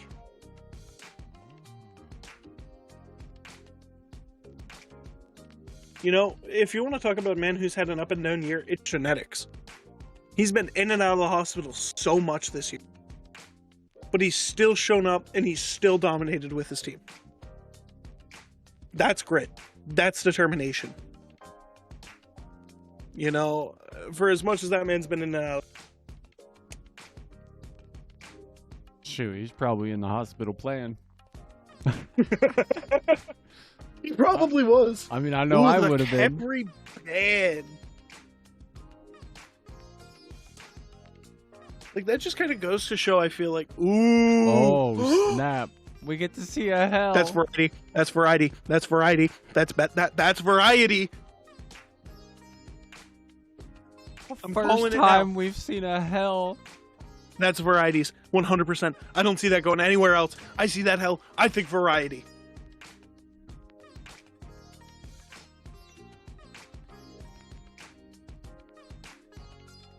Muzen Cobb, though, picked up for the Leviathans. That's the one thing I didn't want Shinto get. I didn't want Shinto having it. Well, I guess Variety gets hell and Shinto gets him. Yeah. Honestly, ooh, you know what? They could flex that mid. I want to see, though, if they pick up a warrior. That isn't like a jungling warrior. I doubt it, though, because that 100% has to go to variety. Because you see that coming out of him more times than you don't. Artio picked up for Yar Core.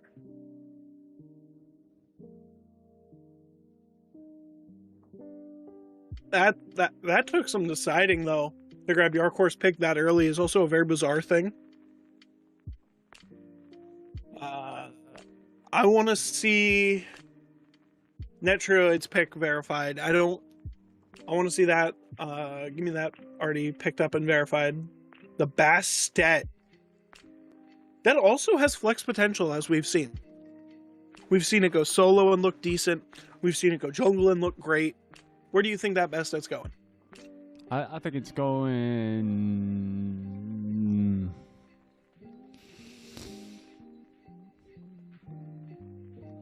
I don't know. That Oleron, though. That Oleron makes me think that that's going Netroid. And that's a different look for Netroid. I don't think we've seen him play Oleron. Oh, the soul for Zap Man. AMC Soul. That won them game one, I believe. Yeah, it did. He was looking Against the Bolts. really good. Yeah, he was looking real good on that soul. Maybe if you're the Kings, the Sobak ban. Ooh, that's taking a pluck away from Genetic. But hey, Dude, this Genetics can play all of them. Yeah, I swear to God, playing all of them, dude. That's his thing. He knows all of them. That just makes me curious of what the hell he's gonna pick. Because it's gonna be out there. It's gonna be wacky. It's gonna be weird. It's gonna be Nox. Probably not, but I'm calling it. I wouldn't mind seeing more Terra. Nox. Oh my god. Kings are banning Terra. Huh. Honestly, yeah, no, that makes sense because Leviathans do get first pick in this phase of picks, and you don't want Rangyu getting. So.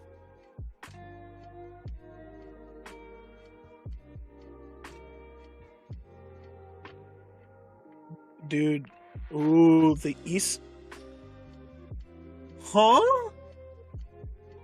Why East set? Why East set?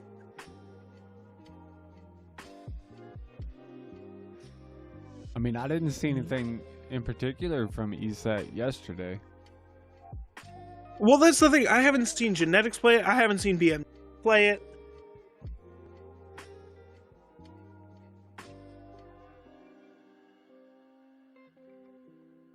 Oh, I guess he did play it earlier this year. Apparently.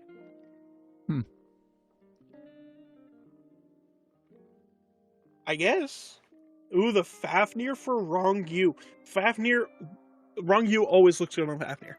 It's not as good as Yamamoja or Terra, but it's definitely like a third pick for him. You know, that coerce for those auto attacks. I just really think that the Fafnir is going to be a good natural pickup into things like the Olorun, the Nike. That hell very well could be going mid. Ooh.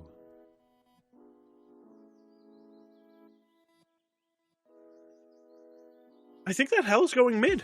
Now that you think about it, now that I look at it. Yeah. That Ymir, that's a Genetics classic though. Genetics gets such good Ymir wall. Talk about Genetics, I'll bring. That's how good those things are. So I think that's definitely going to be very telling for things to come of. You know, when we lock in that Ymir, something that we haven't seen since like phase 1 for him, so I think it's going to just be that damn good. I'm curious to see where some of this stuff's going to go.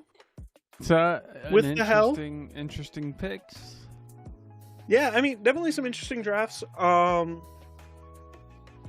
curious to know where this hell's going to go. Maybe it's going to go mid now that BMT's off ping. Maybe that's where you start to see that hell start to float.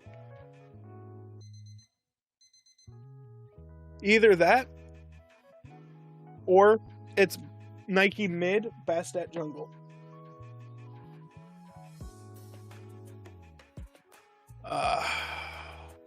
I could see Nike mid as well. Yeah. The Gilgamesh for Pentatom. What do you think of that? What are we thinking? Didn't Panatom play Gilgamesh? He played it yesterday, yeah. Yeah, he was looking good with Gilgamesh. He was, admittedly. But then again, that was against the bolts that's mental were pretty much shot by that. Well, true. You know, I mean, we didn't see that Gilgamesh till the very end of the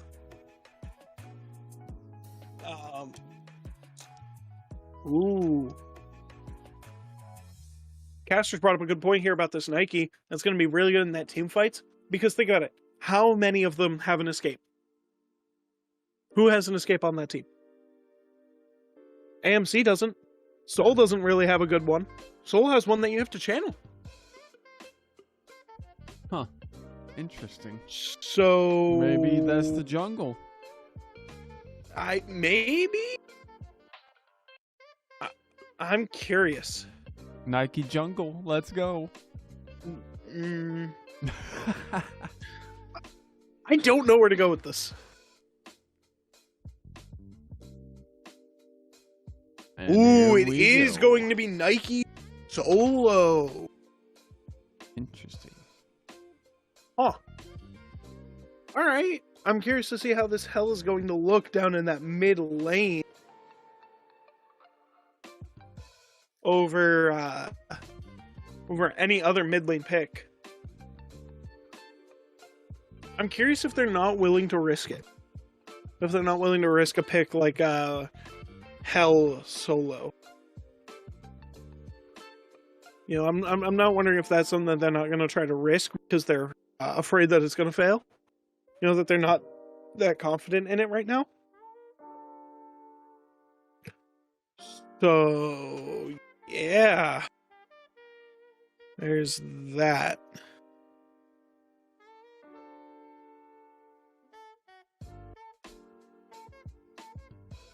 I really do like this, wrong hue, just above half health already. Yarkor looking a little bit low into this Psyche. You know, are we going to see a moment of sleeping coming out of the Camelot Kings, do you think? Well, so far, it's been the theme where, you know, one team's sleeping, but this is day 2. This is, you know, this isn't their first set. It's the Kings' first set, though. That's true. That's true. So maybe the Kings will be taking a nap. You know, maybe, right. You know, I mean, we start to see a slight lead come out that solo lane in favor of Yarkor on this arc. Well, that's about the only lead that we've seen so far. Bad. Captain Twig jumps in onto that wave. Probably looking for Shinto, but he wasn't right there where he thought he was. I think... Ooh. Honestly, I want to see Twig get a cheeky gank onto Shinto. Gank him before he hits 5. Yes. You know, I definitely think that's one thing that you can do, so that way you can enhance the farm. But you should definitely do it when the heartbeats go up, so that way Big Man Tinks can get that farm on the back end of it. Yeah. If that makes sense. So that way Shinto can't respawn and instantly get that farm. No. Now you have to get the... And, you know, now somebody else has that farm. Shinto's just lost a farm. As a matter of fact, Shinto on that back, actually, has lost a little bit of farm. Because, as we saw there, Big Man Ting ticked over to 4th first. So that will be something to watch as this game goes on. As a matter of fact, Panatom showing on the Big Man Ting will knock the kill out of it. Wow. Wow. I thought that was going to be a Bastet jump on. Yeah, I did too. Like, I heard the jump sound, I was like, oh, that's Twig, bro. No, Panatom. As a matter of fact, Twig gets dropped to about a quarter of his health bar to Panatom. As Shinto is forcing Big Man Tings to play under that tower. That is nutty.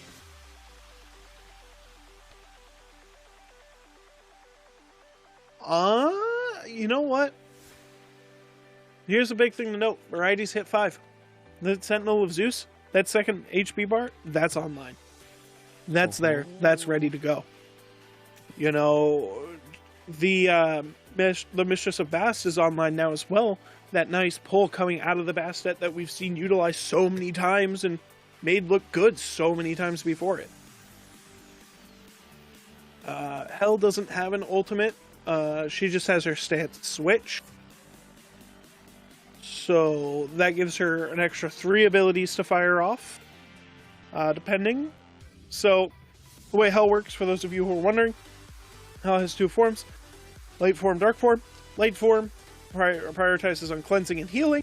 Meanwhile, dark form capitalizes on damage. So you're going to see a weird build coming out of Hell, where it's going to be partial this increase for healing and then also this increase for power. Building for Hell is always a weird...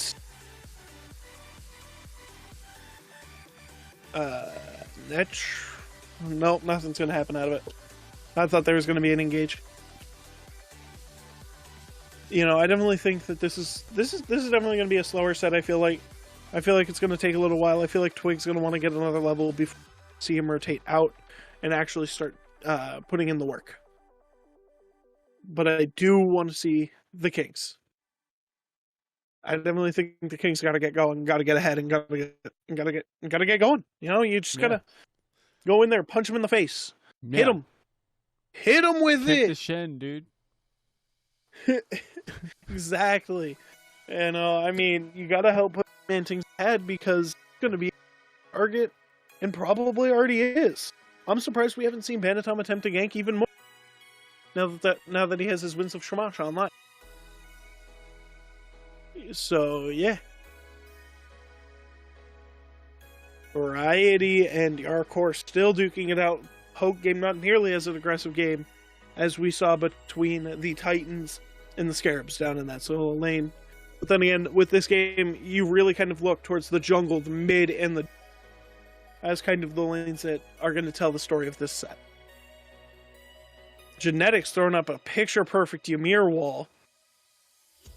Again, stopping any sort of attempt onto Big Mantings. I want to see Variety rotate out a little early. Ooh, we're going to see a ping out over in that duo lane as Rongyu and Big Mantine duke it out a bit. But nothing will come of it. It does look like, though, that the Leviathans have secured both Greater Scorpions in their favor. Metroid. Ooh.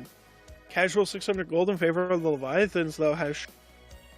I think we could see Yarkor back soon with that 2,200 gold in his pocket.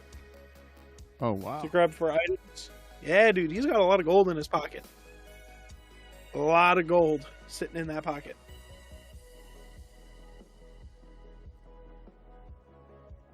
Shinto throws out an ability towards BMT, but nothing will happen. Genetics waiting for a gank potential onto Zapman, waiting for Netra to push him up just a little bit more, but Zapman will not take to the bait.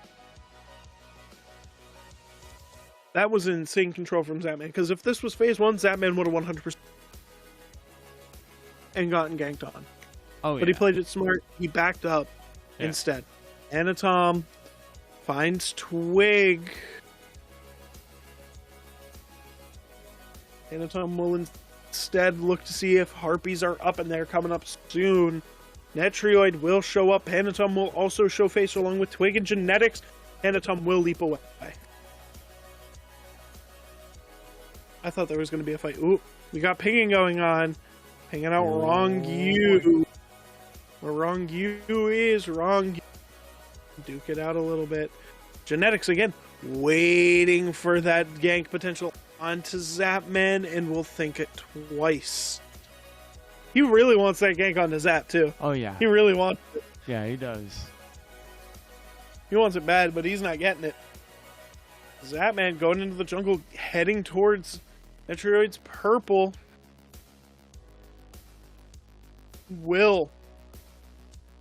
Rongyu will leap onto Netrioid. Netrioid will drop the Sanctified Fields, catching Rongyu right in the middle of it.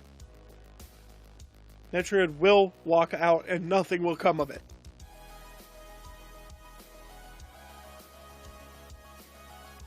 Ooh, beads were as well popped by Netrioid. That's huge. You get beads at ult just for walking at him? That sets up for gank potential from Panatom, who has rotated his way over to that left map. That man looking for a purple buff invade. There goes Genetics and Netrioid. Rongyu and Panatom think twice.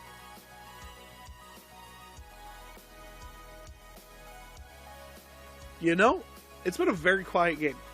Very. Outside of that, outside of like the 2 gank attempts that we've seen, nothing's really happened today out of this set so far. And we're almost 10 minutes into the game. If it was any other team pairing, I think we would have seen a lot of action by now. Yeah. But Twig will grab the Greater Scorpion on right for his team. Meanwhile, looks like Variety dropped a little low as we start to see Zapman aggress onto Netrioid with Rongyu looking for the wall. Netrioid will back up. Yeah, I think the longest we made it without a kill the last sets was 11 or 12 minutes. Genetics, though, rotating onto that left side with Twig, will spot Wrongu out, probably. Netrioid taking a weird fight underneath the Tier 1 tower. Genetics just kind of hanging around. The Arcor and Pentatom will try to secure the Pyromancer, and probably will. Big Man Tings will see Shinto and Steel. Instead, take the farm. That man and Wrongu hanging out.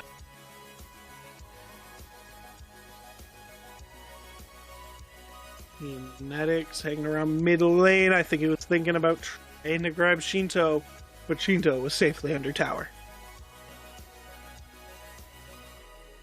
Variety will grab the second Totem of Coup for his team to the 4 that have been secured by Arcor. Twig will help Variety secure the blue buff, and they will again. Zapman will head down into lane, as Netroid will secure his own purple buff. Genetics hanging around left, probably dropping a ward over in Fury. Having some pings coming out here. Genetics rising.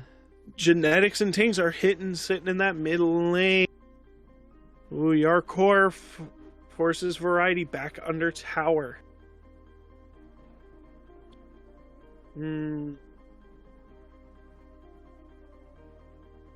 Everything's sitting about even too, level-wise.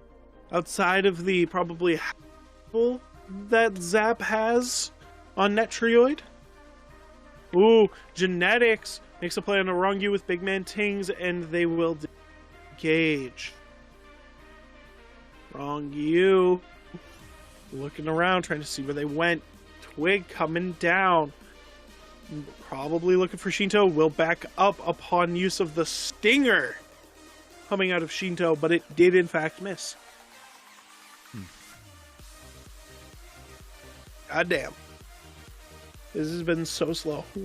But you know what? This is the type of game the Leviathans... This slow-paced game where they could just farm up and then group up around the 20-minute mark and then just start wrecking house. Ooh, yeah. Zap, chunked by a quarter already by Netrioid, but Big Man Tings is fighting Wrongu with Genetics. And who else was that? Twig? Was that Twig? So, yeah. Yes. But nothing.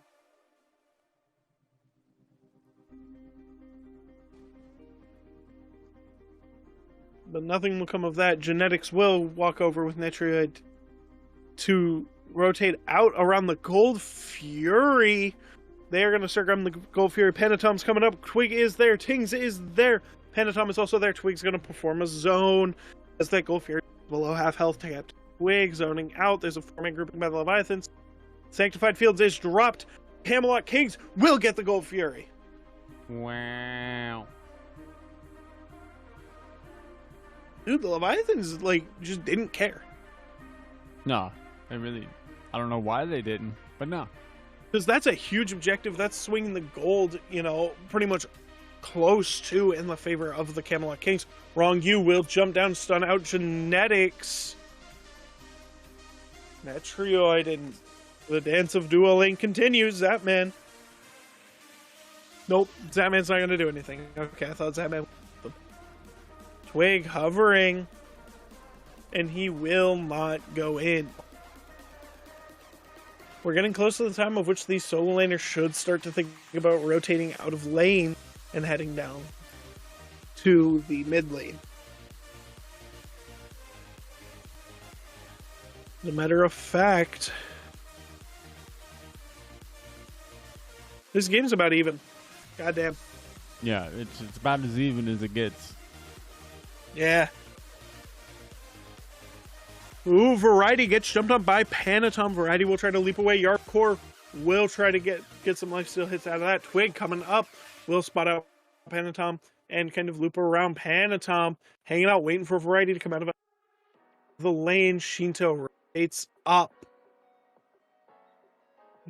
Captain Twig will disengage. Wow. Netrioid picks up a heavenly sprint, bro. A heavenly sprint in that slot. That second round slot. Why? Netrioid will grab the trigger. Gotta go fast, man. People are aggressively. We're starting to see this grouping start to kind of happen over on the right-hand side of the map, with the Leviathans possibly trying to look for a... No. Big Man takes Captain Twig and Genetics. They're over here in lane. Rongu, Pentatom, and Shinto looking for them. Will get caught out and thought again. Ooh, Rongu throws a couple of pot shots out. Big Man Tings will transform, get some healing onto Twig, and walk back to lane. A slight lead in favor of Big Man Tings in that mid lane. So, yeah. Yep. Netrioid and Zapman again, duking it out under tower. Zapman's going to pot shot that tower and probably take the tier 1 there. Ooh. That's probably the most action we've had in the next 5 minutes, in the last 5 minutes of this game. Oh boy. Coming up Was on a tier 1 taken minutes. by Zapman. Not even a first blood, almost 17 minutes in, bro. That is insane. Right? With the way Worlds has been going, dude, this is like crazy. I'm ready, dude. I'm ready for a zap. Everything's so even, dude. Fun. Zapman aggress. Shinto, somebody aggress. Zap. As a matter of fact, it seems like Genetics is going for an aggressive position. Variety, Twig, and Tings will go on ahead and start trying to take the Pyromancer. Yarkor also looking to grab the Pyromancer. Yarkor getting the stun onto Twig. Yarkor dropped to almost to half health. Will back everybody off. That is... Oh, Rongu will use the ultimate. Genetics gets to about... Hanatom uses the Winds of Mosh. Genetics is almost dead. Yarkor gets the first kill onto Genetics. Oh, there it is. There it is. Big Man Tings. Zapman will kill Variety. Wow. The immediate call Twig is almost dead. How? Well, and you know what? The Leviathans are going to pull the FG right here, right now. Because what are you going to do? You have your Sanctified Fields, but Netrioid will drop the Sanctified Fields, but they will not get the cure. Panatom is low. Netrioid gets by your... Captain Twig will get the lead by Zapman. Big Man Tings and Netrioid will walk away. Big Man Tings is hella chunked on. Netrioid biding time and will get... Zap!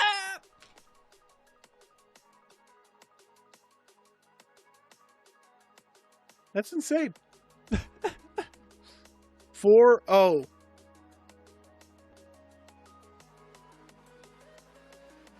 That was a triple. Yeah. That was a triple for Zap and one for Yarkor.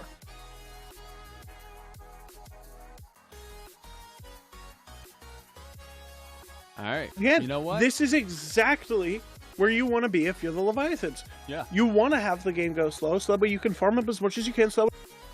You can do that. You know, that's almost exactly what you want to see if you are the Leviathans. That is the exact picture perfect way that you want to see that happen. Kings, they need to not let that happen ever again. I expect the Kings to come out very aggressive in every other game. The 100%, the way you beat the Leviathans, same way the Dragon back in phase 1. Just aggress on them. Be the aggressors. Force them back. Constantly apply that pressure. Don't play passively. Get in their face. If you're going to play passively, pick for it. Don't pick Hell. Don't pick Nike. Right. Don't pick the Bat. Right. Pick more passive gods. Pick something like a Ratatosker. Pick something like, I don't know, a Scylla. Pick something in like a Cerberus even. Twig already almost low. Panatom is chasing down. Sanctified Fields will come out and get the beads out of Panatom. Zapman will get Netrioid deleted by Zapman.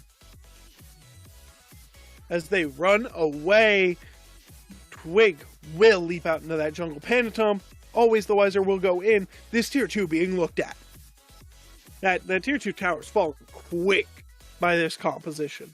Ooh. As they just walk in. What do you do? Ooh. What do you do here? You know, they're just walking in. Ooh. And in comes the ultimate from Wrong You.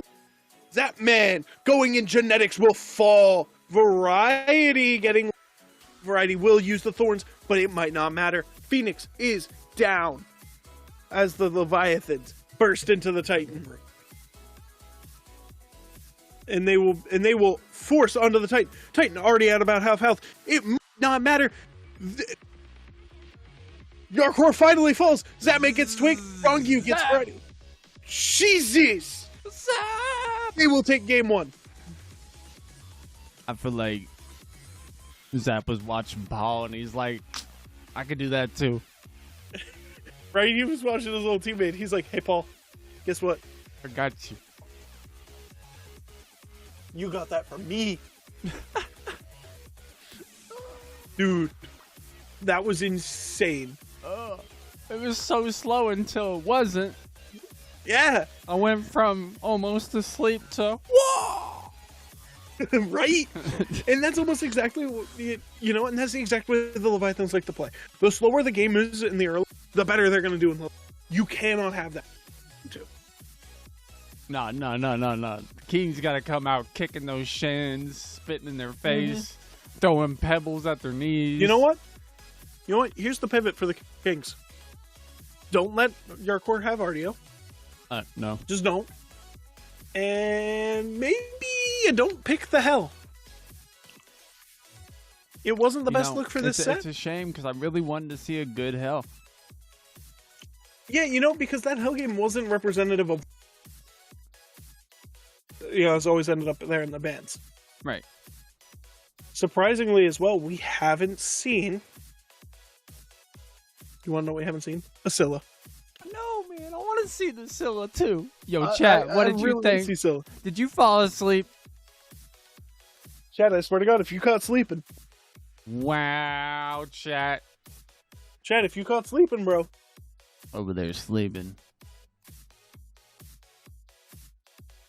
Chat, if you caught sleeping, bro.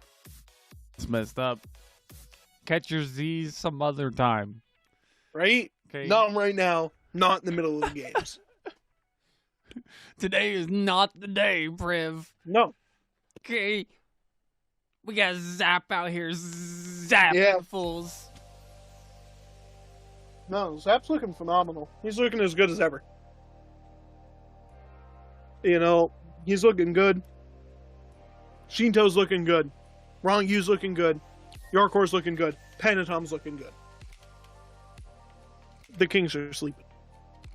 Yeah, well, we predicted it.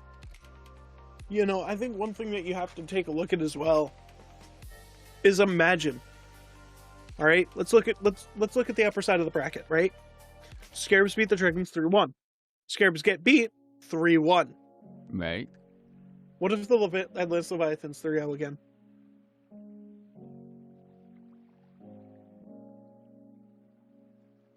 What if they 3-0 again?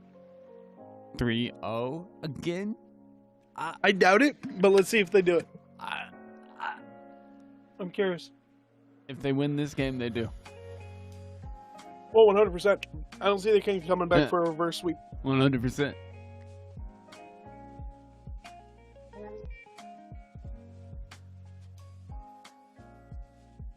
My God, what a set. What a game, dude. It went from so slow to just everything happening. Whew. Yeah, I mean, we could have fast forwarded to 18 minutes and not missed anything. Right? Not gonna lie, I took a nap too, Priv, so I ain't judging. Did you check my tweet earlier when I called out all the Final Fantasy fans who think that Shiva is the Shiva from Final Fantasy? Yeah. Yeah. That they even have the remote close relationship with each other. Yeah, it's funny. I was actually in the JRPG Twitter yesterday, and there were some people mentioning, wow, I didn't think they'd bring Shiva to Smite. Square Enix is really everywhere, and I'm just like, oh boy. Oh, they don't know. Oh Heck, boy. they don't know. Oh boy. It's Shiva. Yo, kick chat, they don't know.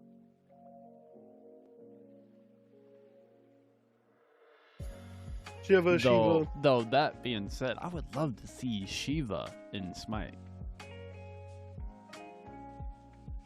You know, I go back on this a lot. I go back and forth on what I want to see and what I don't want to see in Smite. But if any summon from Final Fantasy came to Smite,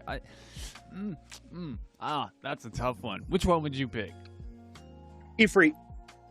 Yeah, see, I want Ifrit. That yes, but what about Bahamut? No, I don't think they're gonna do Bahamut. I really don't think they're gonna do Bahamut anytime soon. Yeah, probably not. But it'd be great. Yeah. But yeah, no. I would love to see an Ifrit, and if he played like a wrestler, oh my god. Mm-hmm. And then just knocks him down like a That wasn't a sub 20-minute game, was it? No. Okay. No, they didn't do it that quick. I don't think. Might have to double check on that, but I'm pretty sure they did. Dude, this is gonna be literally if the Leviathans win here, they win in 3. Oh, I think that's one thing that we have to look at. Yeah. If the Kings can come back, yeah, I think we might be looking at a 5-game. Well, yeah, if the Kings win this one, I'm gonna be expecting it to end up like every other set that we've started this exact same way with. I want to see a 5-game set. Shut up. I want to see 5 games. I do want to see a 5-game set, but also we're seeing a theme here. Yeah, no. There's definitely a theme this world's of teams sleeping and waking up. So let's see. Let's see if the Kings set their alarms. After the post-game analysis. Hit the snooze a couple times, maybe, and if they do, it might be a little too late. Yeah. You can't be hitting snooze too long, or you're gonna end up like the Dragons. Too soon, man. Or the Scarabs.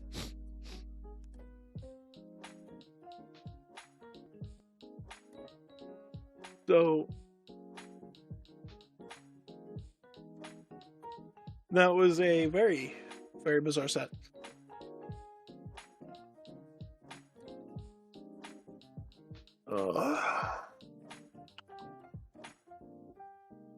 So, where can the Kings really make their pivot? You know, like I talked about this Hell, I talked about Yarkor. Okay, on if you're gonna pick RDO. Hell, I gotta see more than what I saw in that Is that game. Jithins? Yo, happy birthday, Jithins! Yo, happy birthday! Yo, I love this. Anyway,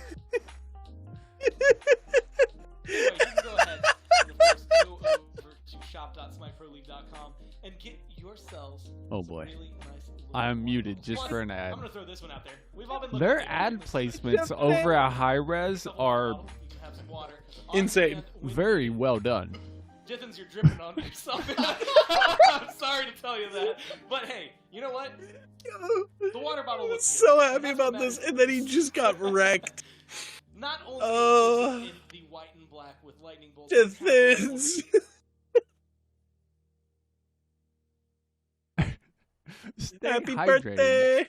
We'll fill Yeah. that with half honey. Right. We're gonna need it. Oh, 100%, dude. Oh, dude, I can already feel it in my throat, dude. Yeah. These shredded vocal cords, man. Yeah. You know, the Kings can't do that again. They can't go 17 minutes without a play. No, they can't. You know, So, they yeah, need to actually dive in, and they need to actually play it out. They got to switch out Hell. Yep. Who else They had Soul as well, didn't they? Your core. Yeah, I mean, Zap on Soul is fine if you counter it correctly. They got to I get want to rid see of that. Netriad pivot to a Medusa. I want to see Netriad pivot to Medusa. Medusa on Detroit would be good. Yeah, I want to see the pivot. Zap on Soul is a nightmare. Just no. Zap on Soul's a nightmare. Zap on Medusa's a nightmare. Zap on There's a nightmare. What isn't Zap a nightmare on? Chicks? I don't know. It's like trying. What doesn't Zap look good on? That's like trying to. I don't know, man. I'm trying. Give me a second. Merlin. I don't think I've ever seen him play Merlin, so I have no data on it.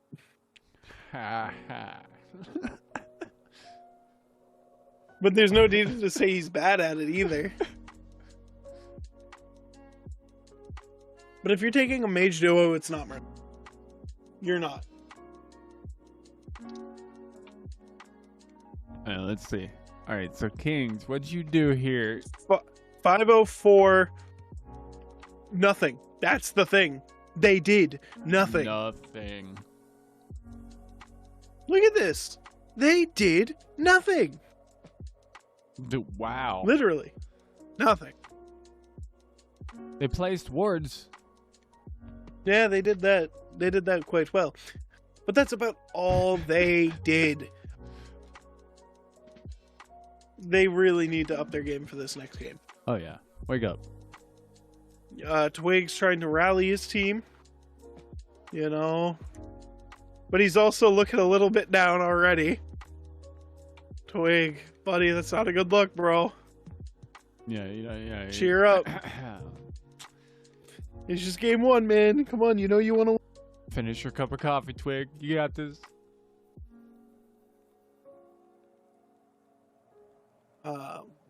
I definitely think the hell needs to go. I think you need to throw it up in the ban column. You didn't look good on it. You move on. Unless Variety wants to pick it up, you move on. Right. Yamoja, first thing banned out. Fine.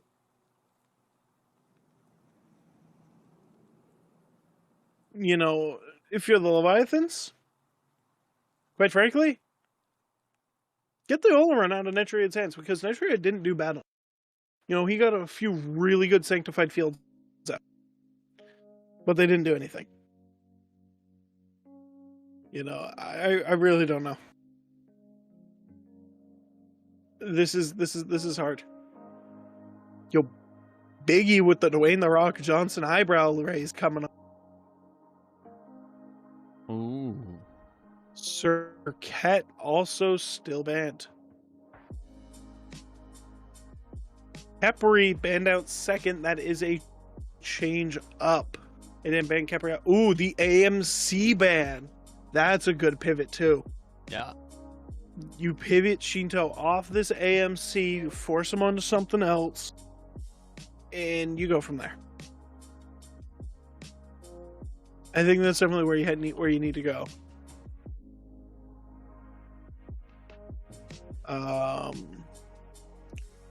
If you're the Leviathans, man, just whatever you don't want to play against. Whatever you do. Ooh, the Heimdall banned out a Prioid. I'd say set your duo lane up. Yeah. Get Netriad comfortable, get Genetics comfortable, so that way Genetics isn't facing like 9 bans. But the Odin. They went back to hell. If that's not in Variety's hands, I have questions. If that isn't going back, if that hell is not going solo, if that hell goes back mid, bro, I can't, dude. Ardio or Ling Shen hovered. Okay. Ardio will be locked in.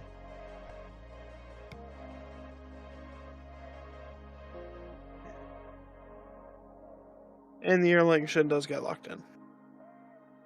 Bro. The one pivot, man. The one pivot I asked for the king. Ooh, the Fafnir. Now pick the Izanami, please. Please, Izanami, Rama, something.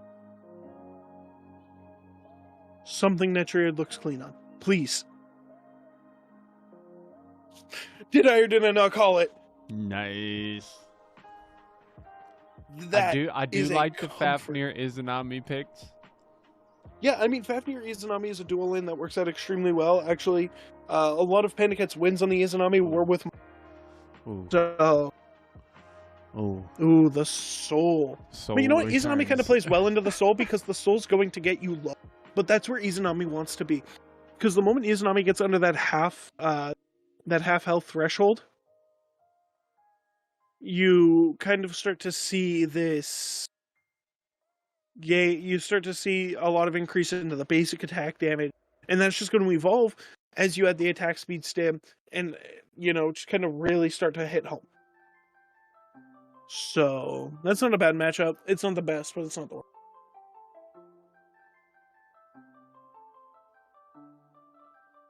Sobek again gets banned. So, that makes me think that they think that this hell's going back mid. I want to see that hell go solo. I think that's what they need. Medusa, they're not convinced that this soul is going mid. They're not convinced that this hell's going mid. That this soul's going duo. Honestly, why wouldn't you give it over to Zap? He's looked so good on it. Why not send it over? Yeah. You know, I really think that Zap on that soul is definitely going to be too good, and it's exactly where you want to see it.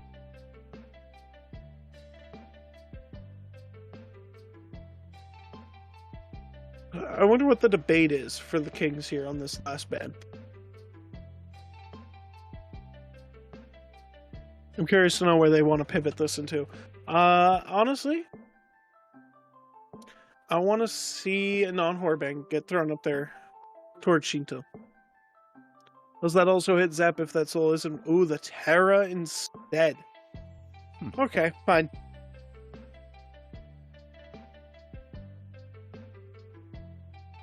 Wrong U's probably gonna pick, I don't know, a Ymir. Probably. I'm thinking Ymir. Maybe the Nox. Go back to that. Ooh, Fenrir's still open too. Oh. Fenrir is still open. So we could still see a pickup of that if we really wanted to. And it is a Fenrir hover. It is a Fenrir hover. Get some doggo Fenrir action. hover. Ganesh! Nope. Oh, the Dharmic Pillars, one of the best ultimates in the game, dude. Going right to Rongyu's hands.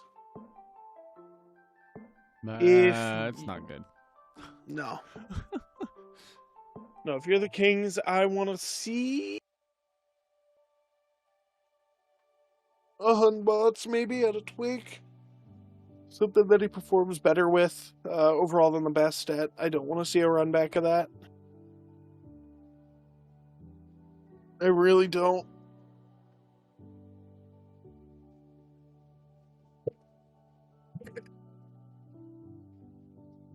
I definitely think that that's where your secret's going to and lies whenever Twig picks up here. Yep. Seems to be there's a lot of debate going on with that. Bank time sitting where it is. Ooh, the Nike. God.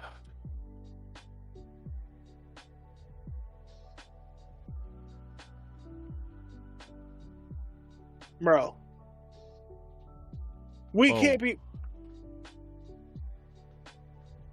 And we run it back. Okay. Win rate 25%. Okay. Yeah. Fine. Let's run it back. Okay. Yep.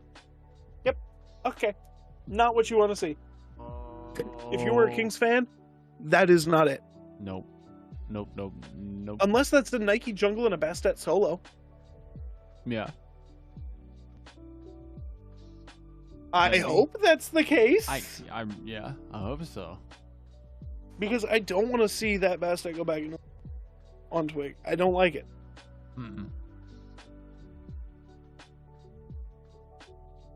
I really don't see that. I really don't want that Bastet going back in the jungle. But also, Chiron, dude. Do you think that's going the way of Shinto? Yeah. Because again, why wouldn't you put Zap back on that soul? 100%. Especially after the last game? Right. And honestly, if Twig's gonna play if Twig plays that Bastet again, he needs to be more aggressive with it. Yeah. You know, get that ult up, maybe get a level or two, and then start going in. Start pulling Zap. Start pulling Shinto. Start pulling Yark. Just start pulling people around, placing them, and but I do gotta say, I think the Leviathan's picks ended up being better this game than last game. Right. I definitely do think the Ganesh is a really nice one, and the Erlang Shen switch up is also a really nice pickup.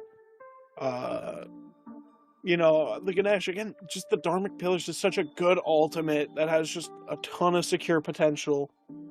It's just really good. Yeah. So, I'm not super happy about this Halloran deck. It wasn't that impactful.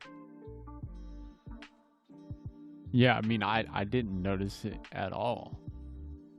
You know, I mean, if you're going to run Hell, you have between those forms cohesively, you know, kind of wedge it together.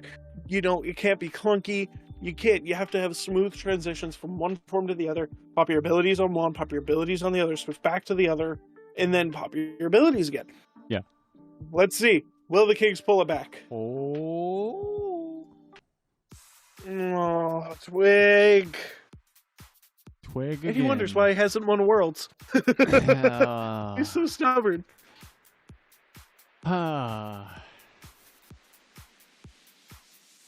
Yeah, I hate to see it. We do have Shinto on Chiron. Where's variety?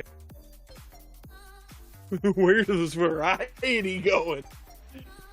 Variety, what are you doing, man? Big man things. Netrioid on the Izanami. I quite like that. I quite like that pick for Netrioid. He plays it well. He handles everything. I think it's a really good pick. Yeah. Wrong you. Instantly starting up on that purple.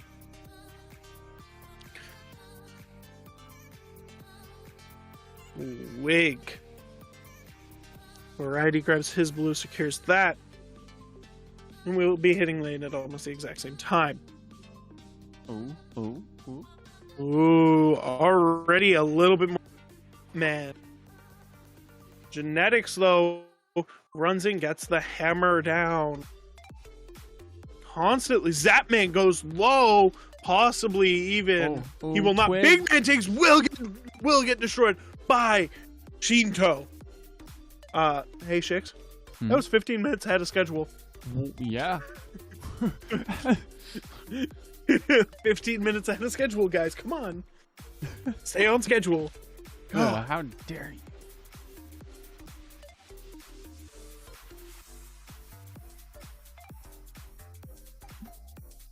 You know what I want to see out of Netrioid? Not another Heavenly Sprint.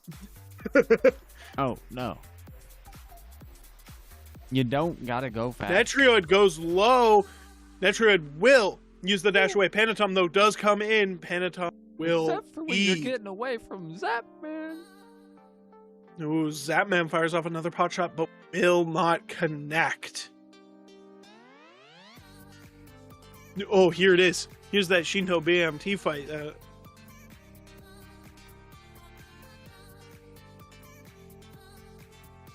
Oh. Panatom just do it. The pin just happened. Shinto looking for big man things again with Panatom, and it's the same time as last time. Wow. You need to pivot off of this hell. Netrioid getting looked at again, but will walk back under tower. Anatom will find Captain Twig.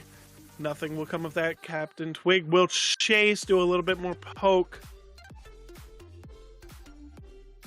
That man low, Panatom and Twig running it down duo. In comes Wrong You. The Captain Twig goes low. Captain Twig will not get away. The stun down from Wrong You. Captain Twig will juke, and that'll engagement. Panatom though. What are you doing, Genetics? Will take the purple buff. What is this? What is this, bro? I mean, I like that they're being more aggressive. Yeah. Not working so far, hey, but it's 3 minutes, and it's a 900 gold lead. Oh boy. oh boy. Kings, what are you doing here, huh? Wrong. You get stunned down on, but will dash away. BMT with 2 less. Yeah, dude, that's insane. And it's 2 kills onto Shinto. Shinto has 2 kills. You know, Twig's just... What's Twig doing right now? I think Twig needs to get his ultimate, and I think he needs to go do and I think Yeah. He needs to go hit some You need to hit Zap. Yep. Yeah. Yep. You need to get some ultimates up, you need to hit Zap, and you need to hit Shinto. Yes. Like, this is nuts. Genetics, though, will stun down on Zapman. Captain Twig coming down duo, and... A little too late. He will get pointed out. Shinto's right there waiting. Catch Twig. Twig will leap away. Wrong You will dash up on the Genetics. Wrong You got stun out the Dharmic Pillars. Shinto will get Twig. Captain Twig again. Why? You see what I mean by Dharmic Pillars is one of the best ultimates in the game? Yeah. That score just says no. It's another one of those ultimates that it creates an area you can't play, you know.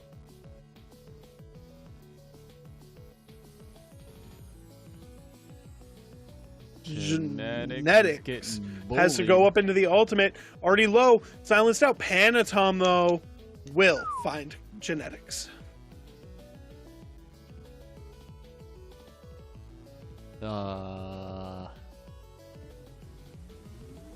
Again, they're going early, like 15 minutes ahead of schedule. Wow. The Greater Scorpion will fall there. Panatom will help Sap secure his own purple. I want to see. I really do think that Hell was the wrong pick. Yeah. Hell's supposed to be doing what right now? You know, Hell's done nothing. Literally done nothing. Wrong. You will rotate out, so as Genetics.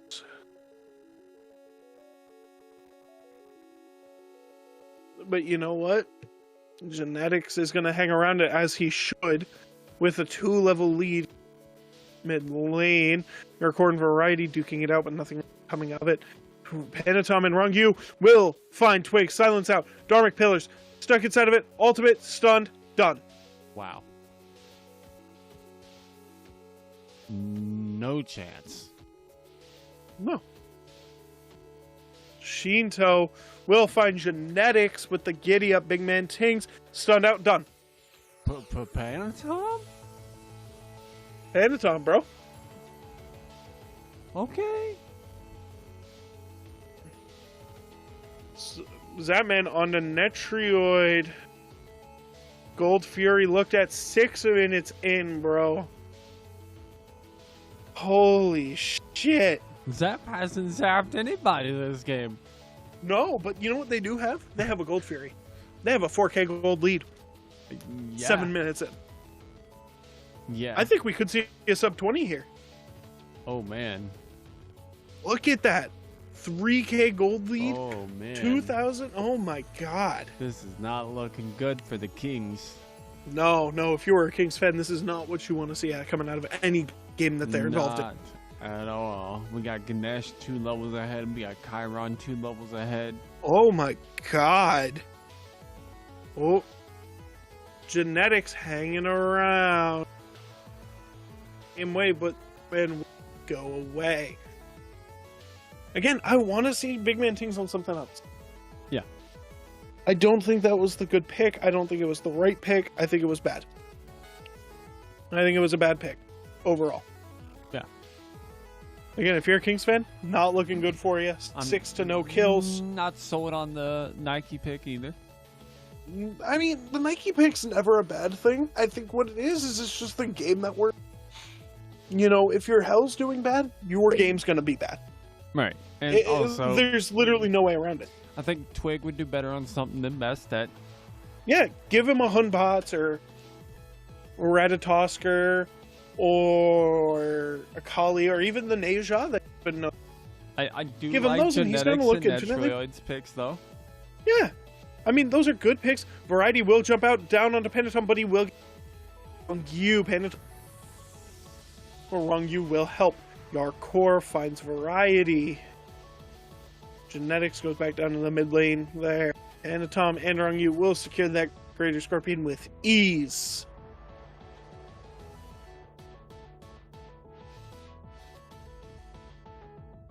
This is just absolutely stunning coming out of perfect macro play. Not even giving the Kings a chance to play. No, not at all. They've won, every engagement in this game. No. If you can even call those engagements, the stun down on the Zap, but the Zap...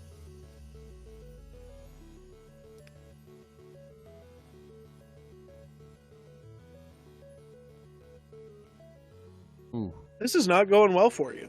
RDO just hit level 11. Yeah, dude, this is insanity. Oh, bro. The Dragger buff will get secured by the Atlantis Leviathans, though not doing anything now.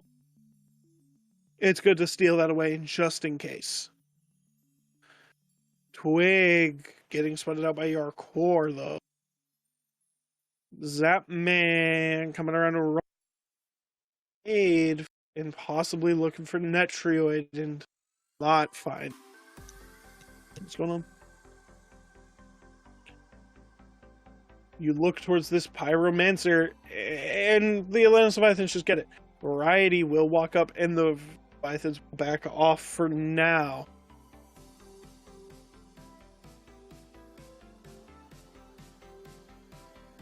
Kings are trying to slow it down a bit.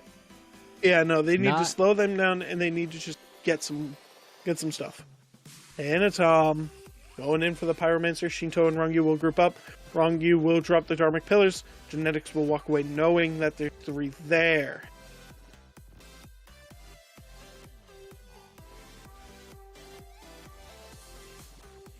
You know what? This is great map control because, normally in this type of scenario, you see a majority of one team head towards Pyro, you want to go. But guess what? The Leviathans have delayed the spawn of the Fury by just enough that can happen. So while they're on Pyro, the Kings have no objective to go to swap out for. They just have to take it. So that means that they're going to go right for that Fury. The moment it spawns, and the Kings can't do anything about it. I think the Kings have to put up a contest here at this Fury, and they have to win a clean engagement. Pentaton will jump on a Netrioid, but Genetics is there. Genetics coming in just in time. Yeah, Twig hanging around. Ongu searching for Genetics, and he will not find him.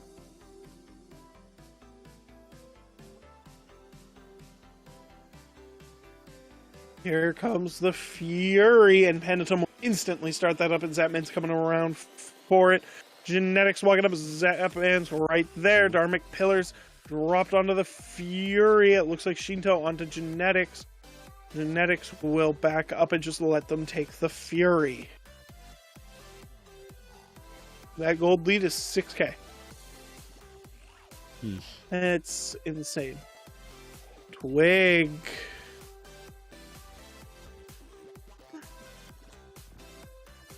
They have to contest.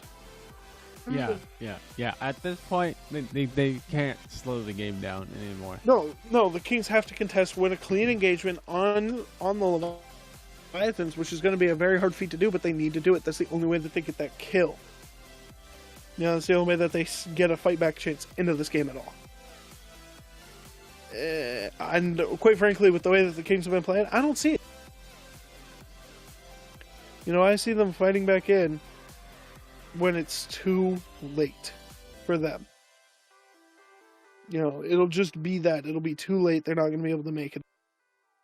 That being said, I don't think there's been a kill since the 5-minute mark. No, it was probably closer to the 7 to 10 minute mark. But even then, the game hasn't slowed down at all, at least at any point, because you still have this intense, aggressive positioning, neutral objectives from the Leviathans that the Kings cannot contest. Twig and Panatom duking it out. Twig dropped low. Twig has to walk away. Twig barely makes it out, and he will not. Shinto will claim credit for that one. Genetics and Etriad will try to farm that. That's nuts. They got beads, and they got the meditation. Genetics will stun out Rongyu, but nothing will come of it.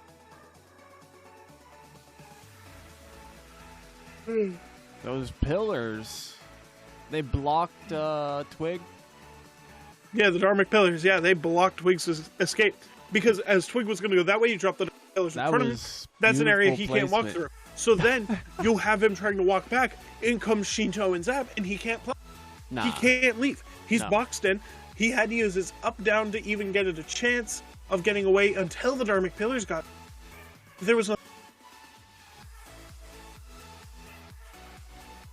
That's just how it is.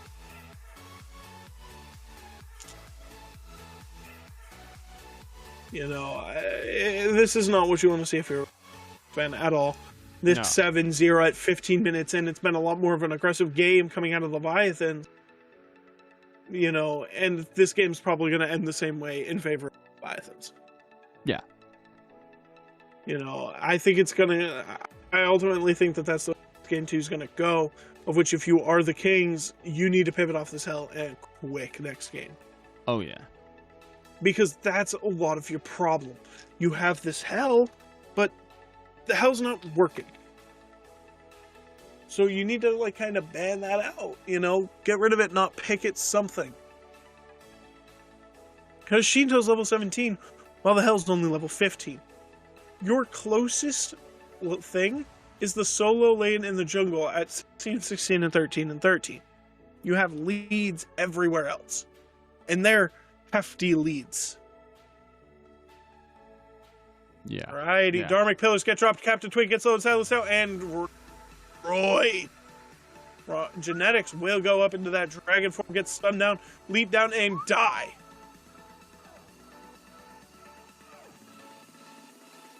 Panatom with the rampage. Yeah. Oh, Big Man Ting. Panatom, though, getting knocked back by Variety. Big Man Tings will get the Panatom. Shut him down. That trioid, Big Man Tings and Variety pushing up onto your core Rongyu Shinto. But nothing will happen of it.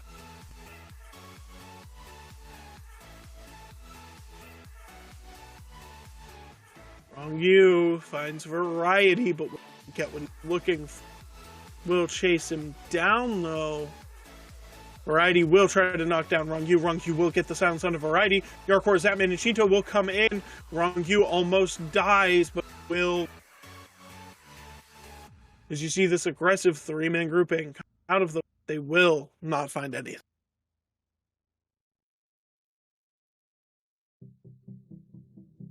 This is just picture-perfect Smite.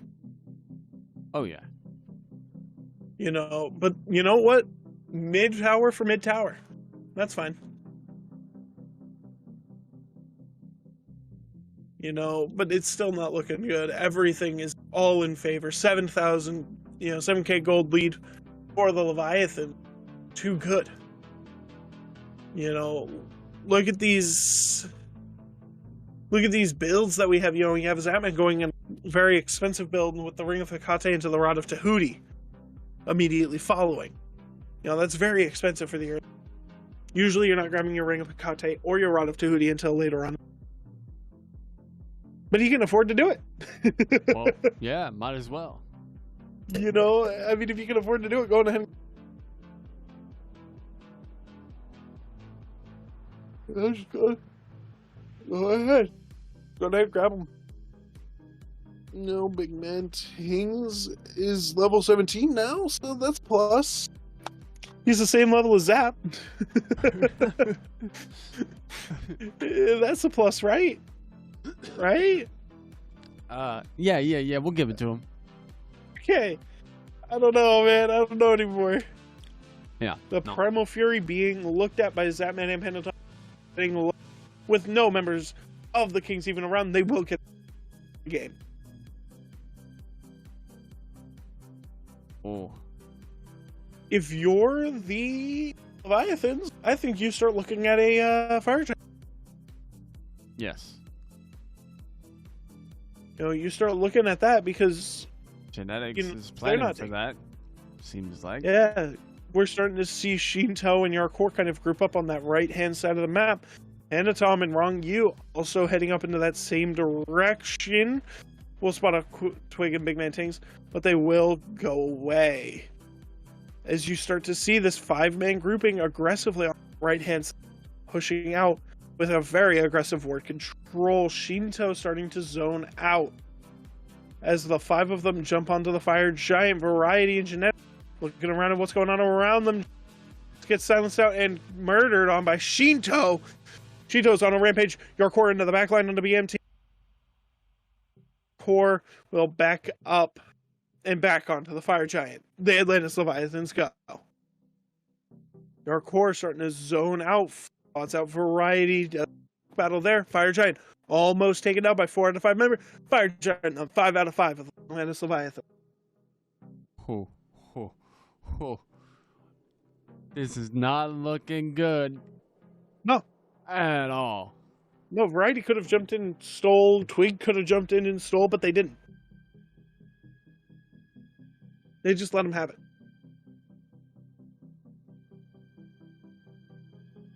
Again, still. Now a 9,000 gold lead. 9,000 gold. What the hell? You can grab the tier. At this point, if you are the Leviathans, you're looking to end soon. Yep. Because there's no way the Kings will defend the tier 2 here. They can't risk it. If you look at how far they are behind, they're not going to risk it. Genetics has just ticked over to the 13.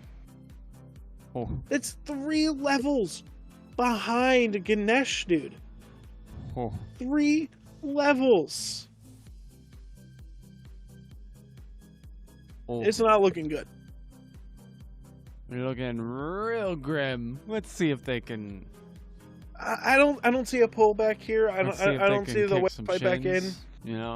Bite a nose or an ear off, maybe. If they get a the 2-3 split, Rung Yu, Shinto, and Zapman on one side, while Yarkor and Pentatom are on the other. As they all kind of group up on this middle tier 2, they will take that probably in seconds.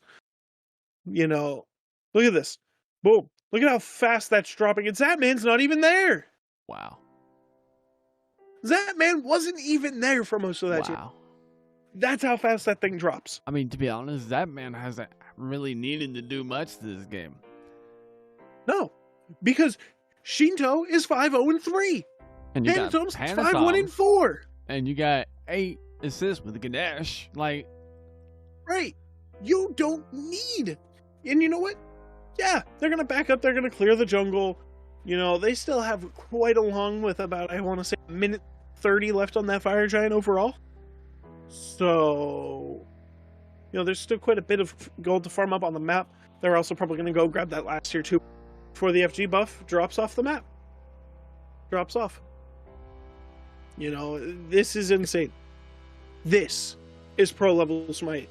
This is what happens when the Leviathans are on point. They are clean. They are good. Map control right here. Oh yeah, 100%. You want to know what the Dragons did in game 1? In phase 1? It's this. Yeah. Yeah. But now the Leviathans are doing it. Yeah. This aggressive style, this I'm in your face kind of pickup. And your core is full build. Oh. Your core is full build. Oh boy. And you know what? All Shinto needs is a tier of an item, and he's good. He's almost got his Titan's Bane finished out. You know, this is just a really good game. Ooh. Are they looking for a Phoenix Siege, or are they just going to back off and just grab that last tier too? You know, I mean, they have time. You know, it's not like that they have a lot to wait for. They're just going to go on ahead and increase their gold lead even more. You know, they have about 11,000 gold lead. I think they just want to I think they should just take that Fury, head their bets, and then grab the next FG and win. Just siege it down, man. Oh, yeah. You know, the Kings have to heavily fight back on this. You know, that Fire Giant has to heavily contest. I think they're going to give it their all. They need a steal.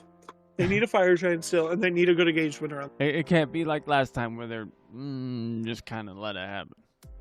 Right. You know, I mean, where are they? They should be at this Fury.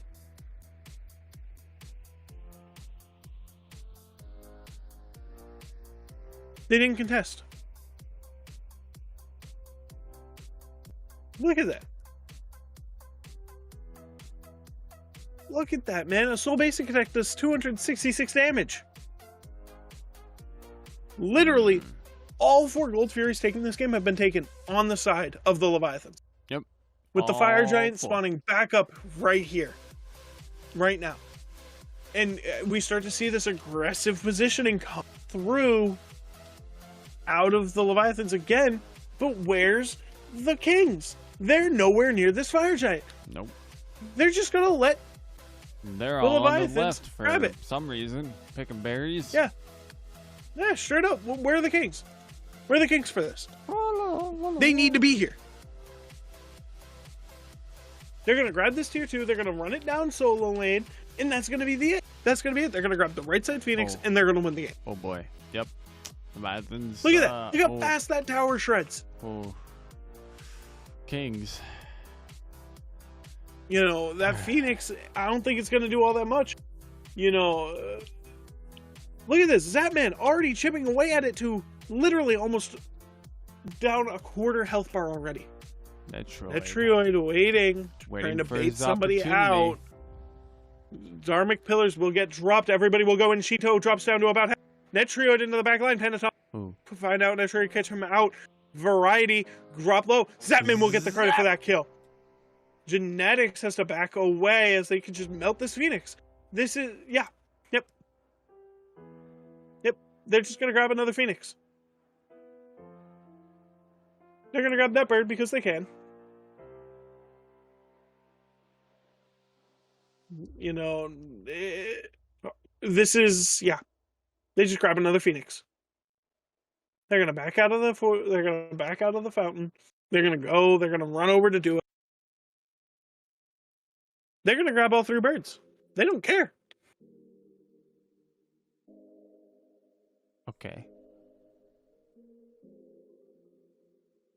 Might as well. Look at this. Look at that. Already almost down to half health. Dharmic Pillars will get dropped. Why is that not? I don't know. But Zapman dropped low. Twig will jump onto Zapman and get the kill. Rip Genetics Zap. fighting back. Turns into the dragon. Will leap in onto the Panatom. Panatom getting caught out, drop down to about Panatom drop. Uh-oh. Big Man Tinks will get the credit for that kill. Oh boy. They got some fight left in them. Hey, but that's the thing. Who won out with a better trade? The 3 Phoenixes or the 2 kills? I mean, 3 Phoenixes all day. Right. You know, and in 3 minutes, we're going to have an enhanced fire giant on our hands. Literally, the Leviathans, if they can hold out this assault by the Kings, which it seems like the Kings are about to assault down on this left-hand side of the map, you know, somebody's got a back to deal with these waves of minions pouring it down. And there's Twig going to deal with these minions.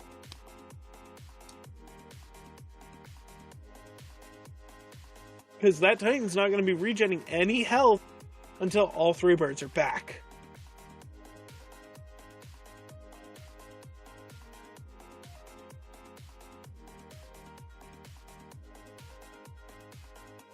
That was a really good comeback, because you've gotten Zap killed.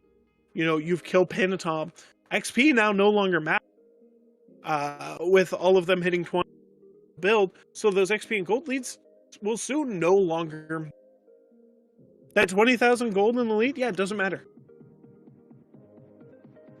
You know, that XP lead that they have won't matter. You know, it really won't soon. Nitriad, though, 100% kill participation. Same thing with Big Man Tinks. I don't know if it matters, though. I don't think it does. It was nice to see the fight, but I don't think it's, you know, gonna be I mean, enough. they have to put up a defense here on this fire giant. Obviously, waves are pushed up. If they just push up the right wave just a little bit more, that right lane, they can really start to contest this fire giant. I'm not expecting any team to go over to it until it respawns as an enhanced fire giant, with just under a minute for it to respawn, and there being 30 seconds until it respawns enhanced. And whoever gets that enhanced FG, I think will win this game. Oh boy. You know, there's the Finch to commemorate Jonathan Finch. Rest in peace. The Fury will fall. But that doesn't matter. You're literally waiting on tiers of an item. Look at that. Wingblade. Midgardian Mail. Boom. Done. Uh-oh. Captain Twig. Narcor already. It will be respawning enhanced. 5, it being over 30 4, minutes. 3. And then 2 seconds. 1 second. Right now. You know, Twig, start pushing up that wave, you know, kind of really making that difference with that right side Phoenix respawn. You can't afford to leave it, but that enhanced fire giant is spawning, and it's going to be an absolute burning again, fest. the Kings are nowhere to be seen. No. Where's Variety there? But Variety's there, but he's not going to be able to jump onto it. They're just going to let the Leviathans have the enhanced FG. Wow. Why? That was your chance. Why? You needed to contest that, but you're not. You're playing way too passively for this kind of scenario. You know, your Brins have just respawned. Your Titan's gonna, yes, be respawning, regenerating health, but it's not gonna be enough. You know, I think what needs to happen here is a decent engagement. Wrong you, though, sounds on a variety, but not fight open. Zapman will get the bird. Zapman does get dropped, though, by quite a bit of health. Panatom and Yarkor are in there, silenced out. Dharmic Pillars will catch out Genetic. Oh. Captain Twig will get the kill onto Yarkor. Panatom gets Genetic. Oh. Big Man Tings, though, dropped low. Panatom will get credit for the variety, though. Oh, man. They're just going to grab the birds. Why not? Why not? Captain Twig. The game's ending here, you know. I think it's going to end here. Just grab the last bird. Okay, there's going to be a breathe as they wait for this minion wave to come forward. They're waiting for minion waves. They're toying with their food. Wrong you, running in. Mighty there. Dharmic Pillars gets dropped down. Wrong U dropped low. Panda Tom will get the credit for the Titan kill. And we move on to a game. Panda Tom. 7 kills.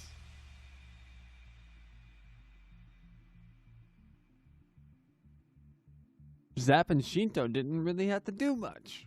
Oh. If you're the Kings, you pivot away from this hell. You have to. Oh, yeah. You need I think to that get might be a on little something too late, you know. I mean, there is reverse sweep potential coming out of this Camelot Kings draft. Let's hope. Let's hope. Yeah, because they have to win now 3 straight. You know, they've got to grab 3 straight wins. Yep. To move on to the finals. And I don't think they're going to be able to do it. I think it's going to be another 3-0. Oh.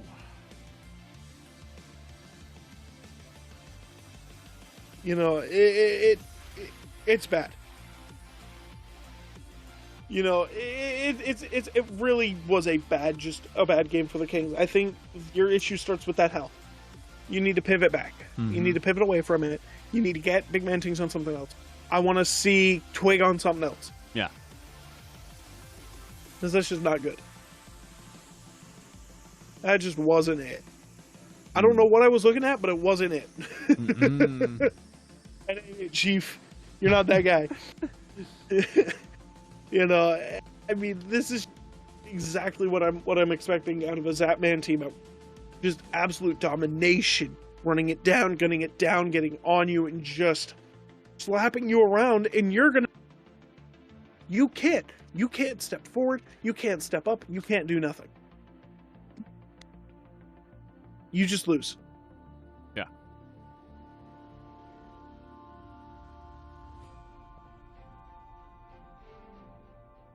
I think, though, if the Camelot Kings pivot away, I think they might be able to make a comeback.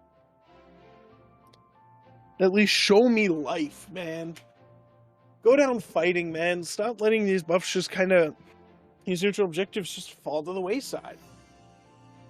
You know, they just kind of let these things happen. They didn't contest. You know, we saw that in game 1 of the Dragons and Scarabs. The Scarabs just weren't there. And that was the Kings here in game 2. You know, I really don't be any potential. I think Twig's going to lose his chance at Worlds for the 8th, at a ring for the 8th time here. For the 8th time, man. What's You've he gonna, been in what's this he situation. Gonna learn from this one? Don't be stubborn. Don't stick with something that ain't working. Right. You know, the whole thing of it, if it ain't broke, don't fix it. Only works if it ain't broke. Yeah, if it's broke, fix it. All right. Fucking get the duct tape, pick up the pieces, find something. You have a god pool twig. Use it. They're not banning any of your gods. They're not banning your Hunbots. They're not banning your Neja. They're not banning your, you know, what was the other one that he really played a lot of? Come on, it's on the top of my head, and I can't think of it. But they're not banning it. Whatever it is, I can't remember. Yeah, no, they're not at all. You know, they're not even looking at Twig. Twig's not even a thought on their dashboard. They're just not looking at it, and Twig's just picking this Bastet. He's choosing this Bastet over the likes of his Hunbots. Why? You know, they're opting to first pick this hell where if you want to get, you know, if you want to get Big Man Tings comfortable, that's fine, but giving him hell I don't think is the way to go. No. I'd rather see a Raw, a Cucullin, or... Oh, yeah. Definitely want to see a Raw. You know, just something else, man. Anything but that for BMT. Anything but that hell. I will be... If they lock it in a third time and it doesn't go to Variety, I'm going to call it. Yeah. Because they just aren't willing to let it go. Chat, what are you thinking? What are you thinking about, chat?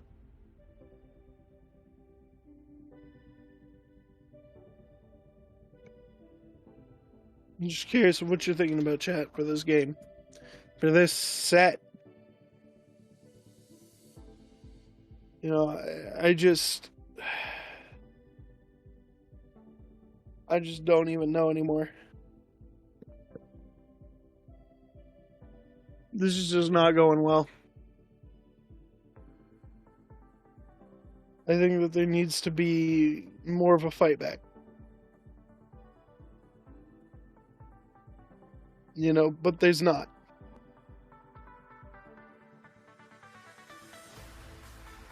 I think that we're not seeing enough deviation. We're not seeing, you know, anything good coming out of the Kings. All these picks that we know them to have, they're not using. And it's a problem. What do you think King's game plan was going into this set? Because I don't see it. Pick hell and feed. I don't see what their game plan was. You want to know what their game plan was? Pick hell and feed. I mean, I doubt it. That's what it looks like. I doubt that was their intentions. That's straight up what it looks like. Pick hell, pick best at feed. It. End. Done. That's it. This is all you need to know about this game. I think they were trying to go in and play the Leviathan's game. And it's not working. You have to play the King's game. No. Yeah. Make the Leviathans play yours. Yes. I just can't, dude. Also, Ad. Oh, yay. Hi, Ad. How are you? Ad. Pull up a past broadcast. It's an ad. Quick. Oh. What happened here? Past broadcast, are you okay? Go away from the bot. No. There we go. It just wasn't good. I think that you need to start. I really think the Kings need to pivot away from this hell. I can't say it enough. No, I really that was can't. their problem. Yeah. Hell, Bastet, what are you doing? No. Whatever it is, it ain't working. Whatever you thought was going to happen isn't happening. Nope. The Leviathans are not a team that's going to sit around and let that hell go. The Leviathans are not a team that's going to sit there and let that. Did you notice the amount of times that they were jumping on the Bastet and that they were jumping on the Hell over anything else? Is because you know that if those go late game without being touched, they're a problem. Oh, yeah. And you can't let that happen. If you're a king, if you're on the Kings, that can't happen. Right. Not allowed. You have to be on point all the time. You have to be on them. You have to be in it. You gotta... They tend to suffer late if you get aggressive on them in the early.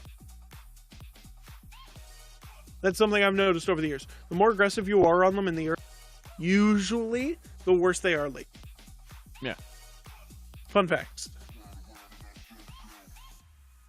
You know, that's why the Dragons usually beat the Leviathans 9 times out of 10 when they play.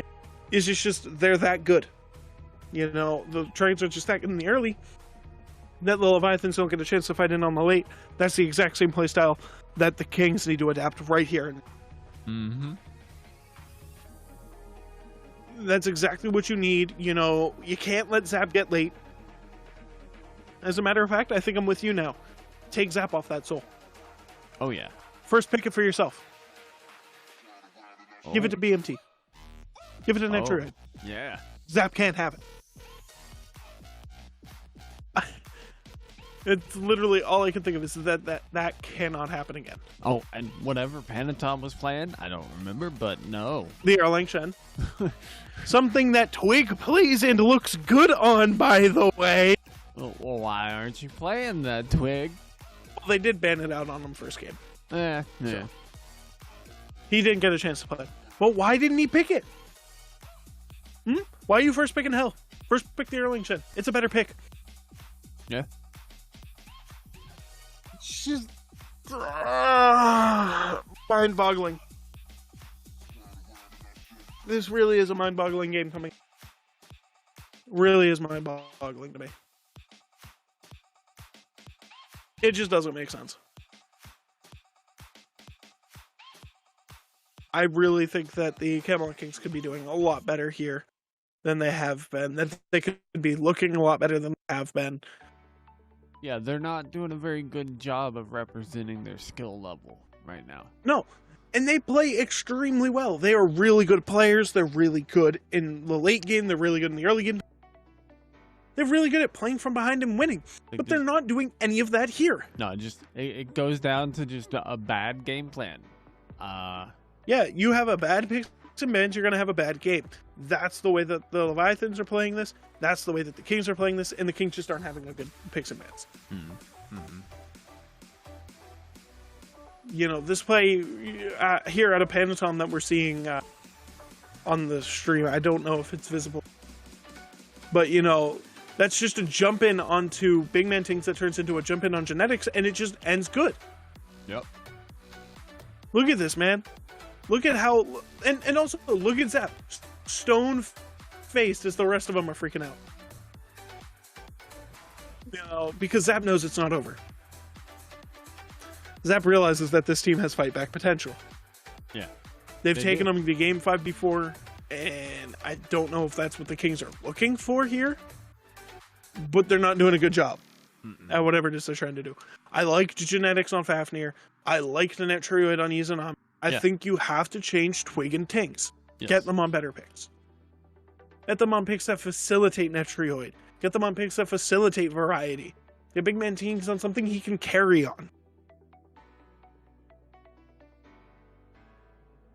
Because it's just not working.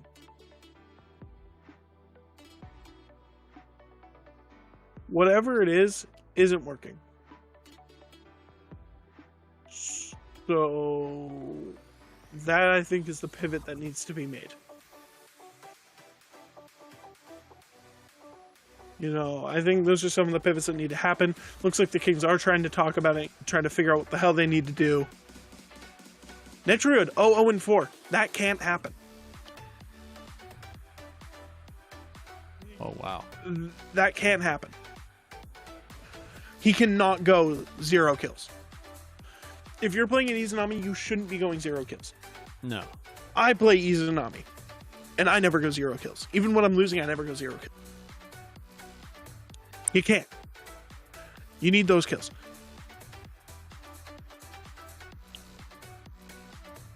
You know, those kills will matter. Yeah, well, I'm not trying in those games, Priv. There's a difference.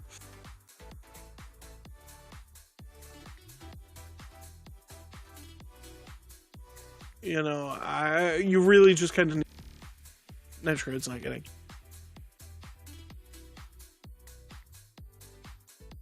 You know, I just don't know what's going on with the Kings. Kings opt for second pick this time around. So that's actually a change up here. Maybe they get a change up in their bans as well with that second pick, so that way they get to pick 2, where the Leviathans get to pick 1.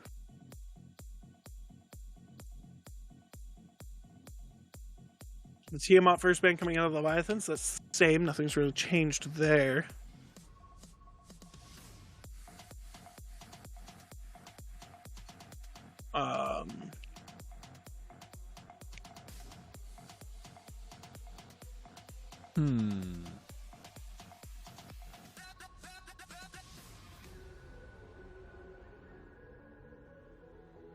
I'm waiting to see this King's first ban. It needs to be a change-up.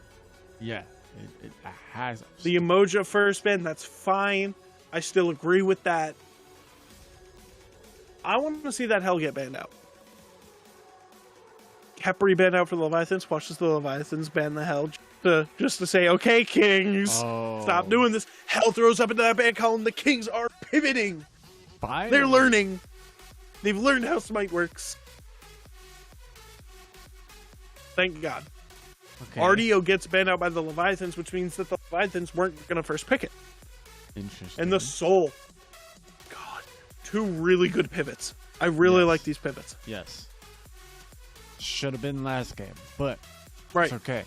The first pick, Erlang Shen. Yeah. That makes sense. Mm-hmm. Twig counter pick. Grab the Osiris. Oh, The Olarun. Okay. They go back to the Olarun.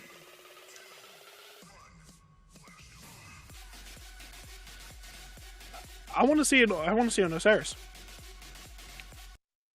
The AMC.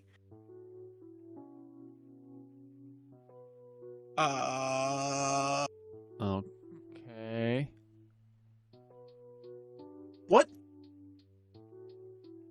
There's no way that AMC goes mid. There's no way. I don't see Tings playing that. I mean, if Tings plays it, Tings plays it. Genetics looking confused as fuck. Yeah. Yeah. Fenrir hovered and probably will. And Freya also hovered. That Freya is definitely going the way of man.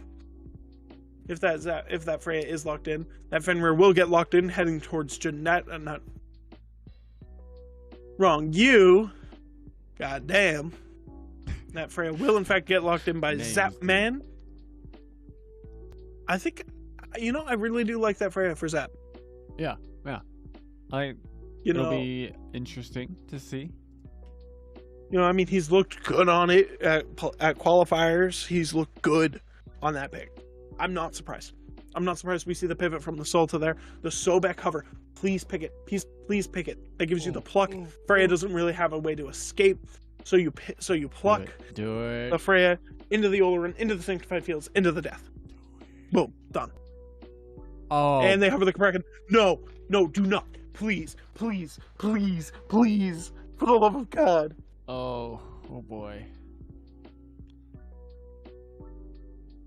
I'm gonna wait to see it get locked in before I even start talking about this. Why they playing with my heart like this, man? It's locking the Sobek. Sobek is the way. Sobek's right there. Xingtian's right there. Oh. Fafnir, thank God. I like this. I'm okay with this. Sobek was better though. Sobek was 100% better. But you know what though? I'm not opposed to the Fafnir. Yeah. The Sobek being better is 100, should have been the play. But you know what? It's fine. You ban out the Medusa, you ban out the Chiron. So guess what? What does Shinto play? On her? Maybe. But AMC wins that 1v1. Or you try to force him into a weird comp. I think we do have the potential of seeing York Horse Cerberus again. Oh. I think we have that potential of seeing that here again. Because there's not many things that you can pivot out to. I mean, obviously there's the Nike and there's the Achilles and there's the Osiris. But I think if the Leviathans want to close it out here in Game 3, they should.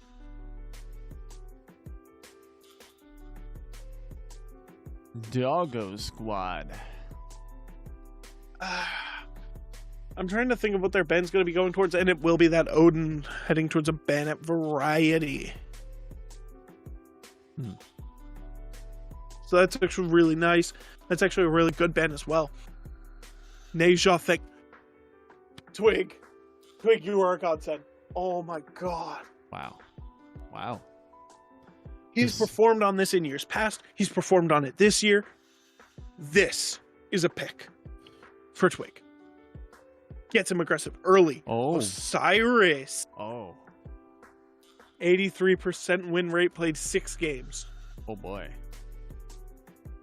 Played 6 games. Oh boy. Uller locked in. The Zuler. Oh, wait. Oh. Is that Freya going mid?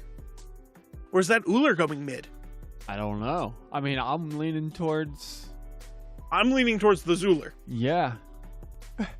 It's gotta be Zuler. I mean, come on. It has to be Zap on Uller. I don't see this going any other way, but also Zapman on Freya does look good. See, this is the flex potential of some of these team members. Yeah, but I do like them better on Uller. I do think Zap would look better on Uller, especially into this Uller run. Especially into this lane with the Fafnir. Oh, Shinto. Shinto on Freya would look, yeah, that's what I would do. Yeah, You know, Zap on because Uller, if on Shinto Freya. can play these hunters mid, he can play a magical carry mid. It's that simple. If you can play one, you can play the other. If you can play a hunter, you can play a magical ADC. If you can play a magical ADC, you can play a...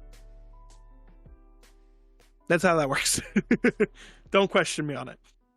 I will. In the believe you. Achilles, I like that. Okay. The Achilles has that nice and execute. Okay. You know, I you can do- execute down onto the Erlang Shen, onto the Fenrir, onto the Uller, onto the Cyrus. This is the best draft the Kings have had in this set. I think this is where the Kings turn it on. I think the Kings had to sleep a little bit, really kind of feel out the Leviathans, and now we're going to see him turn it on with this draft. Let's see if it'll be enough to get a reverse sweep. They have to reverse sweep, yes. They have to win 3 in a row. Which, by the way, we've already seen a lot of reverse sweeps this year. We've seen like 3 reverse sweeps already. Oh boy. Yeah. This day ain't over yet, guys. No. It's nowhere close. If this game goes well for the Kings, we might be nowhere close to an end. Oh boy. You know, this all comes down to, I think, the Kings' mental and how comfortable everybody is on these drafts. Now, we also have to prepare for the fact that that AMC might go duo and that Ulla run might go mid. Though unlikely, it really is unlikely. I don't see that AMC going anywhere but mid. It's just going to look good. Yeah. So. Yeah. I really do think that Uller run's going to be good. I don't know where that Uller's going to go. I think that's going to be the thing.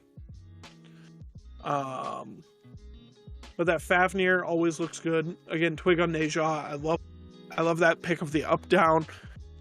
Though Scream didn't find much success on it today, that really is a poor representation of how good that pick can really be right now. You know, we saw it a lot during placements. This really good Neja.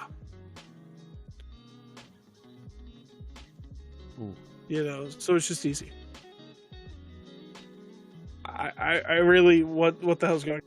I'm excited. I'm excited to see. Why are we going into game here? I don't know, but I'm excited. I'm running out of things to talk about. The casters are literally out of things they're talking about. They're talking about the possibility of European heritage of the Tartarus Titan.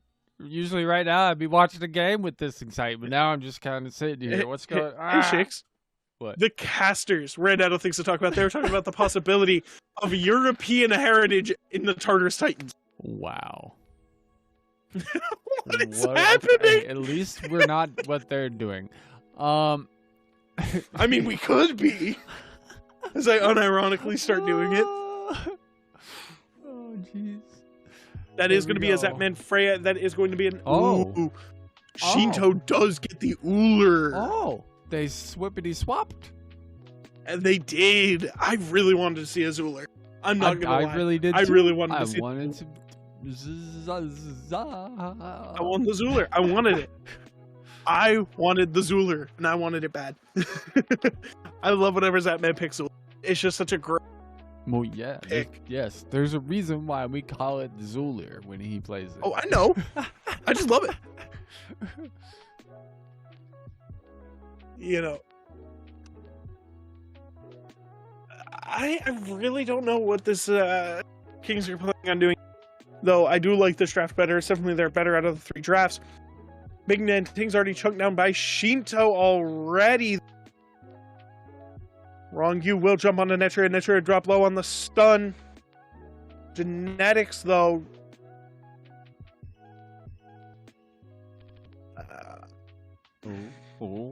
Wrong, you will have to leap away to protect his life. Though Genetics will jump onto Zapman, but they will both make it out fine and dandy for the moment. Come on. Give me something to play off of here. Metroid and Genetics are looking better already. Yeah. Panatom The Uller in. half-level lead. Panatom goes down onto Netrioid, but here comes Captain Twig. Panatom dropped low on the stun. Panatom gets killed by Netrioid. Wrong, you dives in. Shinto comes down as well on the rotation. Genetics, though, will pot shot those blocks. And Rongyu and Zapman will go back into the lane, but Genetics jumps in and will not find the secure. Captain Twig, though, refusing to give it up. Rongyu will jump away, but Zapman will get targeted down, and Zapman will also make it out alive. This is already a better game. Oh, yeah.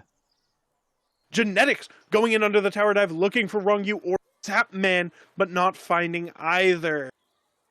Wow. Panatom comes back, though. Panatom hanging around. Panatom now knows that Twig is not there. Rongyu will jump down onto Netrioid. Netrioid gets stunned as Zapman going onto Netrioid. Netrioid will fall to Rongyu. Genetics, though, getting jumped on by Panatom, and Genetics trying to leap his way out of it, but Genetics will also fall. Zap.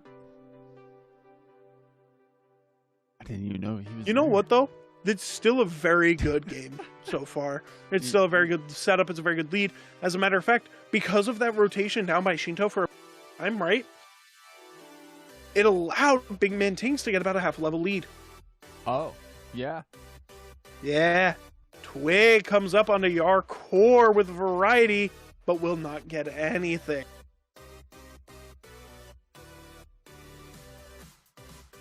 That's what I'm talking about. You know, this right here. This. Panatom comes up onto variety. Will get the pin down onto Twig. Twig will hit the sash on a Panatom. Twig will get the turtle form out of Panatom. Genetics, though, getting poked out by Rongyu and Zapman. Surprisingly, the leads aren't all that bad. The biggest lead at this current moment is probably going to be in that jungle lane. Outside of that jungle, with the fact that Twig spent so much time down in duo lane, it allowed Panatom to get a little bit more. But Twig's going to be able to catch up real quick if he just keeps his head down and farms for a little bit. He will be able to catch up and close that. Other than that, Amu's and Cobb has his ultimate. So that Stinger is live. The Execute is also live in the way of... Look at that. Level 6 for AMC. That is honestly better than ever. And look at this. Twig ticks over to 5 or Panatom. I saw that right before it swapped over. But this is the best game I've seen out of the Camelot Kings yet. Oh, yeah. Yeah. This is what it needed to be from the beginning. They're... Right. You know, you're the only lead the Leviathans have is a half a level lead in support. Which, by the way, Genetics being underleveled won't matter if Twig, Tings, and Netrioid can just delete health bar. Right.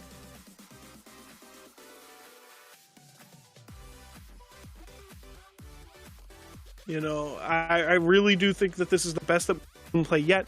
Yes, they're down in kills, but guess what? They're up in gold. Already. A better game. Though, Shinto pulling slightly ahead in that farm with the fact that you kind of needed to see Shinto get help with that secure of his own red. But Rongyu will take some pot shots at Genetics, but nothing will happen there.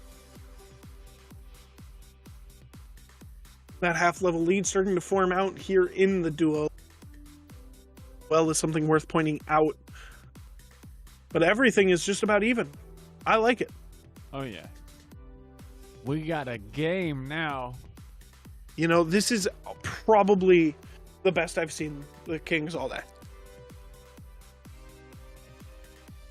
You know, I really do. I really... Game overall...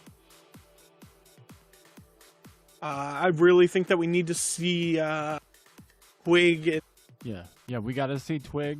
Tanks really kind of jump onto Shinto here a little bit more because it's just kind of even there, and I really think you need to put Shinto down.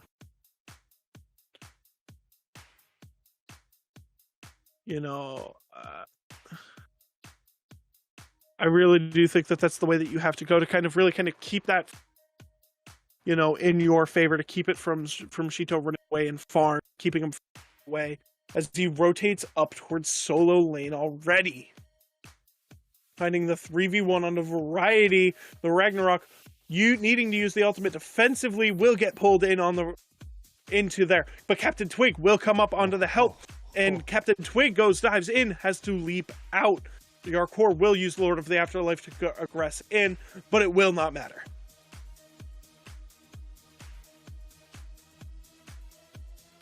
Yarkor, big man Tings up on that rotation. Yarkor goes down. Variety gets the credit for the kill there. Good pickup by Variety. Yeah, that was a clean engagement. Yes, Tings rotated a little late, but you know what though? He got a little bit more farm over Shinto. Netrioid though forced under tower by Zapman.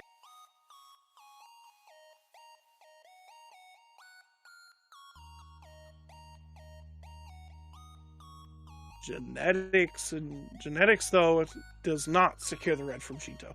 Panatom will throw out a pin, but find nothing. This is honestly probably the best we've seen it. Oh yeah, 100%. I don't know. If this is the closest game. If every game was like this, I don't know if I could have handled that. No, if every game was like this would have been a far different set. I think we would have been more at a 1-1 scenario, or it could have been a 2-2 scenario in favor of the Kings. Right. But we're not going to know until this game ends if these change-ups will really matter. I really think that they're starting to look better, that they're starting to look more solid. I mean, you have a 2-level lead in the solo lane now, and everything else is about even. Panatom running up to that right-hand side of the map. Shinto's starting to rotate back in the lane, though. Panatom comes up onto Variety. Variety gets dropped down to about having to use that into there. Gets hit with the Lord of the Afterlife, gets stunned down, and Panatom will get the return.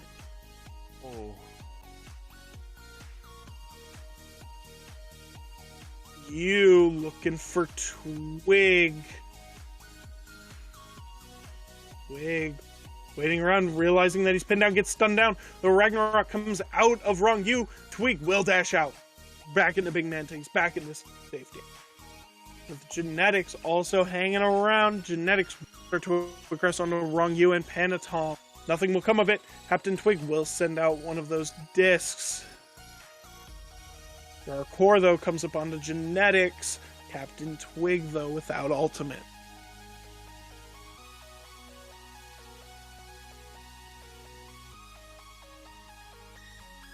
Wrong U kind of rotating around that danger. Twig and Genetics are there. Variety and Tings are.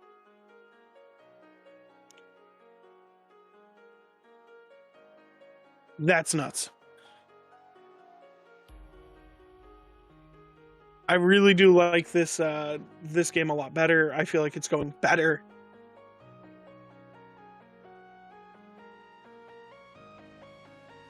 Genetics, though, coming up with Variety onto the buff of Yarkor. There we go. Panatom and Wrong U looking at a fury. That man's coming around. It is getting pulled. No member of the Netrioid coming in, but it might be a little bit too late on that. Big man team. Time. He will not in the first Gold Fury go.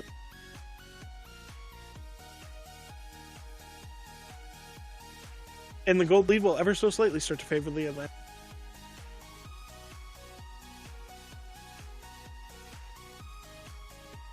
And they snuck it away again. You know, I mean, but even still, this is still looking to be a far better game. One Gold Fury will not make the deciding factor. Right. Genetics hanging around. You will rotate with Shinto. But the longer this game goes on, small things like that Golden Fury are going to start to stack up. Yes, but it might stack up at that moment in time. But right now, you know, we're not going to know. I start to just see stuff start to kind of roll out. You know, you start looking as the up-down goes down on Twig onto the Rogue. You gets dropped down. Big Man Tings gets credit for that kill. Genetics will jump in onto Shinto. Shinto will try to leap away. Panatom's there, but so isn't Twig. Twig misses the stash, probably saving Shinto's life. As that tier 1 tower is the target for Twig. Twig will aggress. Grab that tower. The pin will miss from Panatom. Looking at Yarkor. Oh, Yarkor falls down Yarkor. fast, having to use the Lord of the Afterlife defensively to get away as the Romancer gets looked at by this aggressive 5-man grouping. Wow. Oh, also, by the way, I'd like to say that the Kings have gotten gold lead back. Wow. How many times has the gold lead changed? Once. Well, twice technically, because it went in favor of the Leviathans and now it's back in.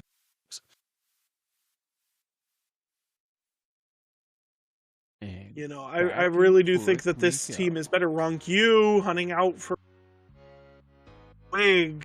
Panatom and Shinto also rotating up. They will think twice about it. Zapman dropped down to almost half health by Genetics. Genetics will go in onto Zapman. Zapman down. Netrioid coming up. The ultimate. Oh, the banishment. That was a banishment. Up into the Valkyrie's discretion goes Zapman. But the purple buff is dropped by the Kings. You, though, hanging around. Variety. Stuns down. Variety gets stunned down by Yarkor, but it will not seem to matter. Yarkor getting chunked by a heavy margin. That man rotating around with Panatom. Genetics is there, so isn't Netrioid. Panatom starts to go in under that Genetics. Will get the stun down by the pin. The banishment will come from the Netrioid. Netrioid will use the Sanctified Fields. Panatom and Zapman will no longer be able to aggress, but Zapman gets demolished by Netrioid as Panatom looks to aggress on. Zapman gets stunned down by Genetics, and there goes Panatom running in and running away. Rongyu does get stunned down, though. Here comes Twig getting the kill onto Netrioid, gets the kill on Rongyu. Captain Twig gets the kill onto Panatom. Shinto sent running. You want to talk about a game? This is it. This is the Camelot Kings. Where did he come from? Where did you come from? Where did you go? I don't know. Actually, where'd you come from? Where'd you go? Zapman bar. That is. There it is. And they grabbed the tier 2 and left. Zapman has no safe place to farm anymore. He has no tower to hide under. The Kings have busted this game wide open. Wow. With a 4,000 gold lead already. Fury should be spawning up here shortly. That's going to be something that the Kings need to be looking at.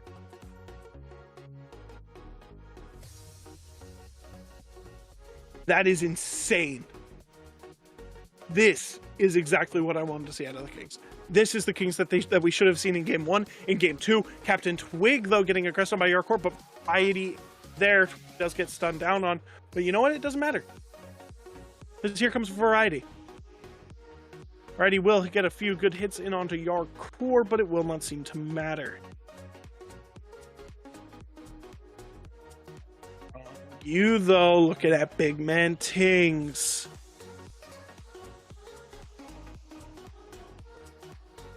Look at this. Yarkor duking it out. Does get stunned out by Variety, but Variety will stun by Yarkor, but it will not seem to matter. Lord of the Afterlife does get used by Yarkor. Variety, though, looking to get him low. There. We'll get him low, but Yarkor is still there. Yarkor is almost an execute threshold. Variety, though, also looking quite low. There's the execute threshold. It's executed by Yarkor. Shinto, though, does appear to be there. Shinto, though, has to run away. Panatom comes up, but Variety will try to seek safety under that tower. But Panatom is there. Panatom. Rongyu does leap in. Rongyu will get the kill secure. But you know what? That's fine, because here comes the Oni Fury from Genetics and Netrioid. You take that. You get a kill onto Yarkor. You get the Oni Fury. And off Variety. Yeah. You lose an ult off of Panatom. You take that. Definitely you take that. It's a life and an ult for beads. A life, an ult, a blink. 2 blinks, actually. And you get the Fury.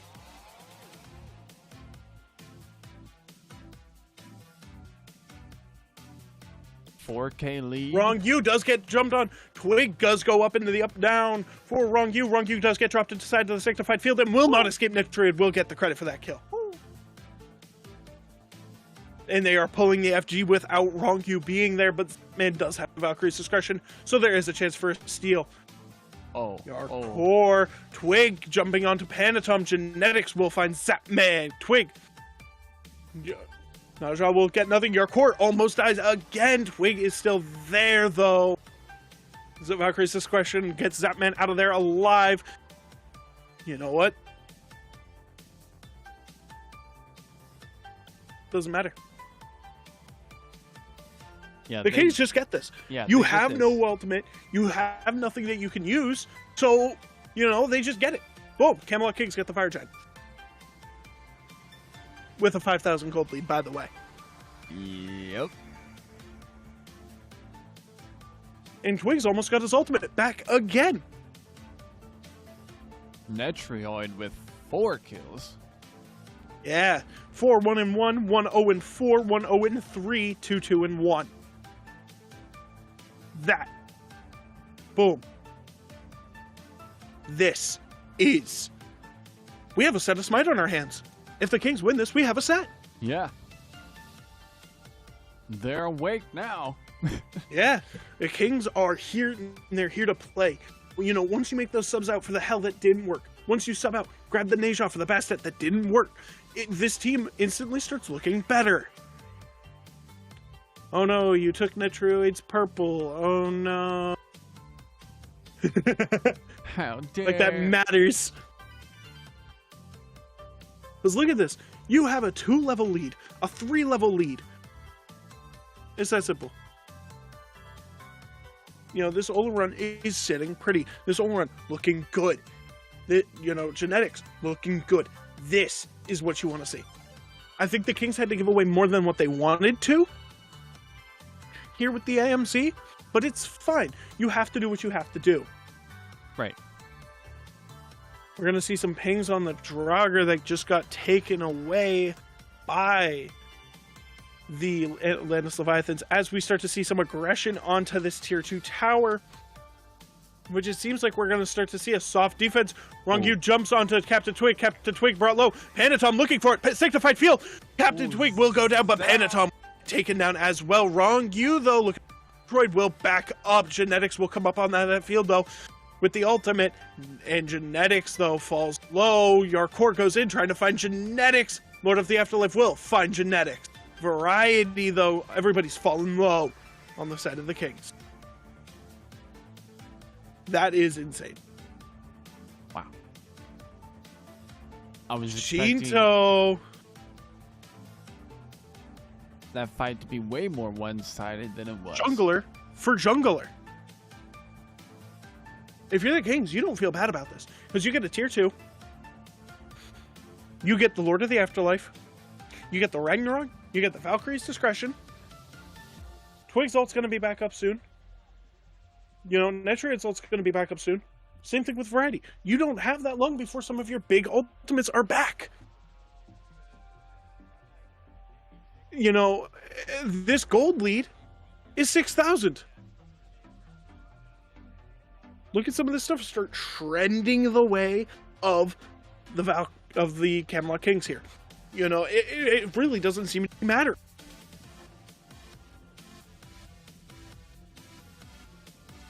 I think the Kings here, they take a step back, they try to clear out some of this jungle. I don't think they want to try to push a Phoenix here. There's not enough time left on the Fire Giant. Push. I think what you do is you hedge your bets and you start prepping for the next. Maybe even grab this fairy beforehand. Try to increase that gold by just a little bit more. 7,000 gold lead, why not make it more? Oh, yeah. Because the Leviathans aren't putting up a defense on. They can't afford to. No. Boom. They grab that, and now their gold lead increases by pretty much 9,000 still. Up at that 9,000 gold lead, almost 10k. All you need is one more clean engagement and the Fire Giant off of the Kings, and the Leviathans lose, and we go to a game 4.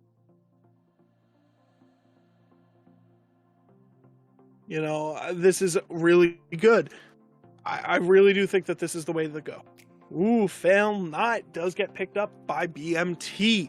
that crit chance, that cooldown reduction, and that physical penetration all at once.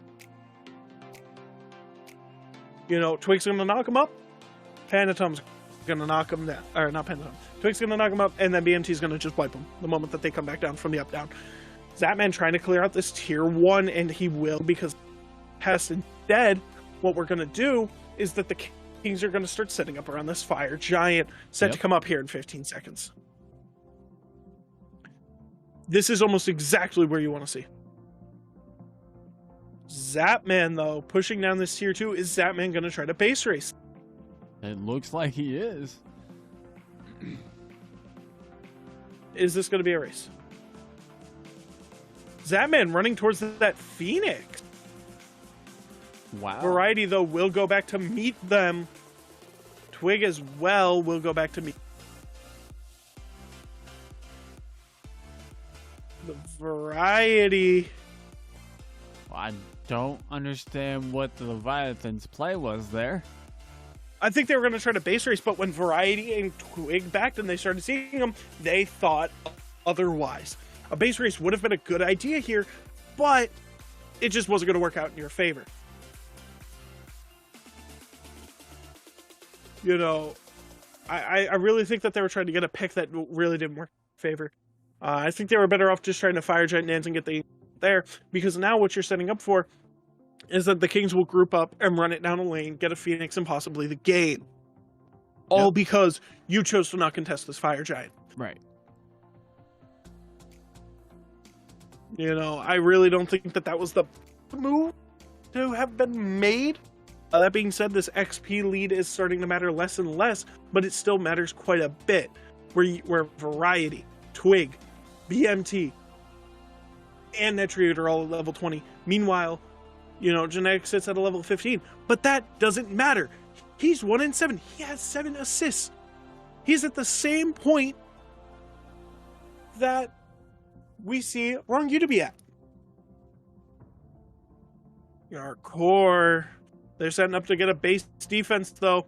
It might not matter. The big man teams goes up into the banishment. Zap man, they will back off for a moment.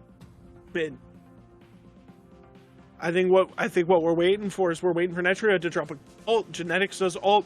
There it is.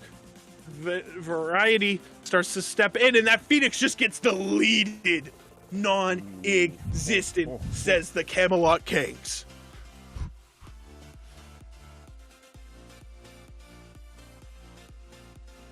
You know,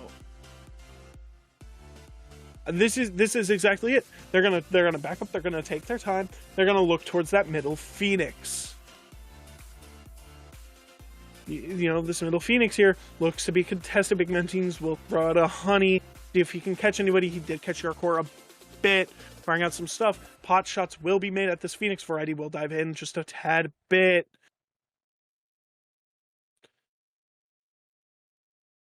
This lot of dancing.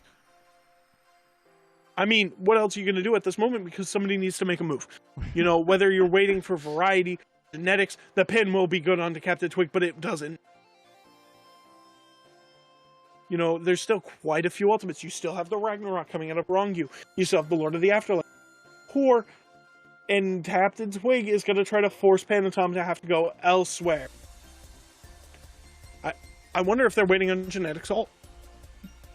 You know, with about a minute left on the Fire Giant, Genetics, I mean, they really just kind of need to go in. The pin will go in. Variety in. Variety gets stunned out and brought low, but it might not matter. Sanctified Field gets dropped. Your core is the only one caught. Rongu has to go into the Ragnarok to get out safe. The ultimates are all in. Variety, the Phoenix is falling fast. It doesn't matter. All those ultimates used, and you didn't get a single kill. You got most of the beads. Congratulations. You've got ultimates. Congratulations. But you've lost 2 Phoenixes, and you have nothing to show for it. They're just going to grab the Fury, further their gold lead, which is, by the way, already 11,000 gold. Now 12,000 gold in the lead. Not looking good. No, if you're a Leviathans fan, you're not happy to just see Panatom hit over to 20. you're not sitting pretty watching the Kings finish out their builds while your core's not even 20. Your core and Panatom haven't even started their last items. Meanwhile, Twig, full build already. All except for that starter item, which he's probably going to sell into something else. You know, Metroid's almost full build. Big Man Takes, full build. Variety, full build. Fire Giant will be coming up here in just about 30 seconds. And if you're the if you are the Leviathans, you're going to contest them. Yes.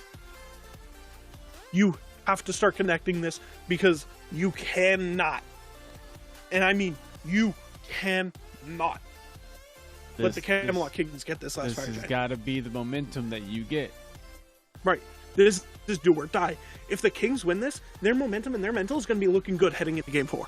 Oh, yeah. You know, here we are. We're going to start seeing that aggressive positioning coming out of Genetics and Variety. Genetics will probably spot Panatom.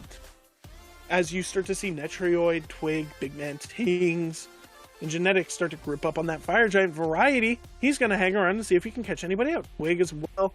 It's live. The dance begins now. Genetics. Somebody's going to have to back soon. Because you got fire minion waves coming down middle and right. You know, there's nowhere the Leviathans go. Ooh, they start to pull the Fire Giant, and it's going to get quick. Rongyu hanging out, and they grab that one as well. Wow. And look at that. Boom, Panatom had to back. And the Titan is taking damage. Oh, boy. And you know what? Panatom has to go over to defend left side Phoenix, making it a 4v5 over here on right. Genetics can just walk in, ult, and what are you going to do? You Sanctified Fields. What is Zap going to do? You catch anybody. What are they going to do here? You know, it really won't matter. Because in comes they come. Variety gets stunned down and gets brought down low. Back up.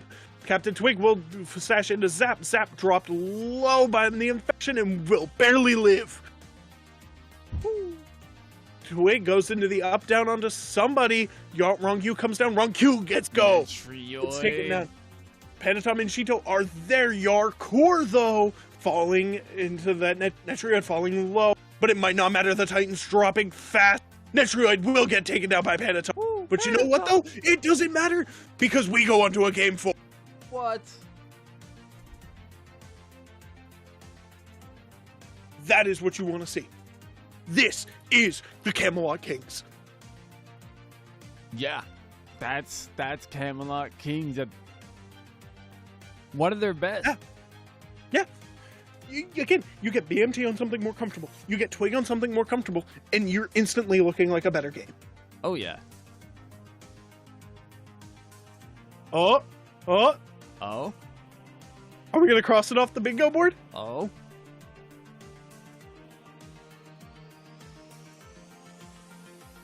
Myth, are you gonna grab it? Don't do it. Actually, please do.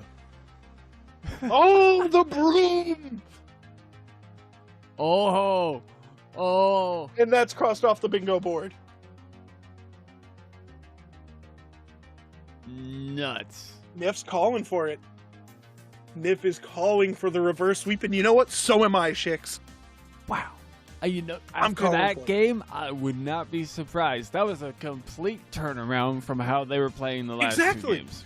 You know, you took it the last two games. Again, you get Twig comfortable, you get BMT comfortable, and you're going to be looking better. The Leviathans, they didn't respond enough. The Leviathans are put in a position that they weren't comfortable from. They had to play from behind. The Leviathans do not do well playing from that point.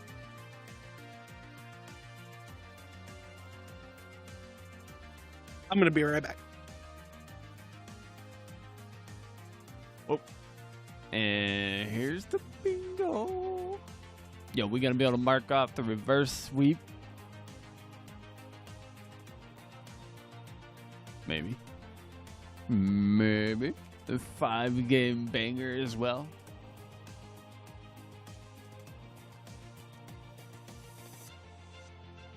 I'm surprised we haven't seen a chair punch yet. We almost saw a base race. I don't know. Does that count as a base race? No.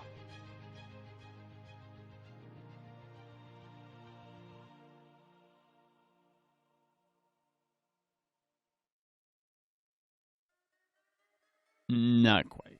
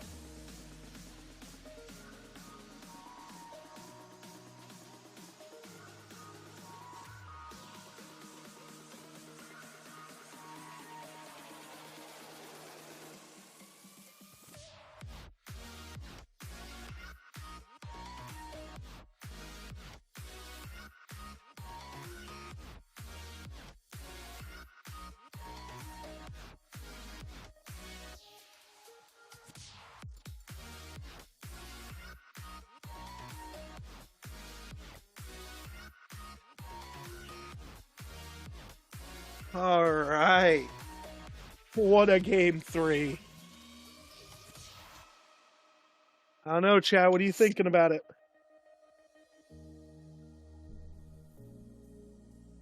I'm very curious on what you guys are thinking about this game 3. Where do we sit with the Atlantis Leviathans on the Camelot Kings? As we start to see some comebacks start to come into play here. And they start to matter.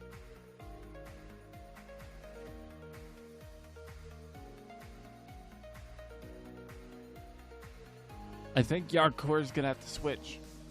Yeah, I mean, that Osiris just didn't do it. You know, I mean, Yarkor is going to have to switch it up. You're going to want to see some switch-ups and some other stuff. I wish he would have picked Cerberus that match. Yeah, no, I think if there's a Cerberus there, that really kind of opens up the potential, because instead of the Lord of the Afterlife knockup, you get the Stygian Torment, and you can really kind of displace people. Yes. The Stygian Torment matters a little bit more. You know, but I think they thought with the way that the previous 2 games went that they didn't need it. True. But the broom came out from Myth. I think Myth's calling for it. He thinks there's going to be a reverse sweep. Hey, if there is, I'm cool with that. I'm calling for a reverse sweep. Because that would be the play of the century, right? Get this reverse sweep and just absolutely start looking good. Yeah. You know, I mean, there's a very few things that the Camelot Kings can do to screw this up. Alright, the Camelot Kings, right, have tossed the ball into Atlantis Leviathan's court. You know, the Camelot Kings have sat there and they're like, okay, we've shown up. Camelot Kings, they don't need to pivot. Just do the same thing again. You know, but will the Leviathans let that happen? You know, I feel like the Leviathans, in order to change this, they need to pivot. Oh, yeah. Get twig off of this Neja. Are they going to be slow to pivot like the Kings? I doubt it. Leviathans, very fast to pivot. You know, like when the Bolts kind of made that fight back, but the last time that they squared off, what did the Leviathans instantly do? They pivoted, they changed their pants. You know, I think if you're the Kings, you don't change a thing.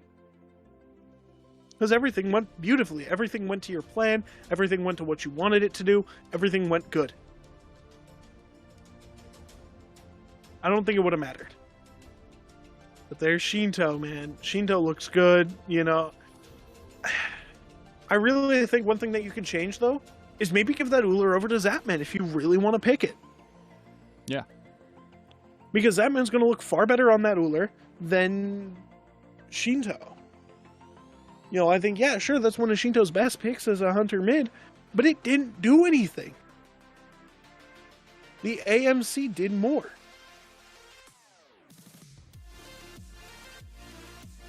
You know, I really think that hunter mid meta really did well.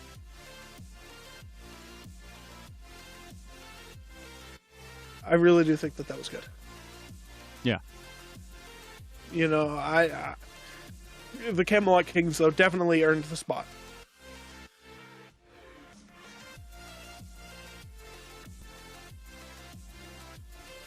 You know, I really do think that the Camelot Kings are... They just need to keep it up. You know, they need to not fall into the... Okay, we've won one, now you've won one, now you need to win one. Oh, yeah. Take it a game at a time. Don't look at that third game that you have to win. Doesn't matter. Doesn't exist. You just have to win game 4. Yep. Winning game 4 means a win in games, could mean a win in game 5. But the Leviathans screwed up big. They didn't contest that last Fire Giant. They didn't contest any of them, really. No. That, you know, I think that contesting is a problem. If you take a look at game 1 between the Scarabs and the Dragons were just allowed to take objectives.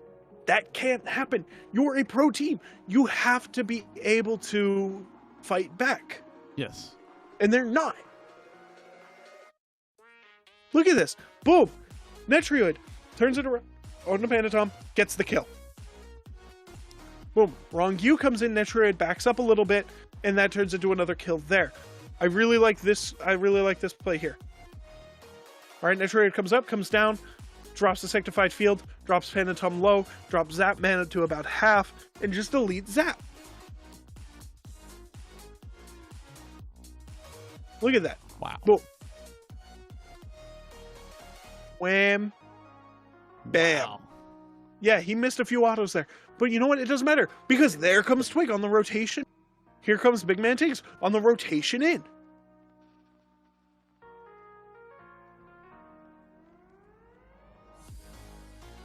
You know. Boom. That definitely made the better impact. You know, you swap out those side lane. Boom! Look at that, dude. Yeah, yeah. I really can't. I think that's why you ban Olorun. Yeah. See, Twig, he's staying calm. All right? Yeah. Genetics, he's red hot. He's excited. Netrioid, he's excited. You know what Twig did? Okay, we've won one. Right. Now we need to win another. Mm-hmm. We've won one. Now we need to win 2. We win 2. Now we need to win 3. It's that simple.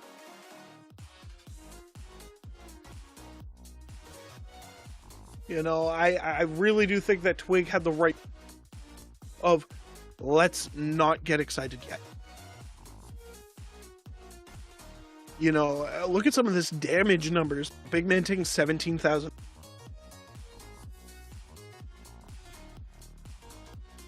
If you're the Leviathans, you're opting for second pick.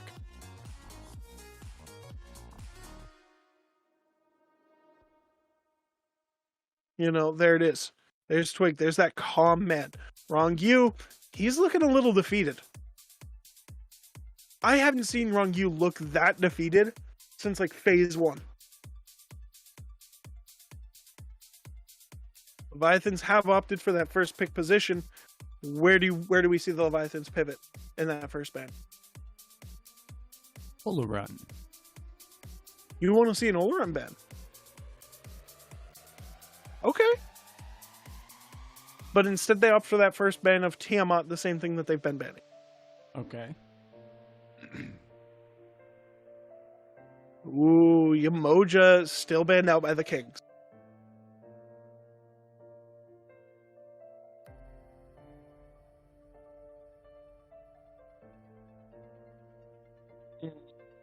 I feel like the issue is that you either... Ooh, the Neja.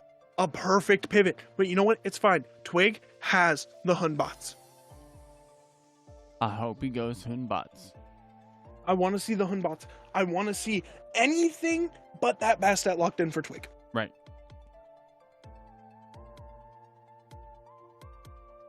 You know, the Hell banned out. What do you ban in that third spot if you're the Kings? Because if you don't ban the AMC, Shinto gets the AMC. But if you don't ban the Soul, Zap will get that.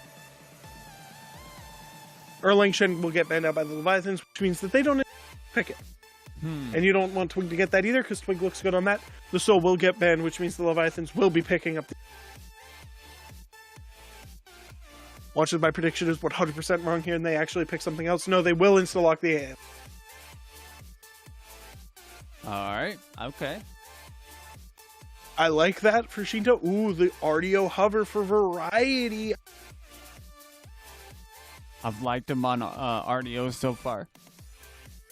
Well, we haven't seen much of variety on RDO in a while, but I do like that pickup as a whole. I think it looks good. I want to see a Humbots. Ooh, the Olu run. That's good. Now round out, get Twig comfortable. Or get BMT comfortable.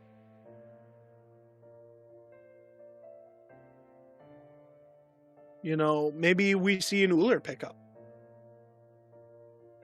Maybe we see an Uller come out of the Camelot Kings. You know, I really think that this is going to be definitely the most confusing picks and bans for the Leviathans and also the Kings. You know, because where do you pivot? Right.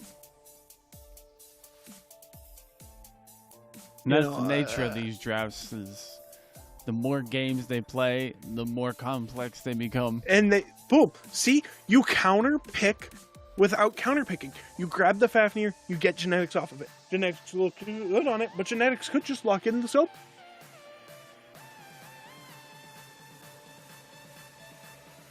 And the Freya will get insta-locked in for Zap. They don't want to risk that getting taken off. You know, where do you pivot here? Do you grab your support for genetics, or do you grab the Kepri for genetics? Oh boy. So that means Twig is going to have less of a god pool, because if the Leviathans are smart, they're going to ban out the Hunbots. Yep. I want to see the hard predict. I really do. I want to see the hard pick. I want to see the hard ban of the Hunbots. And if you're the Kings, you're looking at Cerberus. You're looking at Cerberus. I want to see him look at Cerberus as a ban. You know, I think that that's going to be... Ooh, did I or did I not call that? Ooh. They want to force out this bad scenario for your core. The Neath will get banned out by the Atlantis Leviathan. If Hunbots makes it through, that's going to be a problem. If Achilles makes it through, that's going to be a problem.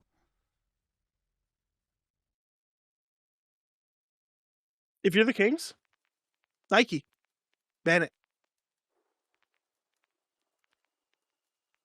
Or the Odin, ban it. The Gilgamesh targeting out Panatom. And the Chiron.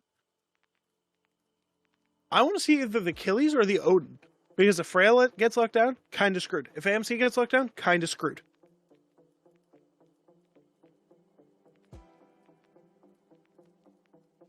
You know, I really think that that's kind of where you are if you're the Kings. And it's the Medusa. That didn't fare too well for Ben yesterday. Do you think BMT can make a better performance out of it? No. Okay. Maybe the Odin comes out for the Leviathans. I wouldn't mind if Yarkor picks that. I feel like that would be a pretty good thing. Because Oloran doesn't have much of a get out. RDO doesn't have much of a get out. Medusa doesn't have much of a get out. I really think that that's kind of where you are if you're the Leviathans. Either that or you're baiting into this Medusa. You lock down Medusa, she's done. She's gone. She's dead. You know, I really don't know where to start to see this kind of pivot come from. You know, they get 2 picks here, so you're going to pick your jungler, you're going to pick your solo laner.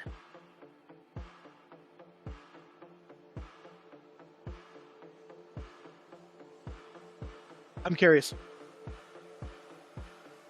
Who's it gonna... Oh! Ooh, Camazot's Nemesis. Nemesis locked in. That goes towards Panatom. The Camazot's hover, that goes towards Yarkor. Okay. Camazot's lock in. Alright. On bots. I mean, yeah. Hunbots. Daji. I like those. Those are good. I swear to God, if it's the best set. I bet you that's where the debate is. Twig wants the best set, but you shouldn't get it. Do not give that man a best set. Yeah, he's like, he says best set. Lock something again. else in. Lock in something else. Please. He says best set. Give him Hunbots. Force him on it. It's a good pick. He likes the pick. Let him have it.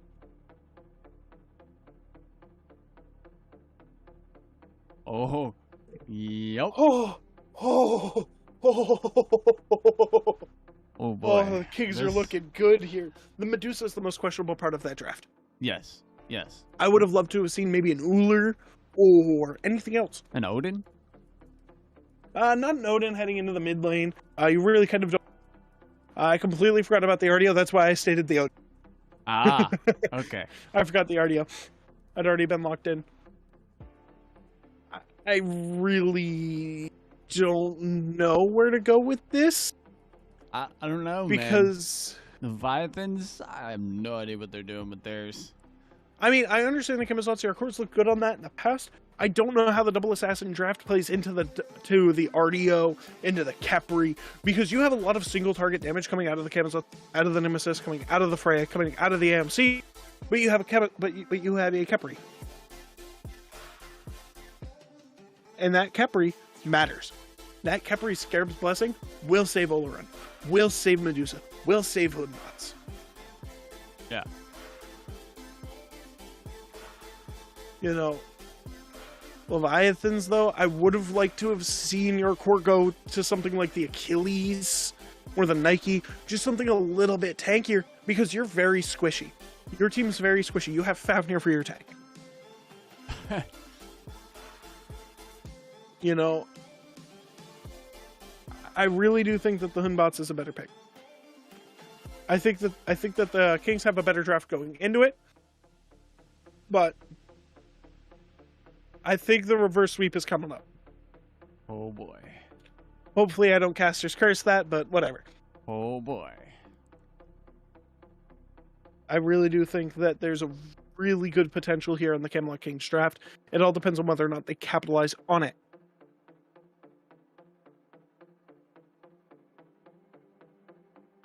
You know, the single target focus, I really pick. You ban the Neja, you get the Khepri. It's that simple. It doesn't matter. No, it really doesn't. You know, that Scarab's Blessing, unless you're forcing Genetics to use that Scarab's Blessing on himself, it won't matter.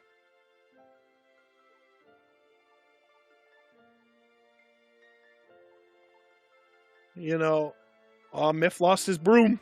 Uh-oh. Oh, I hate that Dilson made a suspenders pun.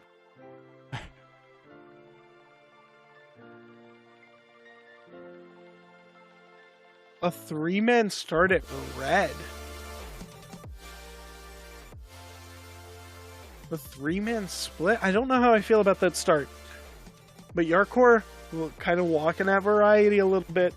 We'll think twice. Genetics will start to walk away now. Oh, I see. Ah. They were just kind of hanging around, chilling out, having a... Roasting some marshmallows, man.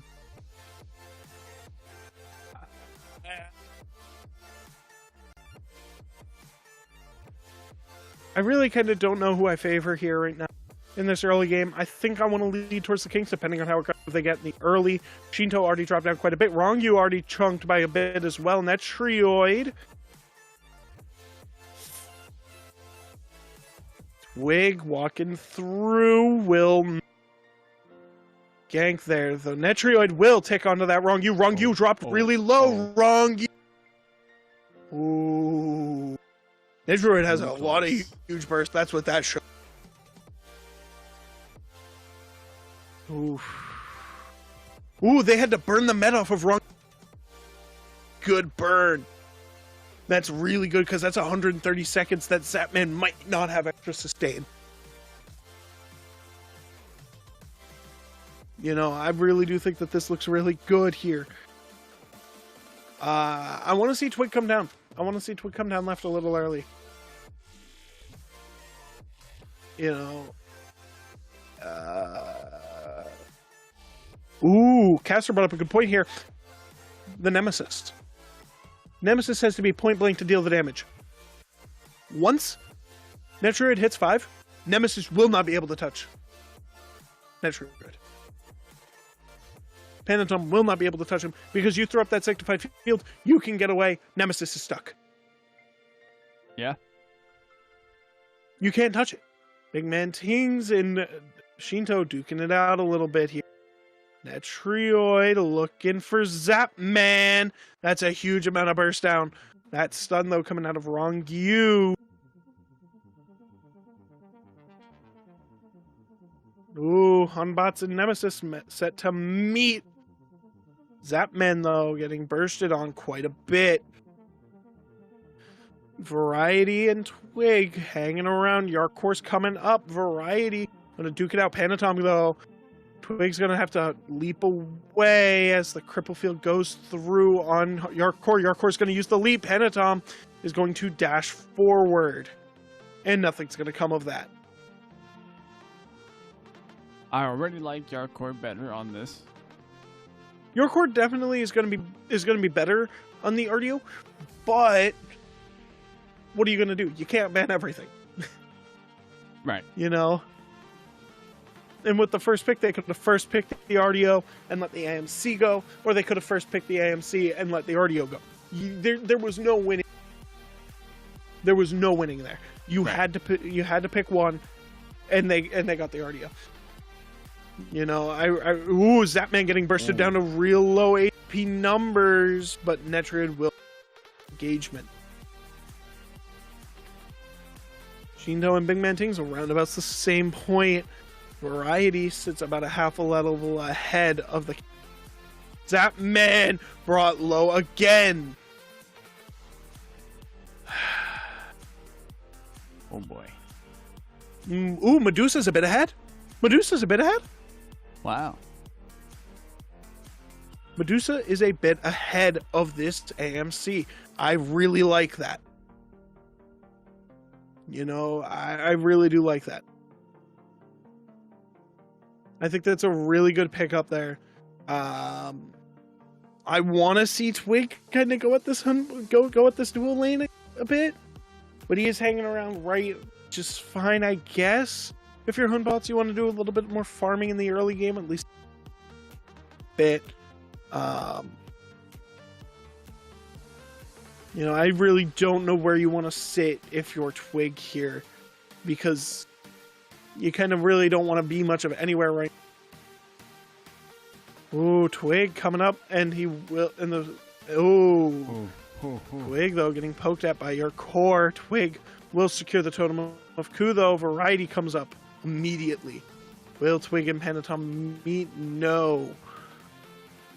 Yarkor, though, dropped low by the RDO. And Twig, though, hanging around for the Greater Scorpion. Twig wants it. Twig wants that Greater Scorpion. He wants it for himself, and he will take it. Just like that. Variety comes over at the most useless point of it. That wasn't needed. I'm not gonna lie. But you know what, though? It's the enhanced blue buff for RDO.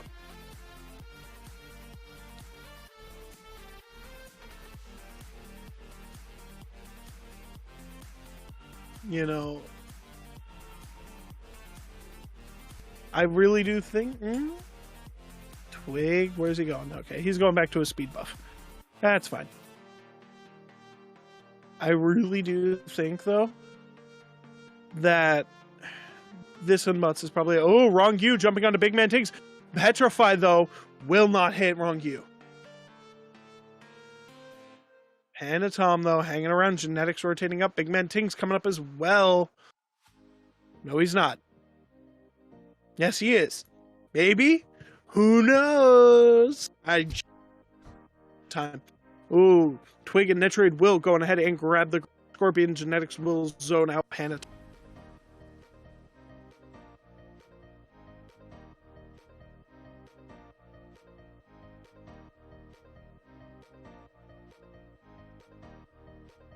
don't like how quiet this game has been.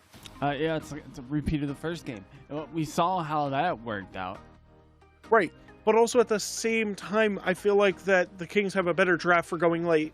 You know, they have the disruption inside of the Hun bots. They have the Medusa Petrify to catch people off. They have Genetics. Zapman drop low. Zapman will use the banish onto Genetics. Netrioid drops the Sanctified Field. Beautiful. Will catch Zapman in the first blood. Beautiful. Twig will drop the Variety though.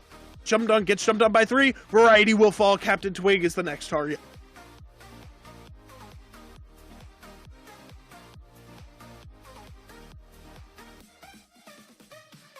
Honestly, that's fine. Yeah. You know, I think you'd rather trade out your solo laner for a kill there. As the Gold Fury getting looked at by 3, no one knows it. This is a good look at. Camelot Kings will sneak that away and force out a 2,000 gold lead. I think that's great. Coming out of the Camelot Kings. Oh, yeah. You know, you have a gold lead now. You have the first blood. Zapman's down.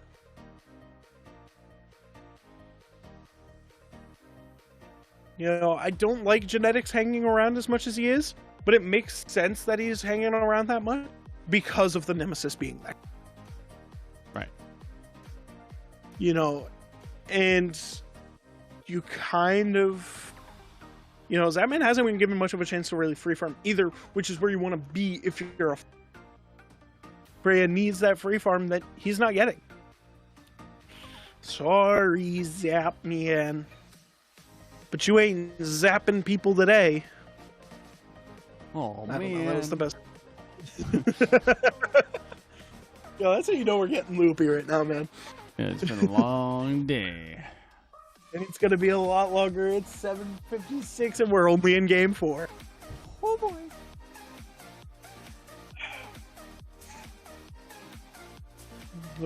The Gold Fury not even close to a respawn there, but they will take, but the Leviathans will take the Oracles.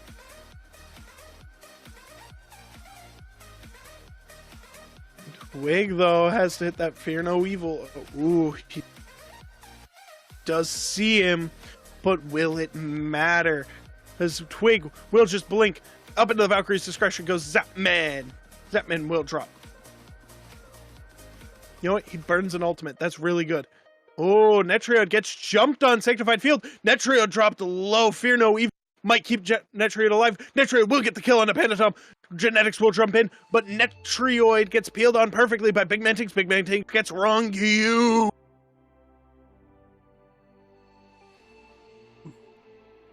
That was big.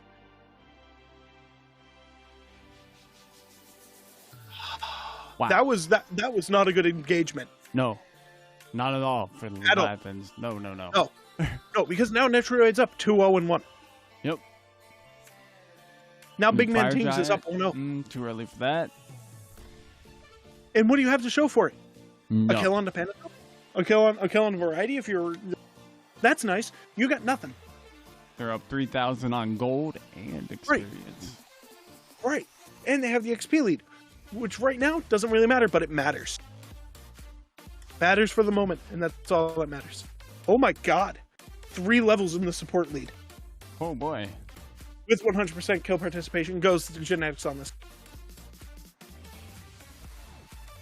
This is where you are.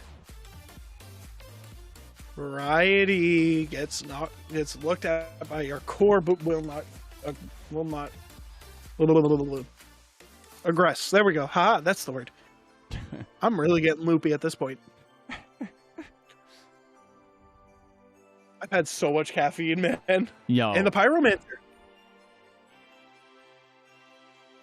I've consumed more caffeine than anything today.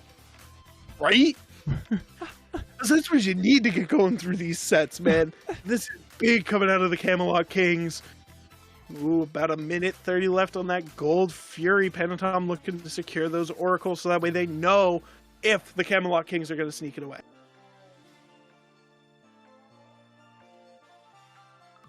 Netrioid Shinto farming. You know, I really don't know where you're going to go with that. Because Genetics hanging around, Rungyu also hanging around. Genetics is going to go take a look, take that ward, and get stunned out, and Zapman will get his... Netroid's going to go ahead and grab that Draugr. Not that it matters, but it's nice because it's extra XP and gold.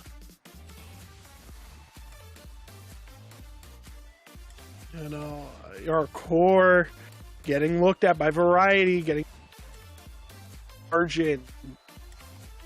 Captain Twig will take those back camps from Big Man Tanks. And Tom roaming around, grouping up with Shinto, going up top, going to Variety. Variety knows and will back up.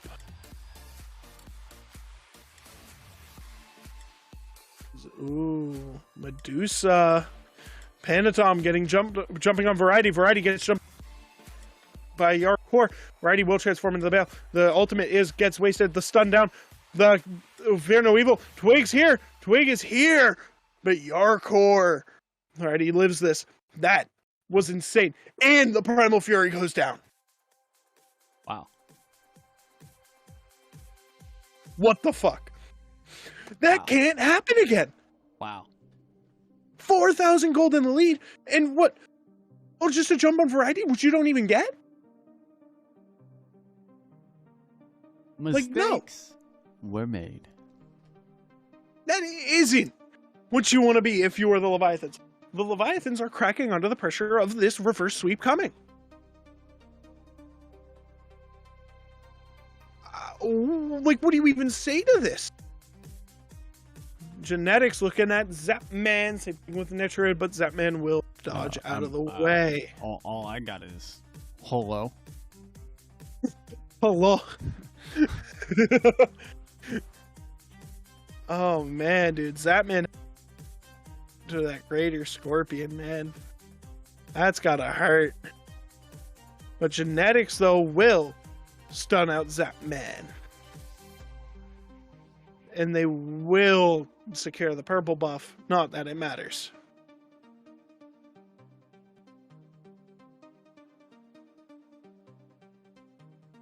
Rongyu hanging threat of the tier 1 tower going down. Netroid will go on ahead and grab. Genetics, though. Twig's hanging around. Rongyu's there. Zapman being there. This is the worst time to need to use the bathroom. Right? No, like genuinely. I'm right there with you.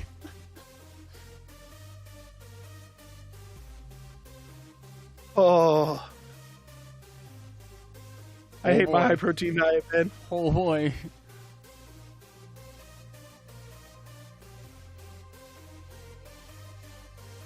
And Tom hanging around.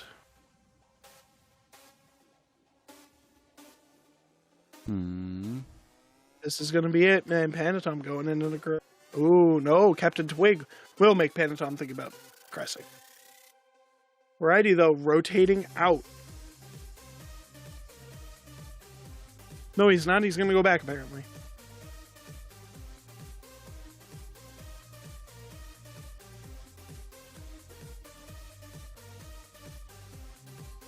Panatom is there. Yarkor aggressing on the Variety, but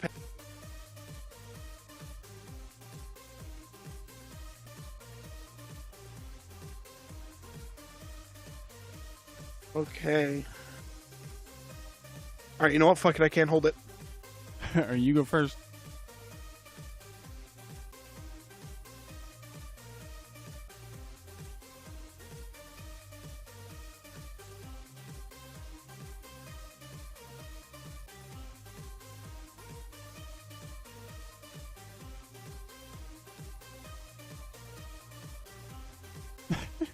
Right. Honestly, he picked the perfect time to do that because, like, right now they're just kind of dancing around. Feel like they're just waiting for the fire giant to come in. Or wait until they can take out the Fire Giant, which is about 3 minutes or so. Oh! Yarkor with a few good hits. Possibly overextending.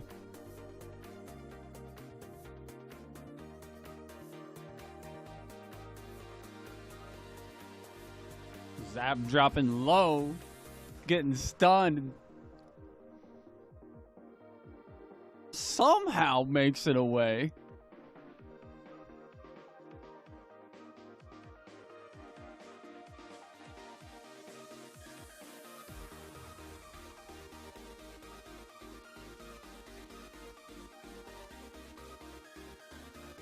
Yeah, dude, he should have died.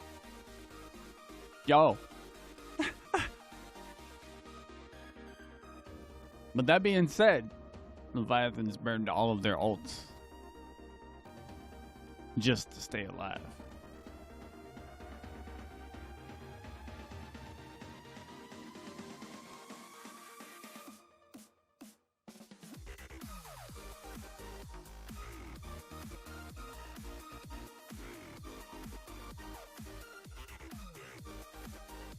Gold Fury's back. Let's see if the Leviathans just let him take it.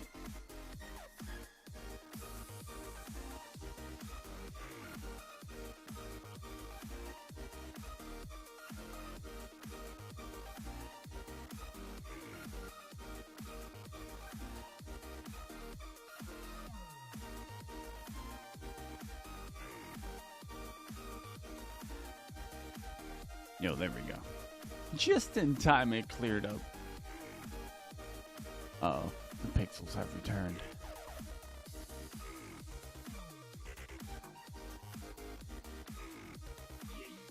Now we're looking at a good old fight. King's got the Fury.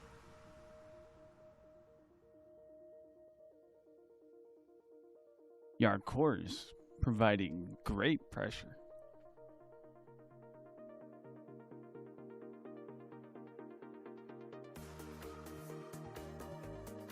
Oh.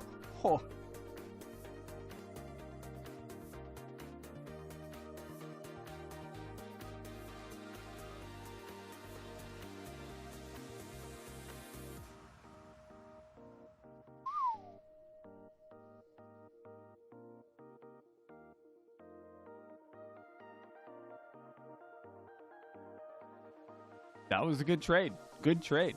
They got Twig and Netrioid for their support.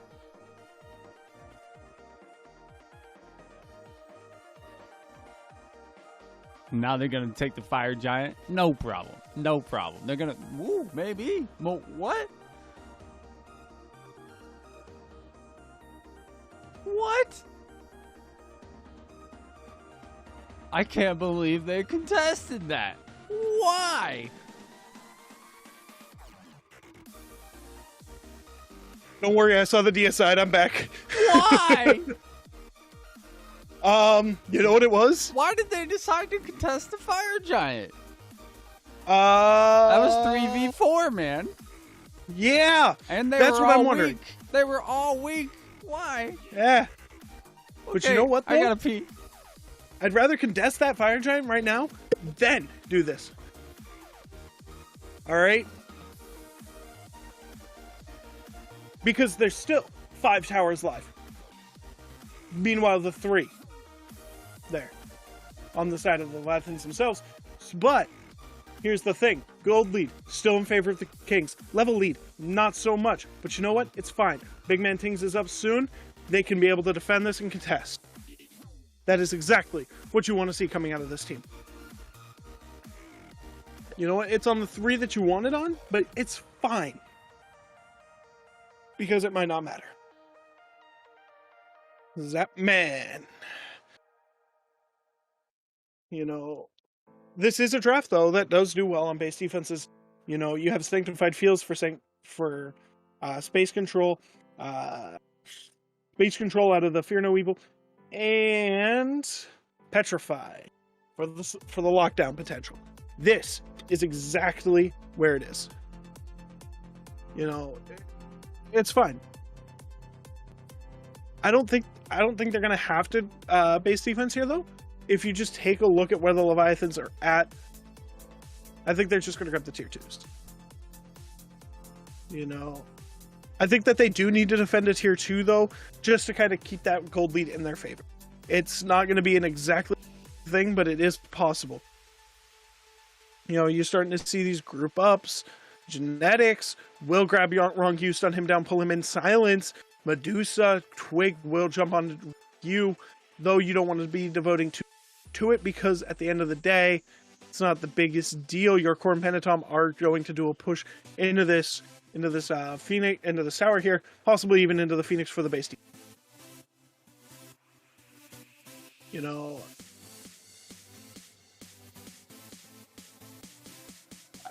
I really do think that this is going to be an interesting defense. I don't really see the Leviathans having too much of a good pressure here. With the Fire Giant buff falling minute, what you do, you take the Drugger, you start to clear out, and you start to prepare. You know, the Leviathans really kind of did a good turnaround here while I was taking my unfortunate break during all of this, but it matters. You know, this is going to matter. Everything not really still in your favor yet. But you know what? The Kings matters here. You know, I really do think that the Kings have a lot of fight back here. They just have to take a good engagement and a good win. A good engagement, you know, a good Fear No Evil really kind of turns this around. Do not contest this Fury if you're the Kings. Do not contest this Fury. Wait, contest the Fire Giant. You have all your ults. You want to conserve those for the Fire Giant contest. Don't do what you did with the Fire Giant, guys. Okay. Fire Giant has fallen off, which means that we have around about a minute for that Fire Giant respawn. And you know what? Hedge your bets. Kings, hedge your bets. Start setting up. I want to see the Kings somehow turn this around.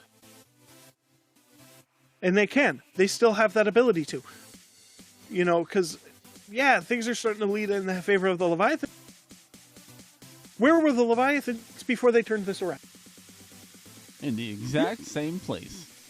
Exactly.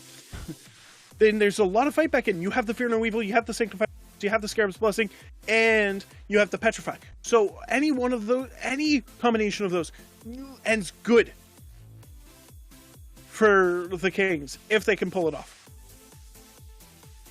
They have to win the team fight, and if they get the FG, the Kings pretty much win this game.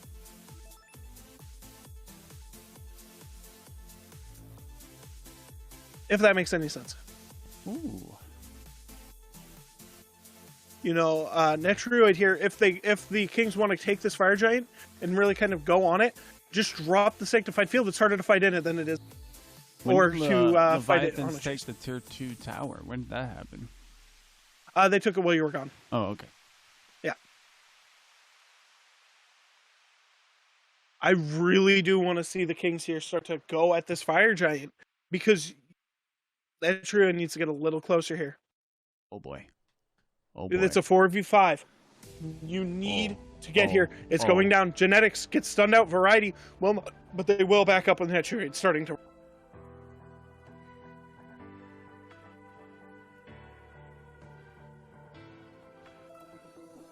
Variety and Genetics, though. Everybody's starting to back up a little bit. Group up in that jungle. Netrioid starting to rotate around. You have the Sanctified Field. What you need to do is you need to hop on the Fire Giant, get it round about to a half, and then drop your. You know, this is going to be a long FG dance. I don't know where it's. Ooh, trying to get a banish out, but will not find it. You know, everybody's starting to get roundabouts to the level 20 area. Builds are roundabouts reaching the same spot. Fire Giant is getting pulled. Where's Netrioid with the Sanctified Field? That's what we're wanting on. Hanging out in the back. Yeah. They need to contest this. They need to show more face, but the Leviathans are going to try to force a fight there. Genetics deleted.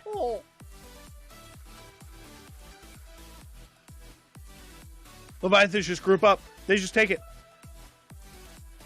They just grab it. It's that simple. Yep. They grab the Fire Giant. Yep. That is insane. Did you watch Genetics' health bar drop? No, I didn't see it. It just disappeared. Exactly. Where was that health bar? I didn't know you had one. You know, it just sucks. He died with Scarabs messing up, but you know what? He respawns here soon. 10. 9. There it is. Netrioid needs to drop. Come on, drop the Sanctified Field. The Sanctified... Oh, no, the Fear No Evil will drop, though, pushing everybody back. And Genetics is That back. Sanctified Field will drop as well, forcing everybody out. And the turnaround. Yorkor, though, goes up to escape. And a successful base defense. That was a good base defense. That is exactly what you want to see. You have so much space creation. You have so much lockdown. That is exactly how you perform in base if you are the Camelot King.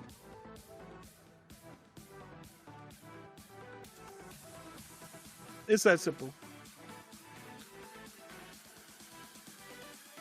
You know, you really kind of... If you're the Camelot Kings, you will not defend tier 2. You will let it fall. And you will prepare for a second base defense. Though you don't have your ultimates back up yet, they will be back up relatively short. Ooh, the transform from Wrong Yu, but he still plays it passively, possibly wasted. Ooh, but Variety goes up, Variety goes down, and will not take any damage off of Panatom's ultimate, which is huge. That's a huge ultimate that they just burned. 2 ultimates burned, they just back up. They're going to go and grab that Fury.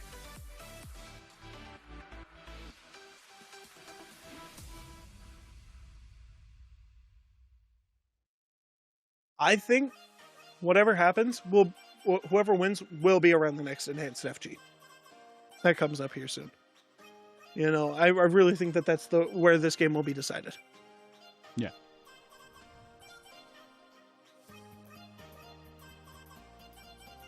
You know, I really do think that that's where the game is going to start to show a lot of face here. I do favor the Camelot Kings draft heading later into this. You know, they just have better ultimates, better secures, better lockdowns. I really do. Yep. Favor. The Leviathans are just going to have to outplay them. Simple as that. Yeah. Yep.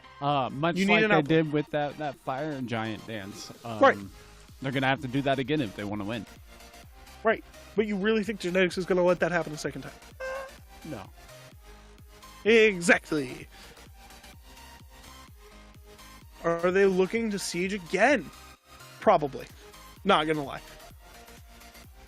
Yes. But that's the thing.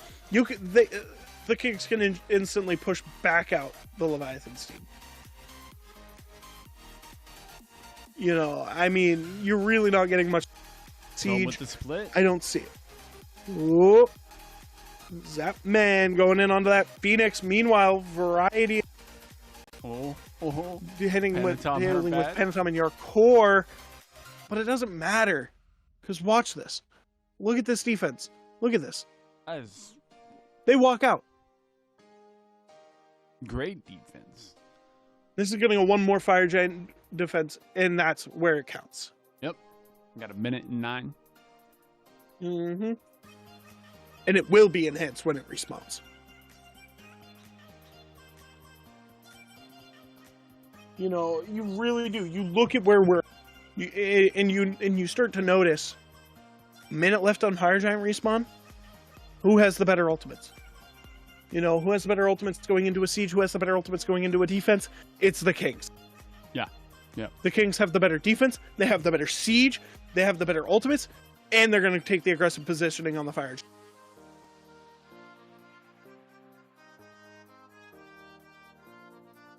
I do want to point out how even the kill, death, assists are on Leviathan's side.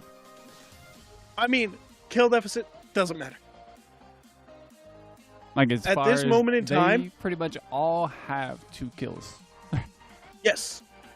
But you know what? It doesn't matter, right? And here's why. Literally, all Netroid has to do, walk up, drop Sanctified Field. True. Genetics needs to help him walk up and drop that Sanctified Field with the Fire Giant respawning as we speak. It respawns right now. And perfect timing. Still don't see Netroid dropping that. No, not yet. You know, because what needs to happen is that the positioning needs to come up. You need to just not get the lead time. Variety will get drummed up. Variety will not get dropped. Fear No Evil does get dropped, though. And there's that. Ooh. See, the Leviathans are just dropping them. Variety drops down. Health bar. Nothing happens. Well, Kings did burn 2 ults. The Kings did burn 2 ultimates, but you know what? Netroid still has a Sanctified Field. All he needs to do is to turn the fight around, drop the Sanctified Field. There it is. There's the Sanctified Field. Variety gets stunned down on, but it might not matter. Wrong U drops low. Big Man Tings will get wrong U, but Variety drops. Yarkor comes in. Netroid will fall. No, he won't. Nessie will. Oh, Yarkor. But you know what? There goes Panatom. Panatom has to blink out. Zapman will get genetics, but Variety, Big Man Tings will get Yarkor. Shinto looking low. Panatom. Ooh. Wow. There's the Dia side. And you know what? Leviathans just walk it down.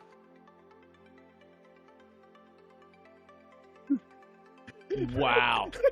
They're all screaming. They're not even fighting. They're not sieging. They're not taking the game. Wow. Don't celebrate too early.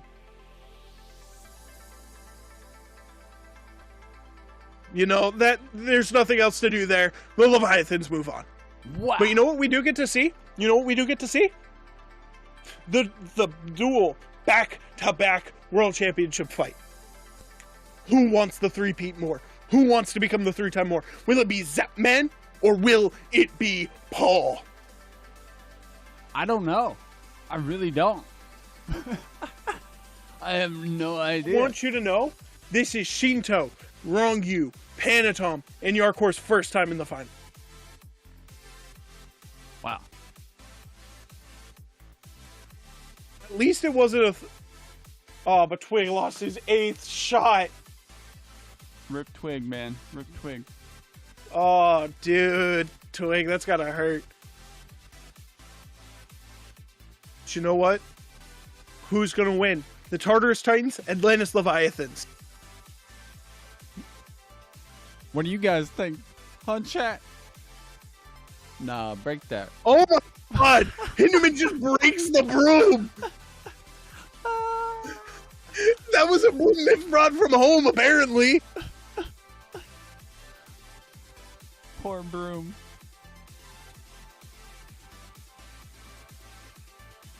Just broke the broom! Good form on the curb stomp, though. Do gotta say. Huh? Curb stomp. Great form. Yeah. Yep. Wow. Atlantis Leviathans, Tartarus Titans. Tomorrow. I feel like the Camelot Kings could have won that if they didn't take that engagement around the Fire Giant. I feel like that would have gone a lot better. Yeah. I feel like they took the Fire Giant fight too passively in both cases. Right. They should have went in there with the Sanctified Field right away.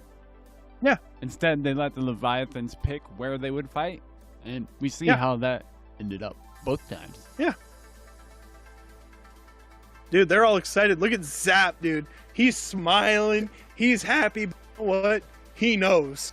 Hell yeah. You can see it in his eyes. His face is smiling, but his eyes are saying, I have to go up against Paul. Right. I have to stare down the Tartarus Titans. This is nowhere near over. nowhere near done. But anyway, that being said, thank you guys for joining us today. Hope to see you guys tomorrow around this same time. Maybe. Because the finals doesn't start till about 3. About 3. Ooh. Yeah. Maybe a little bit But later. before that is the Content Creator Cup finals, the Community Clash Tournament finals, and the Golden Bolt Award show. If we're not in the Space Dojo, we will be in the Now Watching channel. Yes. So if I don't go live at the same time from the Space Dojo, we will probably go live around 2 in the Space Dojo. But the Now Watching will be streaming the whole thing. Yes. And I will still be here until the end of the post-game show. But thank you guys for lurking. Thank you guys for chatting. As always, I appreciate every single one of you guys, and I hope you have a great day, and I'll see you next time.